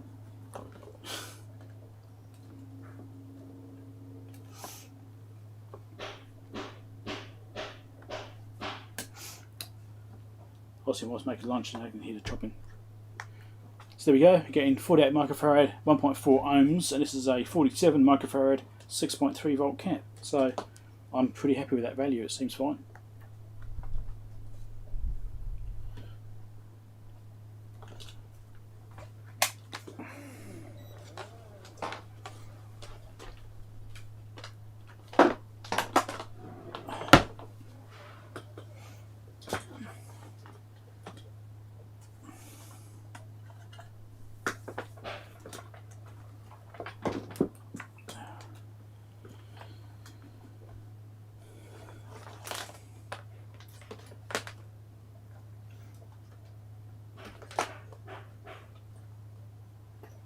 Visually remember what these bulbs are. Yes, it's got markings here for bulbs. So it could have actually had them on this board. It's the same as that footprint. So this one here could have had bulbs there. Obviously it's an optional, maybe it's a different version or upgraded version or something. Bulbs there, right. So here, here, there.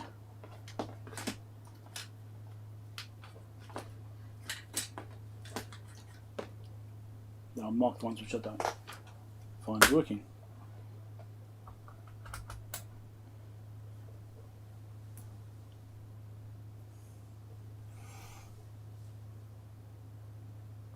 See, about 9 ohms there. Yep, there we go, it's going to work, cool. Turn this around so that this camera can see it as well. Hopefully you guys can still do it. Alright, so let's check these bulbs out. So I'm going to start from the left to the right, or the right to the left, depending on how you're looking at it. 9.8 ohms in that one. 10 ohms. 10 ohms basically. 1.8 again. That one's open, so that's the one we know about, it's the megahertz symbol. That one there. And we've got a footprint over here which isn't used. We've got these two over here. 9.6 ohms. Open, so that's one which is also need to replace. So that one there as well. So we've got two bulbs to do, which is great. That's nice and easy.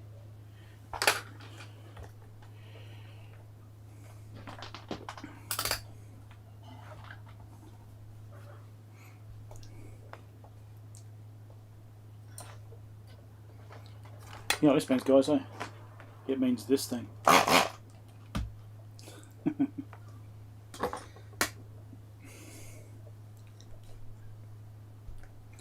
So let's get these bulbs out. Should be pretty easy, hopefully. We'll see if I can do it with this without much else initially. This may or may not work. What I don't like about doing it this way is that the iron tends to scratch the circuit board as you're wiggling around.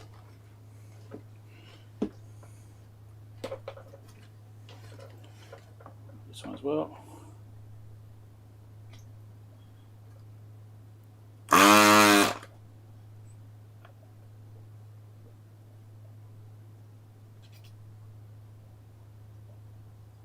Go on, melt.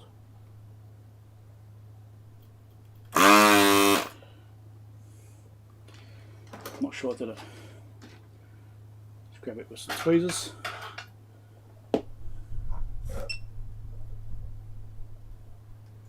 It's half out. And which is the other one? Bottom one over here. That is also half out. That's moving really easily actually, this might be, that one's out. Let's get this other one out again. Of course, I'm going to keep skipping around. Of course, you know why make it easy.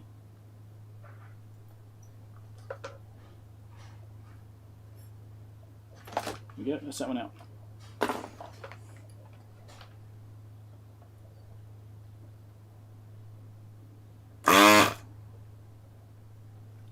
Put some more solder on that one.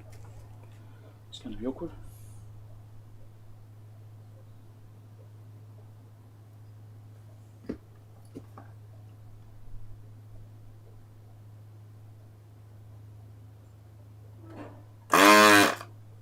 Come on.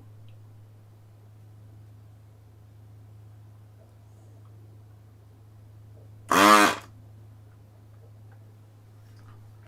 think they got it. Right, so now let's put new bulbs in. So that's these ones over here. So I think I'll put 10, is it? Yeah, 10 in there, so plenty for future ones as well. Again, I didn't know how many I needed, so I think it came as a pack of 10 actually. So get those. They look basically the same size. Very slightly shorter, I think, but specs are the same, so that's the main thing. At least I chose the right kind of bulb. That's what get it in.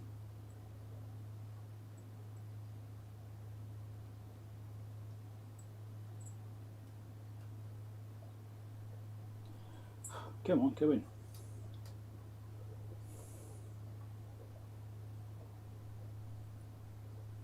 There we go. The cat here floating around doesn't really help when you're trying to see little fine wire leads. You can't tell which one's a cat here, which one's a wire lead.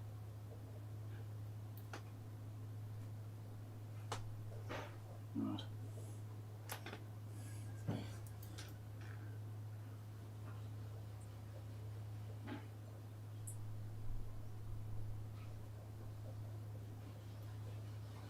Come on.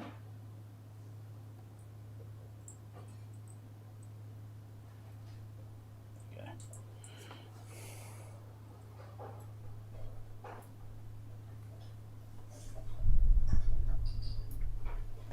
That's in. So what I might do is straighten this one up a little bit. This one's a bit wonky. You'll pull one lead more than the other. Get that straight as well. Probably doesn't matter that much. I'll solder this in. I'll come and check the check first. And I'll turn the soldering gun off before I forget.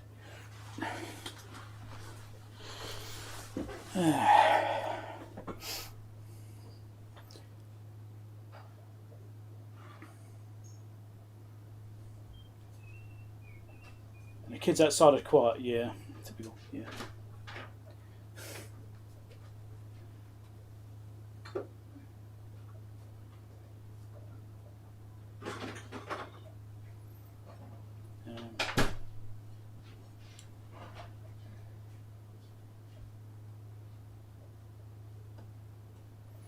Right.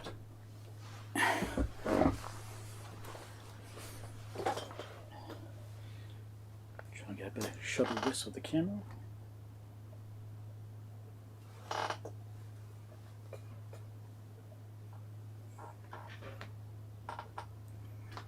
Put this thing out of the way again.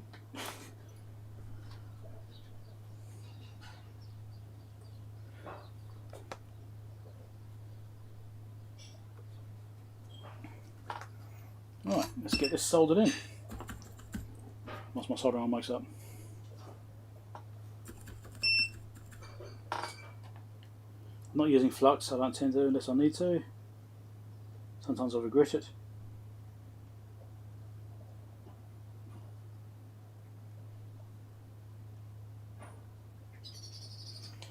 There's that one. Look at this one.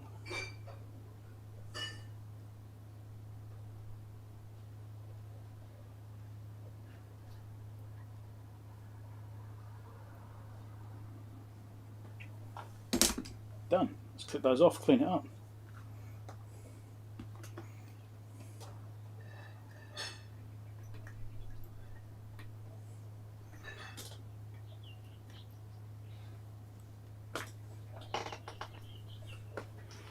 And then I'll test the resistances to make sure they're actually looking alright. Also, I think I should put some IPA on the other side and the bulbs where I actually touched them. I know that on automotive bulbs you're not supposed to touch the lenses. Well, the actual bulbs, because it tends to affect them and they get hot spots and they don't tend to like that. So I might need to do that. Don't really much it matters on little bulbs like this though, but probably good practice.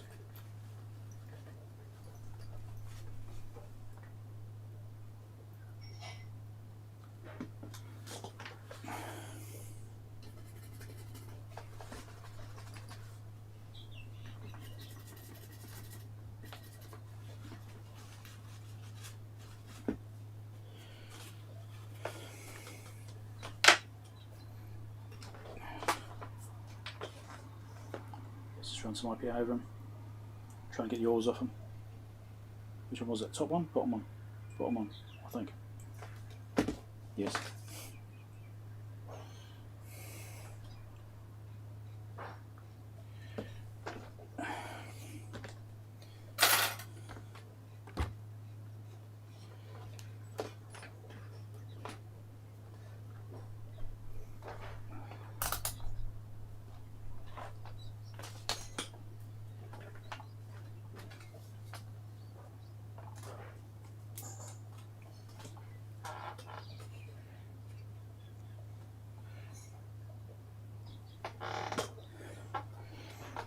Alright, let's just recheck these T-bulbs. I'll just put in just to make sure they're okay before I put it back together again.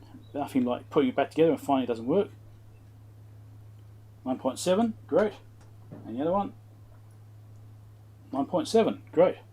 They're both working.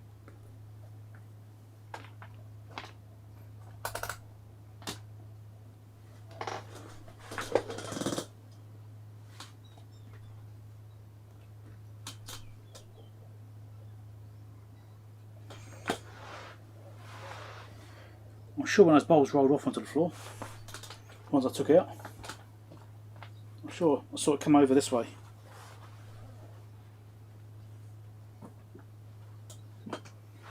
Don't really want to find out by standing on it. Here it is. Right. Okay.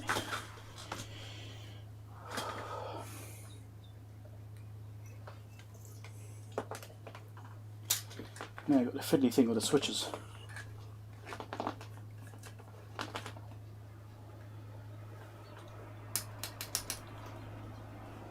We'll see if it works.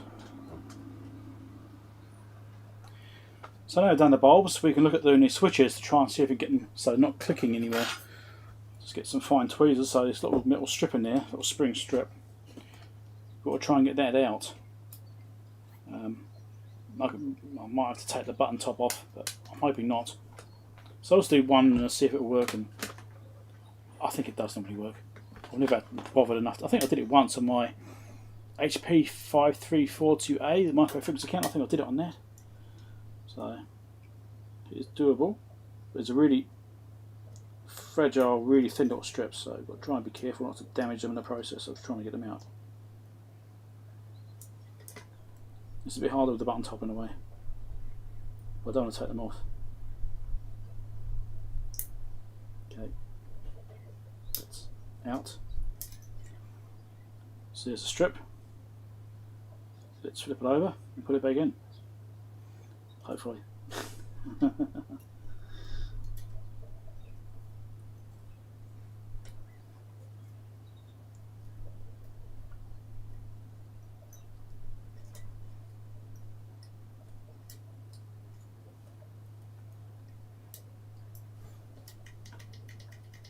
Fixed. No longer clicky. So it's a bit tedious doing all of them, but I'm going to need to do all of them. I think there's only a couple which, like, this one's okay. Yeah, I think I'll probably have to go around all of them, because they're basically all need doing because we're clicking, and they should just be doing like that. It's pushing nicely. So I'll do that to all of them, it should be good.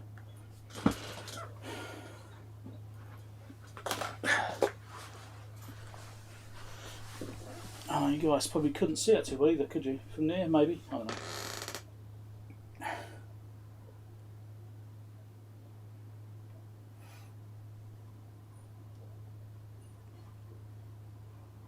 Cool. I'll just change this over and I'm going to record more video on that. I'm just going to change them over, get that done. This one seems okay, I'm going to worry about that one. That one's clicking.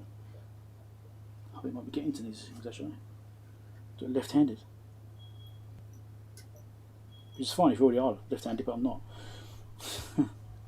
Or should I put it from the bottom? It might be easier to pull it out from the bottom and put it back into the top. Yeah, that'll work better. So, flip it over like that, put it back in.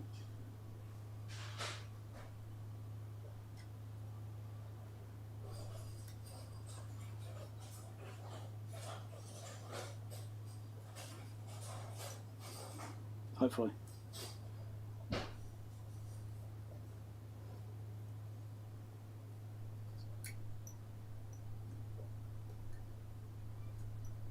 Come on, get in.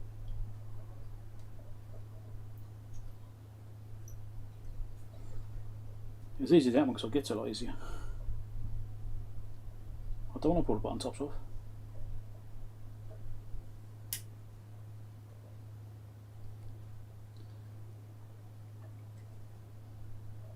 Do I have to put them through the bottom as well? Come on. There you go, it's coming through now. I might have to push them through the bottom and then try and fold them up instead.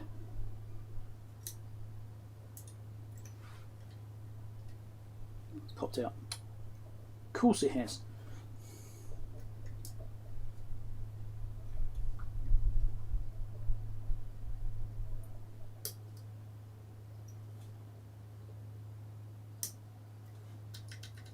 Okay, this sounds good. So we're lined right. So we've got 3 good buttons now. This is going to take a while. I know you guys can't see too what I'm doing. I'll show you. Let's do this for you. This is not recording right now. I can do this.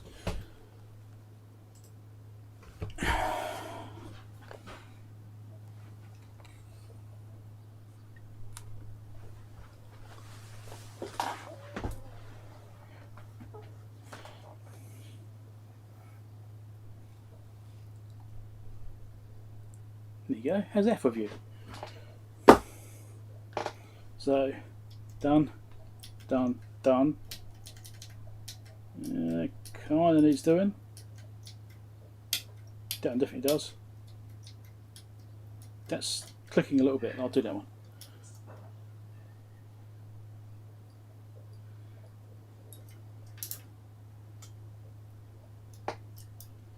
I wonder if I should just try pushing it up instead and try and fold it around when it gets up there. I'm trying to find the easiest technique of getting these things back in again. It definitely goes in that way easy. We've got to obviously then fold it up. Where's my tweezer? Here it is. It's not made easier by these flexes being in the way. Trying to pull it off the table and all sorts of stuff.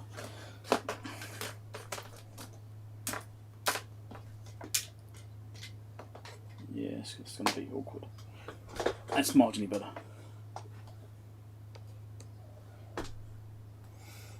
So let's try this. So we get a tweezer underneath it and push it up at the same time.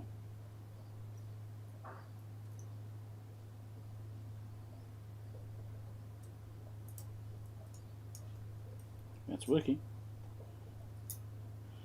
This might be the way to do it. Yep, that worked. Sweet, that's an easy way of doing it. There's always a better way.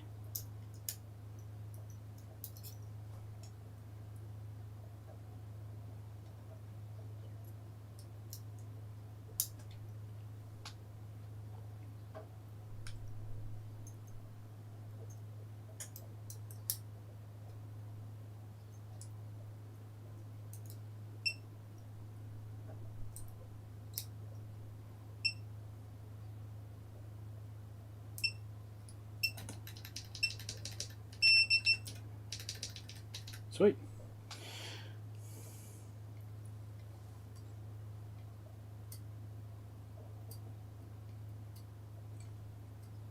Try and grab hold of that one. It's being awkward to grab hold of. Come on, push up.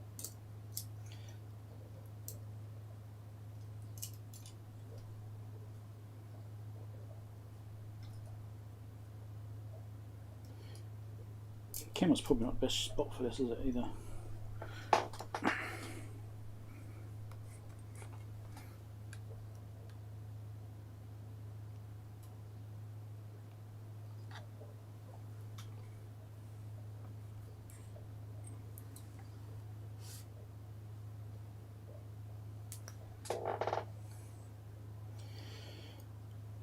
You can see slightly better this way, aren't I? Alright.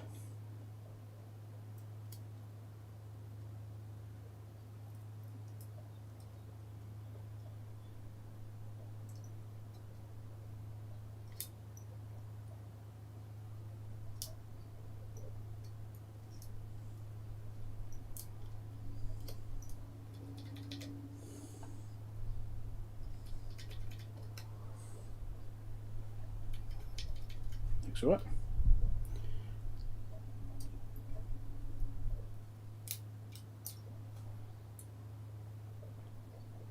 Sometimes these can actually be fractured as well, which can be a problem.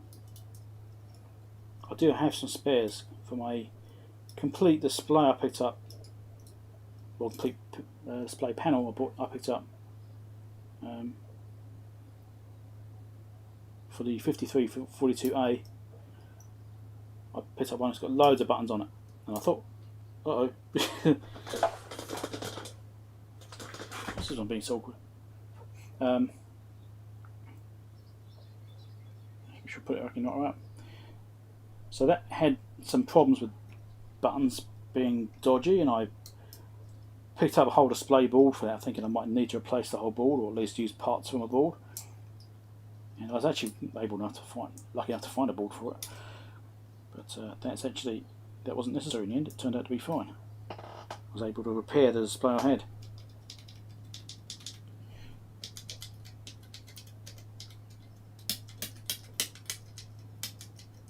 I think that one's alright. Rest needs changing. Slow process.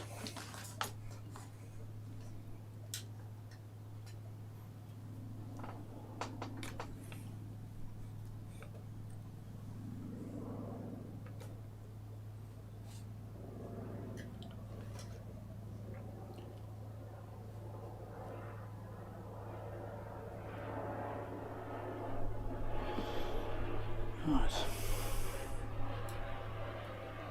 So I think that thing had something like 30 buttons on it, something like that. It had loads of buttons. So I'm not worried about having to replace strips or things like that, because I do have spares, lots of spares. So that's a good thing.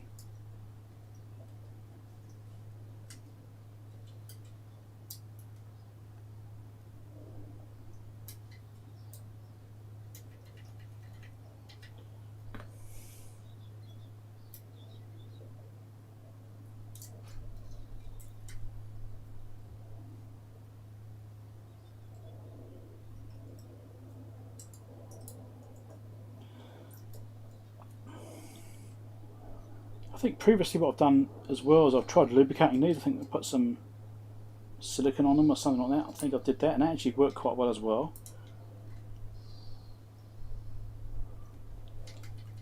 But it doesn't really allow for the fact that these are aging and they're tinted buckling, and when they get that stress and you're putting that stress in, what can happen is when you're forcing it in, it will actually crack on that very sharp corner there where it creases over. It will crack right there. So doing that forcing is not a good thing. So if you do have clicky buttons, I do recommend taking them apart and just doing this, because as you see it's easy to do. It's a really simple fix, and it reduces the chance of breaking in the future. And try getting new ones. I'm lucky because I have spares, but you might not be able to get them. I think one of these actually, what I did once before, is I actually put a spring in there. Can't remember what I did now, but I actually had one. I dismantled a pen, and I took the spring out of a pen, and I cut it down, and I inserted it into the button. I think it was a plain button, a bit like this one, and I inserted a spring inside because the actual thing had broken. I think it's before I got the replacement display for the 5342A. And that worked. That worked right. I think I did it on video actually. I think I've got a video of that. Just vaguely remember it. Like most memories, feel vague.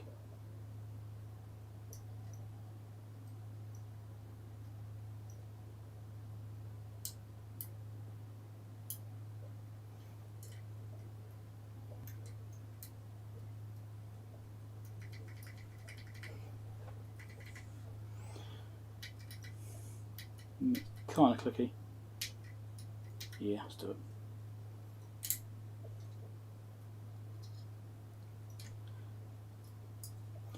Yeah, no, it's not a particularly exciting video doing this, is it? But, anyway. I might actually video this technique, post the one I did before, to show the difference between the two ways of doing it. I mean, both ways obviously work.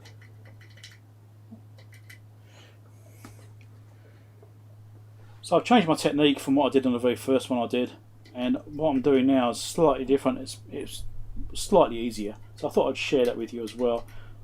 And I've already done a whole bunch of these. All these ones I've done. Right, so I've got a couple left over here, and I've got 3 more on the other side. This one is done. Which one's the ones that are clicking? I think it was this one I've got to do next, that one there, but I think that's kind of okay.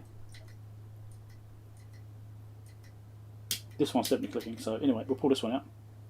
So let's put it out from the bottom, which is what I did before. There it is, grab that, pull that out, flip it over 180 degrees, insert it back in from the bottom. Okay. Then you get a second tweezer. Try and get my hand out of the way. And you put it behind that, so as you slide it up it goes over the tweezer. You can grab it with that tweezer, pull it up, seat it in the bottom like that, hold it in, and then just push it down to place like that, and done. That's far easier than the first way I did it, which was trying to go through the top. If you don't have a button in the way, then you can probably do it easier through the top, but that one is slightly clicky. I think I will change this one. I haven't done this one yet.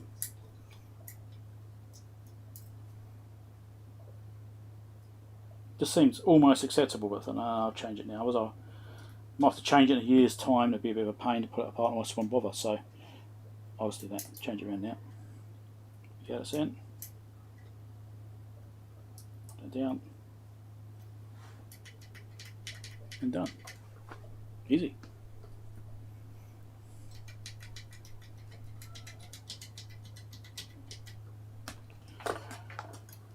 3 left.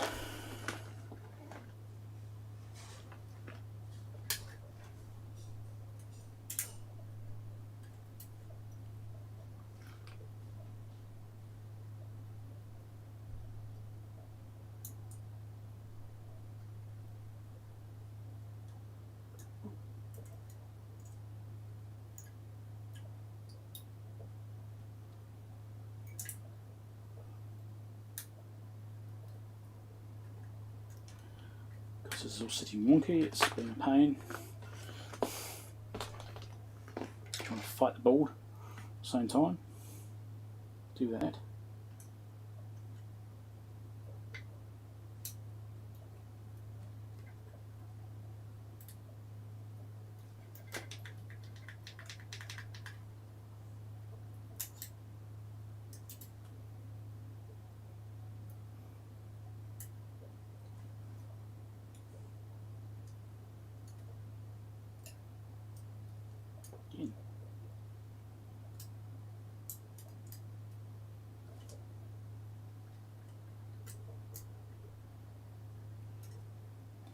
You know what's going to happen, eh? When I do the last one, it's going to fail. Something's going to go horribly wrong.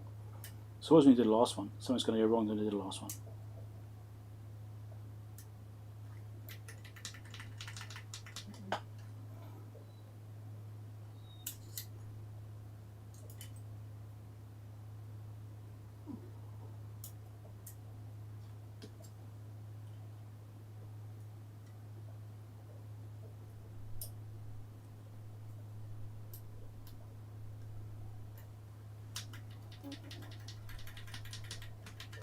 Cool. Hey, there's another capacitor over here. I missed that one. I should check that too.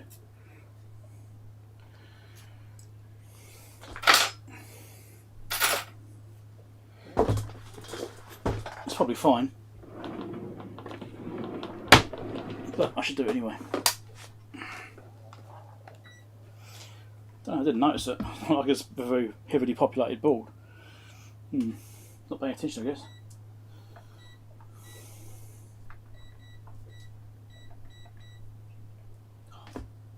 Error. Oh, really? Is my battery flat? Might be. I'll do it slower.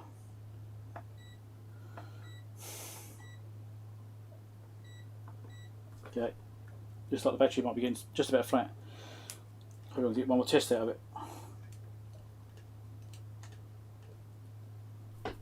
48.5 ohms. Actually, this has got slightly better resistance. It's 3 times better than this one. Does it matter? Probably not, it's just the keyboard.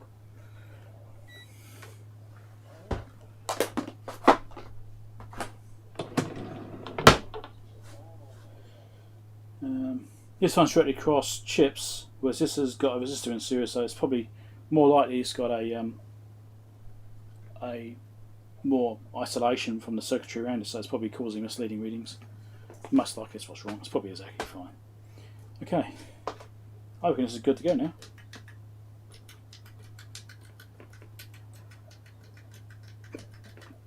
That looks good. So we've got these LEDs which we're going to look at and see about getting those sorted out. I'm not sure what the story is with them.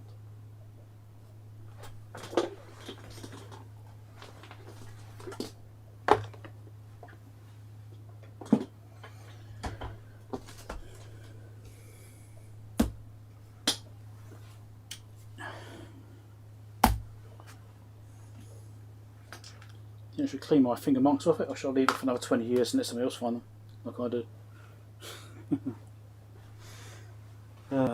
Okay, chit chat.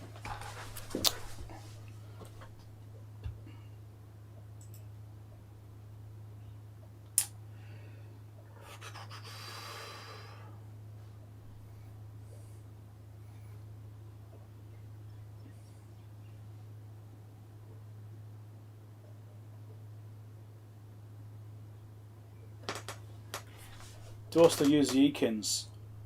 From time to time. Not often. It's like any tool. It has certain functions which it's better at than others, right? So the Ekins is really good for really close-up work.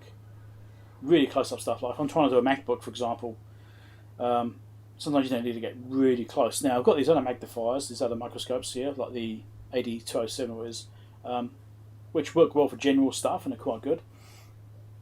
But the Ekins is really good for getting really close. So, and it's also, I've got a massive distance, so I can have this thing this far away and I can get massive magnification on it. So if I'm doing something like that, which I need to see really closely what I'm doing, then the Ekins is what I'd put out for that. I've got it just down here. But generally I'm using the AD207 because that's just better suited for general sort of thing I'm doing. But it's just like any tool, every tool's got a particular job it's good at. So.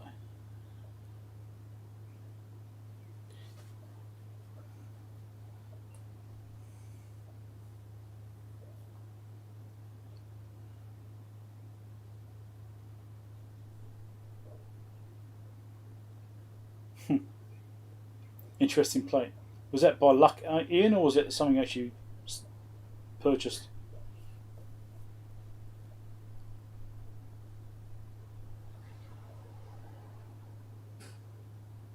I have a personalised plate on two of my vehicles because they were actually fairly cheap to get here. They're not expensive. Well, they're a lot more expensive than they used to be. It used to be about, I think, when I got my first plate on my car, that was about $300 New Zealand, not too bad. And now I think they're about $1,000, around about that sort of number. So they've gone up a lot, but that's over 20 years. So you know. Right, carry on with this. Get it back together. The cat's waking up again.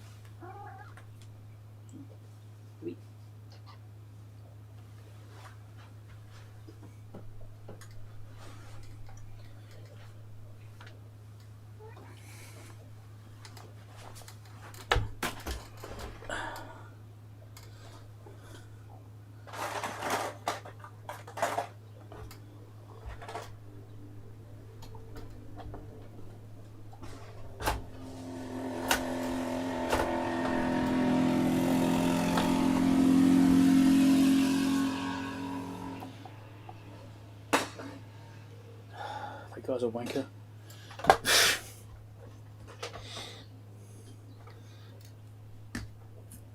Did I say that loud?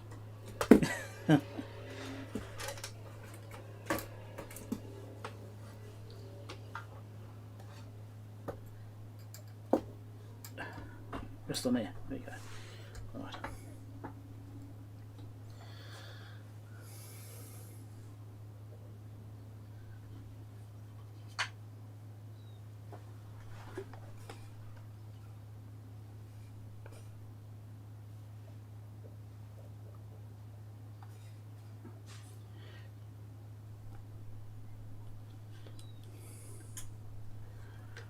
Must give the actual displays a wipe as well.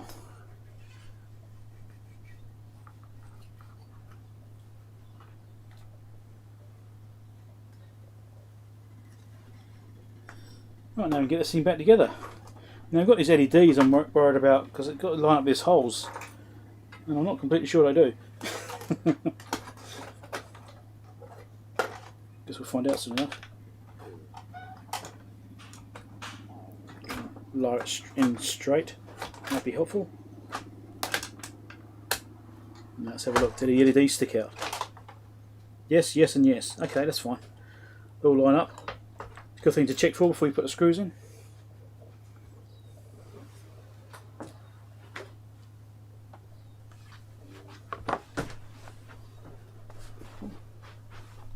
And I forgot to change the camera view. Got to see you going there. Food.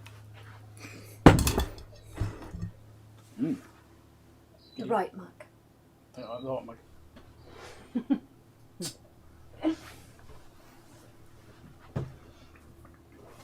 See, that's better. This might require a slight interlude for refreshments. Should have been yelling at me saying I've got the wrong camera on. I might have heard you. If you're yelling loud enough from neighbours. Right. What's this?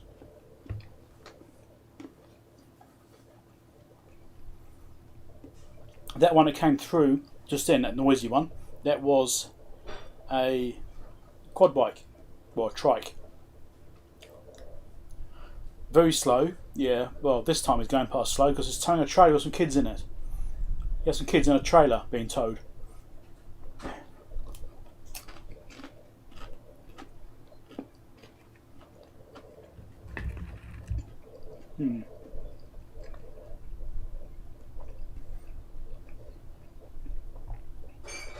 The only problem is that this guy, usually when he comes past, it doesn't have a trailer on the back with kids in it, which is good. But he usually comes past like flat out, racing around with his son on a motocross bike, racing him around.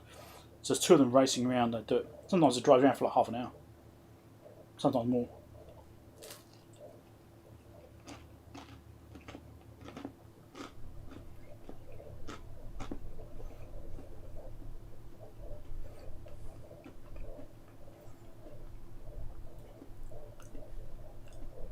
Are you going to go to bed, are you, Johnny? Okay, thanks for dropping by. Unfortunately, there's a few people around here that seem to treat the place like a racetrack and go flying around in quad bikes and motocross bikes, stuff like that. They're flying around and probably, you know, I've seen a guy do once about 120 or so along the front. It's a 50k road. The problem is where we are, it's rural. If you want a policeman to turn up, you're going to have to wait about half an hour. At least. So, yeah. Not much point in phoning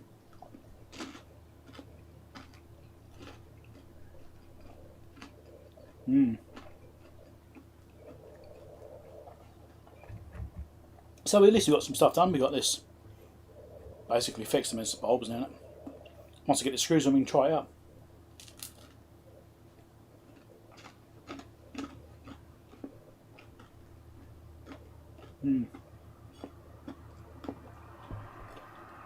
Well, thanks, Fred. Catch you later.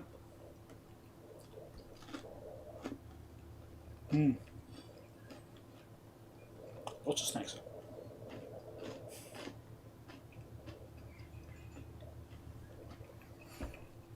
At least my stomach will stop growling now.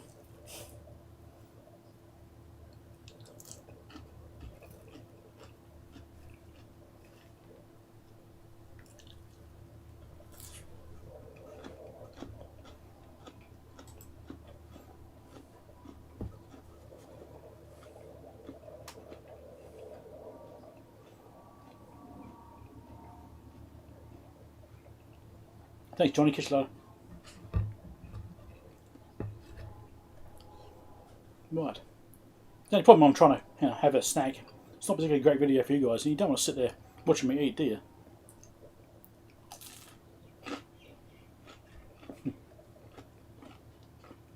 Right.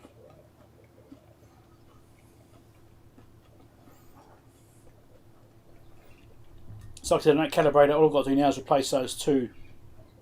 Well, I've actually got three capacitors, so two electrolytics to replace, which I'm going to bodge in some axial ones instead of radials. Sorry, radials instead of axials, get it right. Because that's what I've got on hand, which will be fine. And that 100 microfarad tantalum, which I may or may not worry about. I think I do want to worry about it, but I haven't got anything equivalent right now. I need to buy one.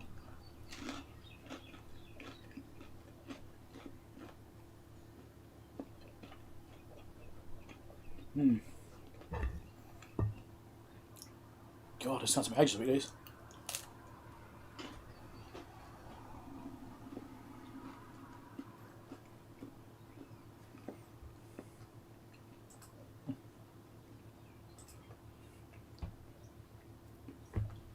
See my battery bodge sitting there.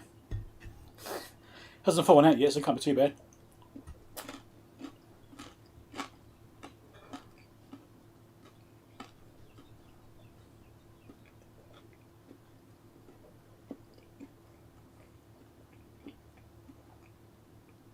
I'm actually wondering if I should pull out EPROMs and back them up. So I like to do from time to time is back up EPROMs. So I've got a copy in case anything goes wrong.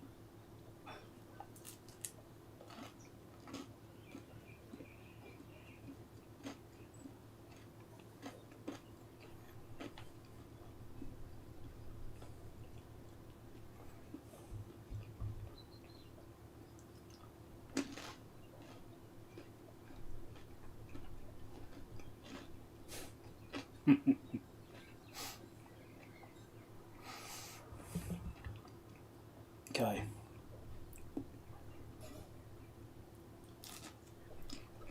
Getting there. You're done. Okay, thanks Ian. Catch you later, mate.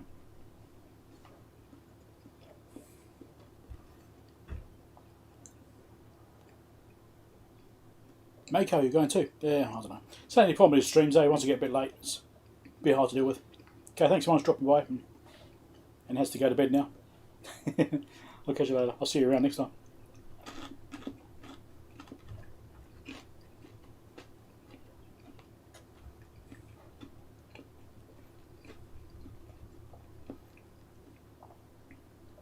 Only got a couple left. Nearly done.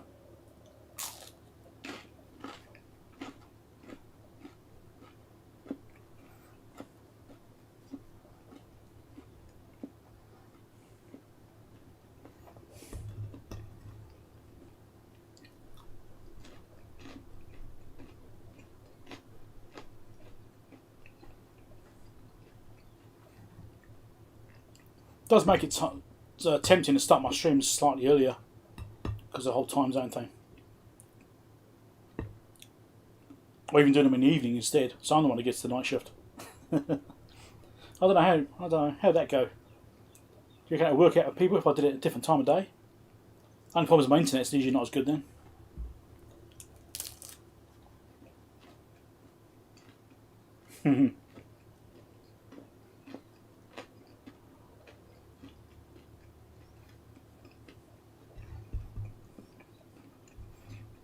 I mean, I could do it at a different time. There's no reason why I couldn't do it on a Sunday night, maybe. Maybe a Sunday night instead. It's a consideration, and this means you get it on a Saturday morning instead, over there.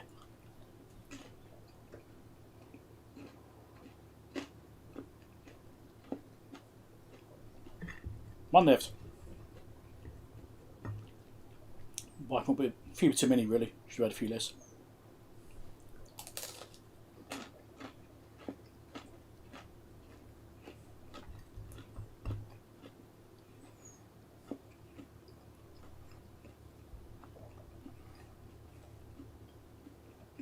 Right. Okay, that's the food gone.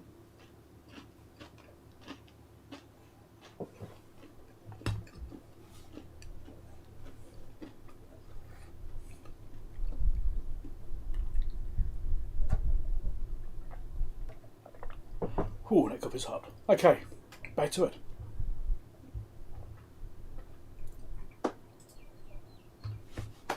Let's put the screws in this thing.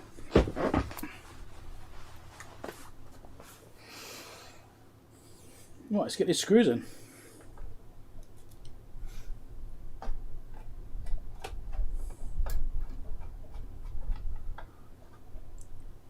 Now I was going to put them in and not tighten them, so it gives it a chance to self-align. Otherwise you put screws in, tighten them down, and then you find the other screws don't want to go in or go in crooked or stuff like that because the hole doesn't quite line up.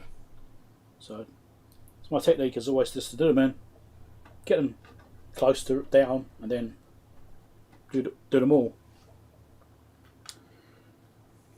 It's just what I find works best for me.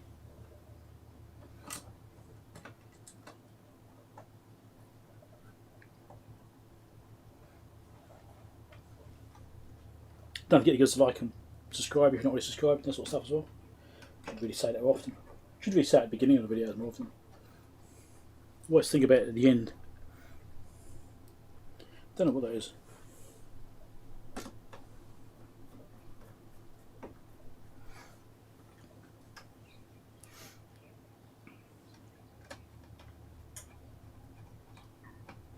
Also got loads of playlists at the back end as well, so make sure you check out the end of the video. There's always loads of playlists right at the end. Well, I link to a couple of playlists, and one will probably be test equipment. Can I say test equipment repair? Most likely.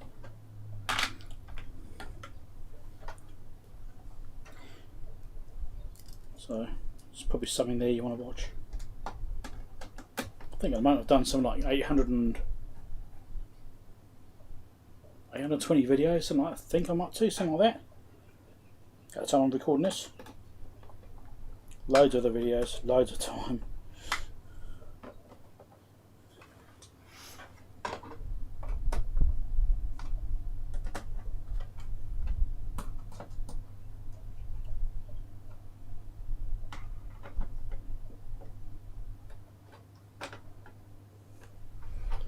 I don't think I've missed any. Okay.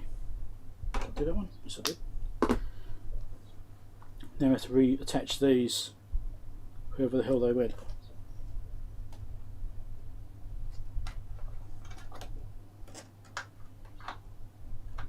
Yeah, that's not that one, is it? Or is it? Might be.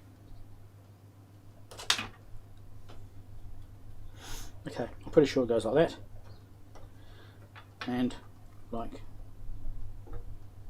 is it underneath or on top? Probably underneath.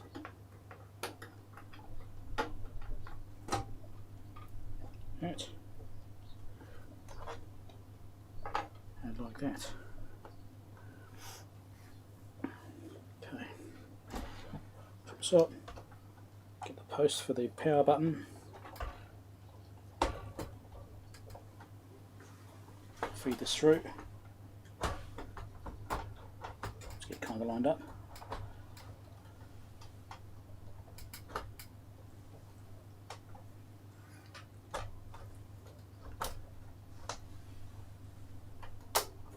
Go.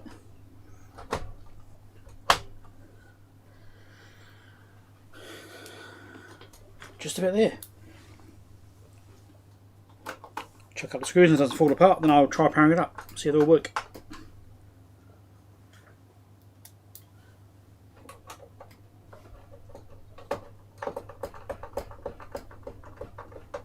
Now these ones, because they're countersunk screws, doing these ones up is probably a good thing rather than leaving them loose, because that does align it.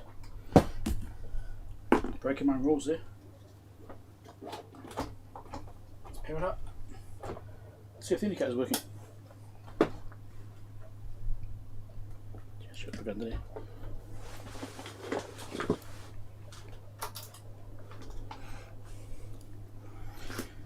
Okay. So we have frequency 10 millihertz, 10 frequency 10 hertz, frequency 10 kilohertz. Oh, you're kidding me. You see that? That wasn't going then, and I tapped it and it came on. That bulb's playing up now. Isn't that funny? I didn't disturb the solder on there, did I? I don't think so. That'd be funny, wouldn't it? Go and pull it apart again to change one of the bulbs. And megahertz. Right, megahertz is at least working. Let's do kilohertz again.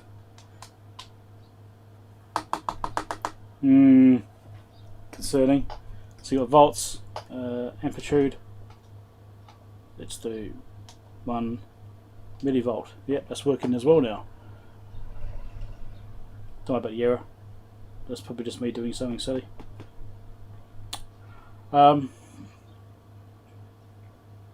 Okay.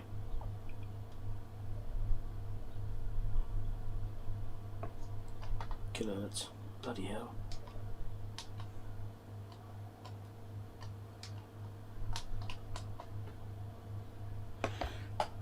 At least the megahertz is lighting up now. So I've got two bulbs working. This particular, the kilohertz one's potentially going to fail. That's just annoying. We'll see how it goes. If it plays up, I have to pull it apart again and do that one. Typical.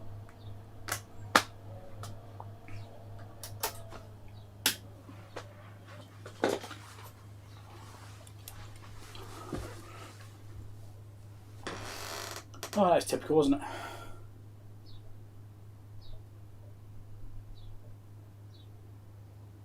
Thanks, Eminem. Catch you later. Oh, well. Okay, well that's basically done, I think. The fact that bulb did play up, it makes me tempted to pull it apart again now before I get too committed. That's annoying. Oh, should I just take the front panel off without stripping the board out? That'd be nice, wouldn't it? Oh well. Yeah, so I think I might do that again. I might pull it apart again, do the kilohertz bulb since it looked like it's going to fail soon. I won't bother doing that in the stream, no. I'll do it after.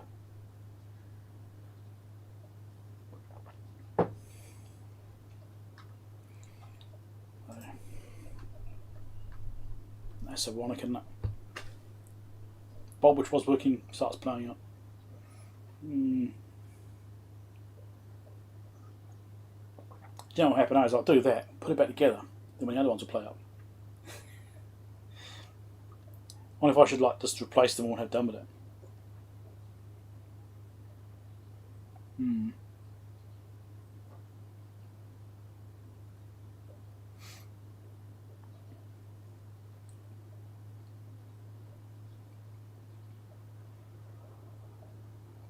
So those extra indicators which are in that middle section there,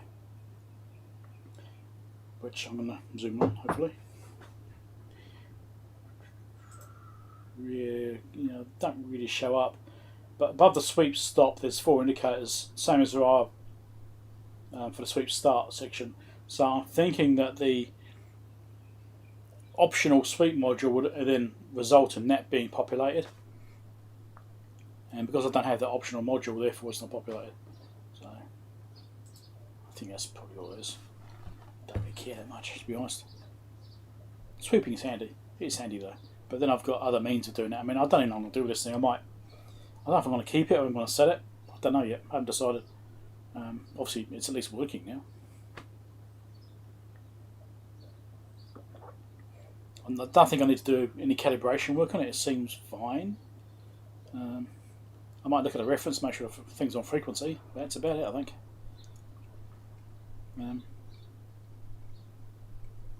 Yeah, it looks alright, really.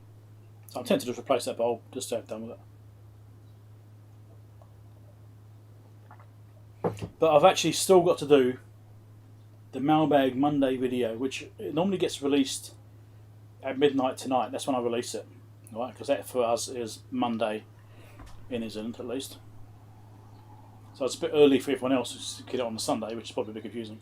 But I normally try and do those in advance, so my Patreon supporters get to see videos beforehand. I'll try and do like a pre-release, as I call them. I call them pre-releases. So, well, that's about what you call them. So that's what I tend to do. But the past couple of videos, I haven't actually been able to do that. Like, I still have to edit the video for Mailbag. I've got footage here already for it, I think. I'll just record the Mailbag today anyway, so that's not too bad. Yeah, I've already got 2 weeks worth of Mailbag video footage already recorded, so I've already recorded a third one today. So that will be in 3 weeks' time. Which means you probably get to see the Mailbag of the parts arriving for this unit after this unit's been shown the video being repaired. Potentially. I'd like to try and keep the same sequence, but sometimes I just can't.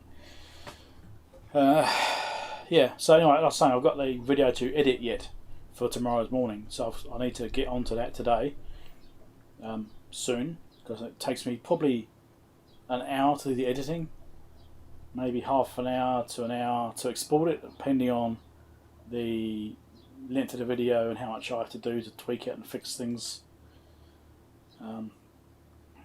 Mostly, it takes you about 3 times longer to edit versus the raw footage length.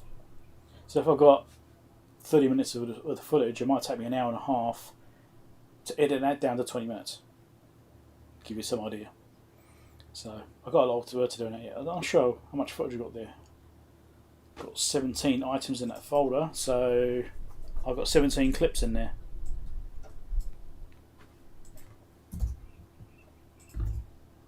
Which is 4 gigabytes of footage.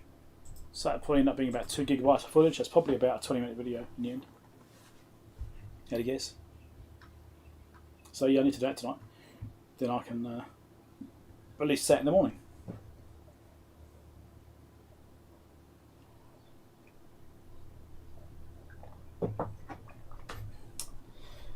Yes. You can check out my merch too. No, I'm wearing merch. One of my many pieces of merch. I think I'm running out of steam. Long stream. This is, what's it, nearly 5 hours?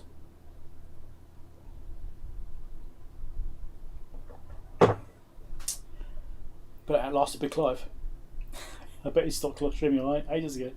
He streams for like an hour or so, doesn't he? Hour and a half sometimes.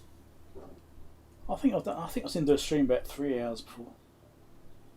Maybe. Right, I'm going to cut this off then, since everyone's sort of wanting to go to sleep as well. And Ray as well, you're also going. So I'm going to cut this off now. I'll finish my coffee. I'll pull it apart again, replace that bulb, which is just flickered a little bit there, that kilohertz bulb. Put it back together, and I think I'll call that one done. Once I've verified the reference frequency is correct on that, make sure it looks okay, because I think it's fairly easy to change. I think I haven't looked at it actually that closely.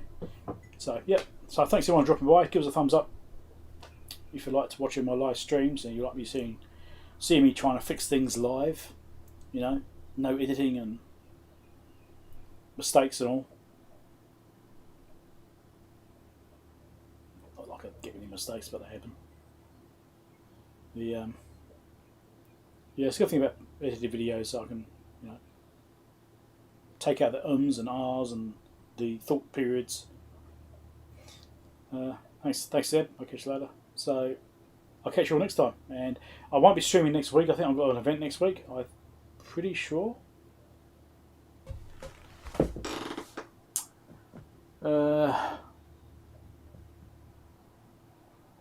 Hold on, I need to check what's the date today. 11th. Hold on.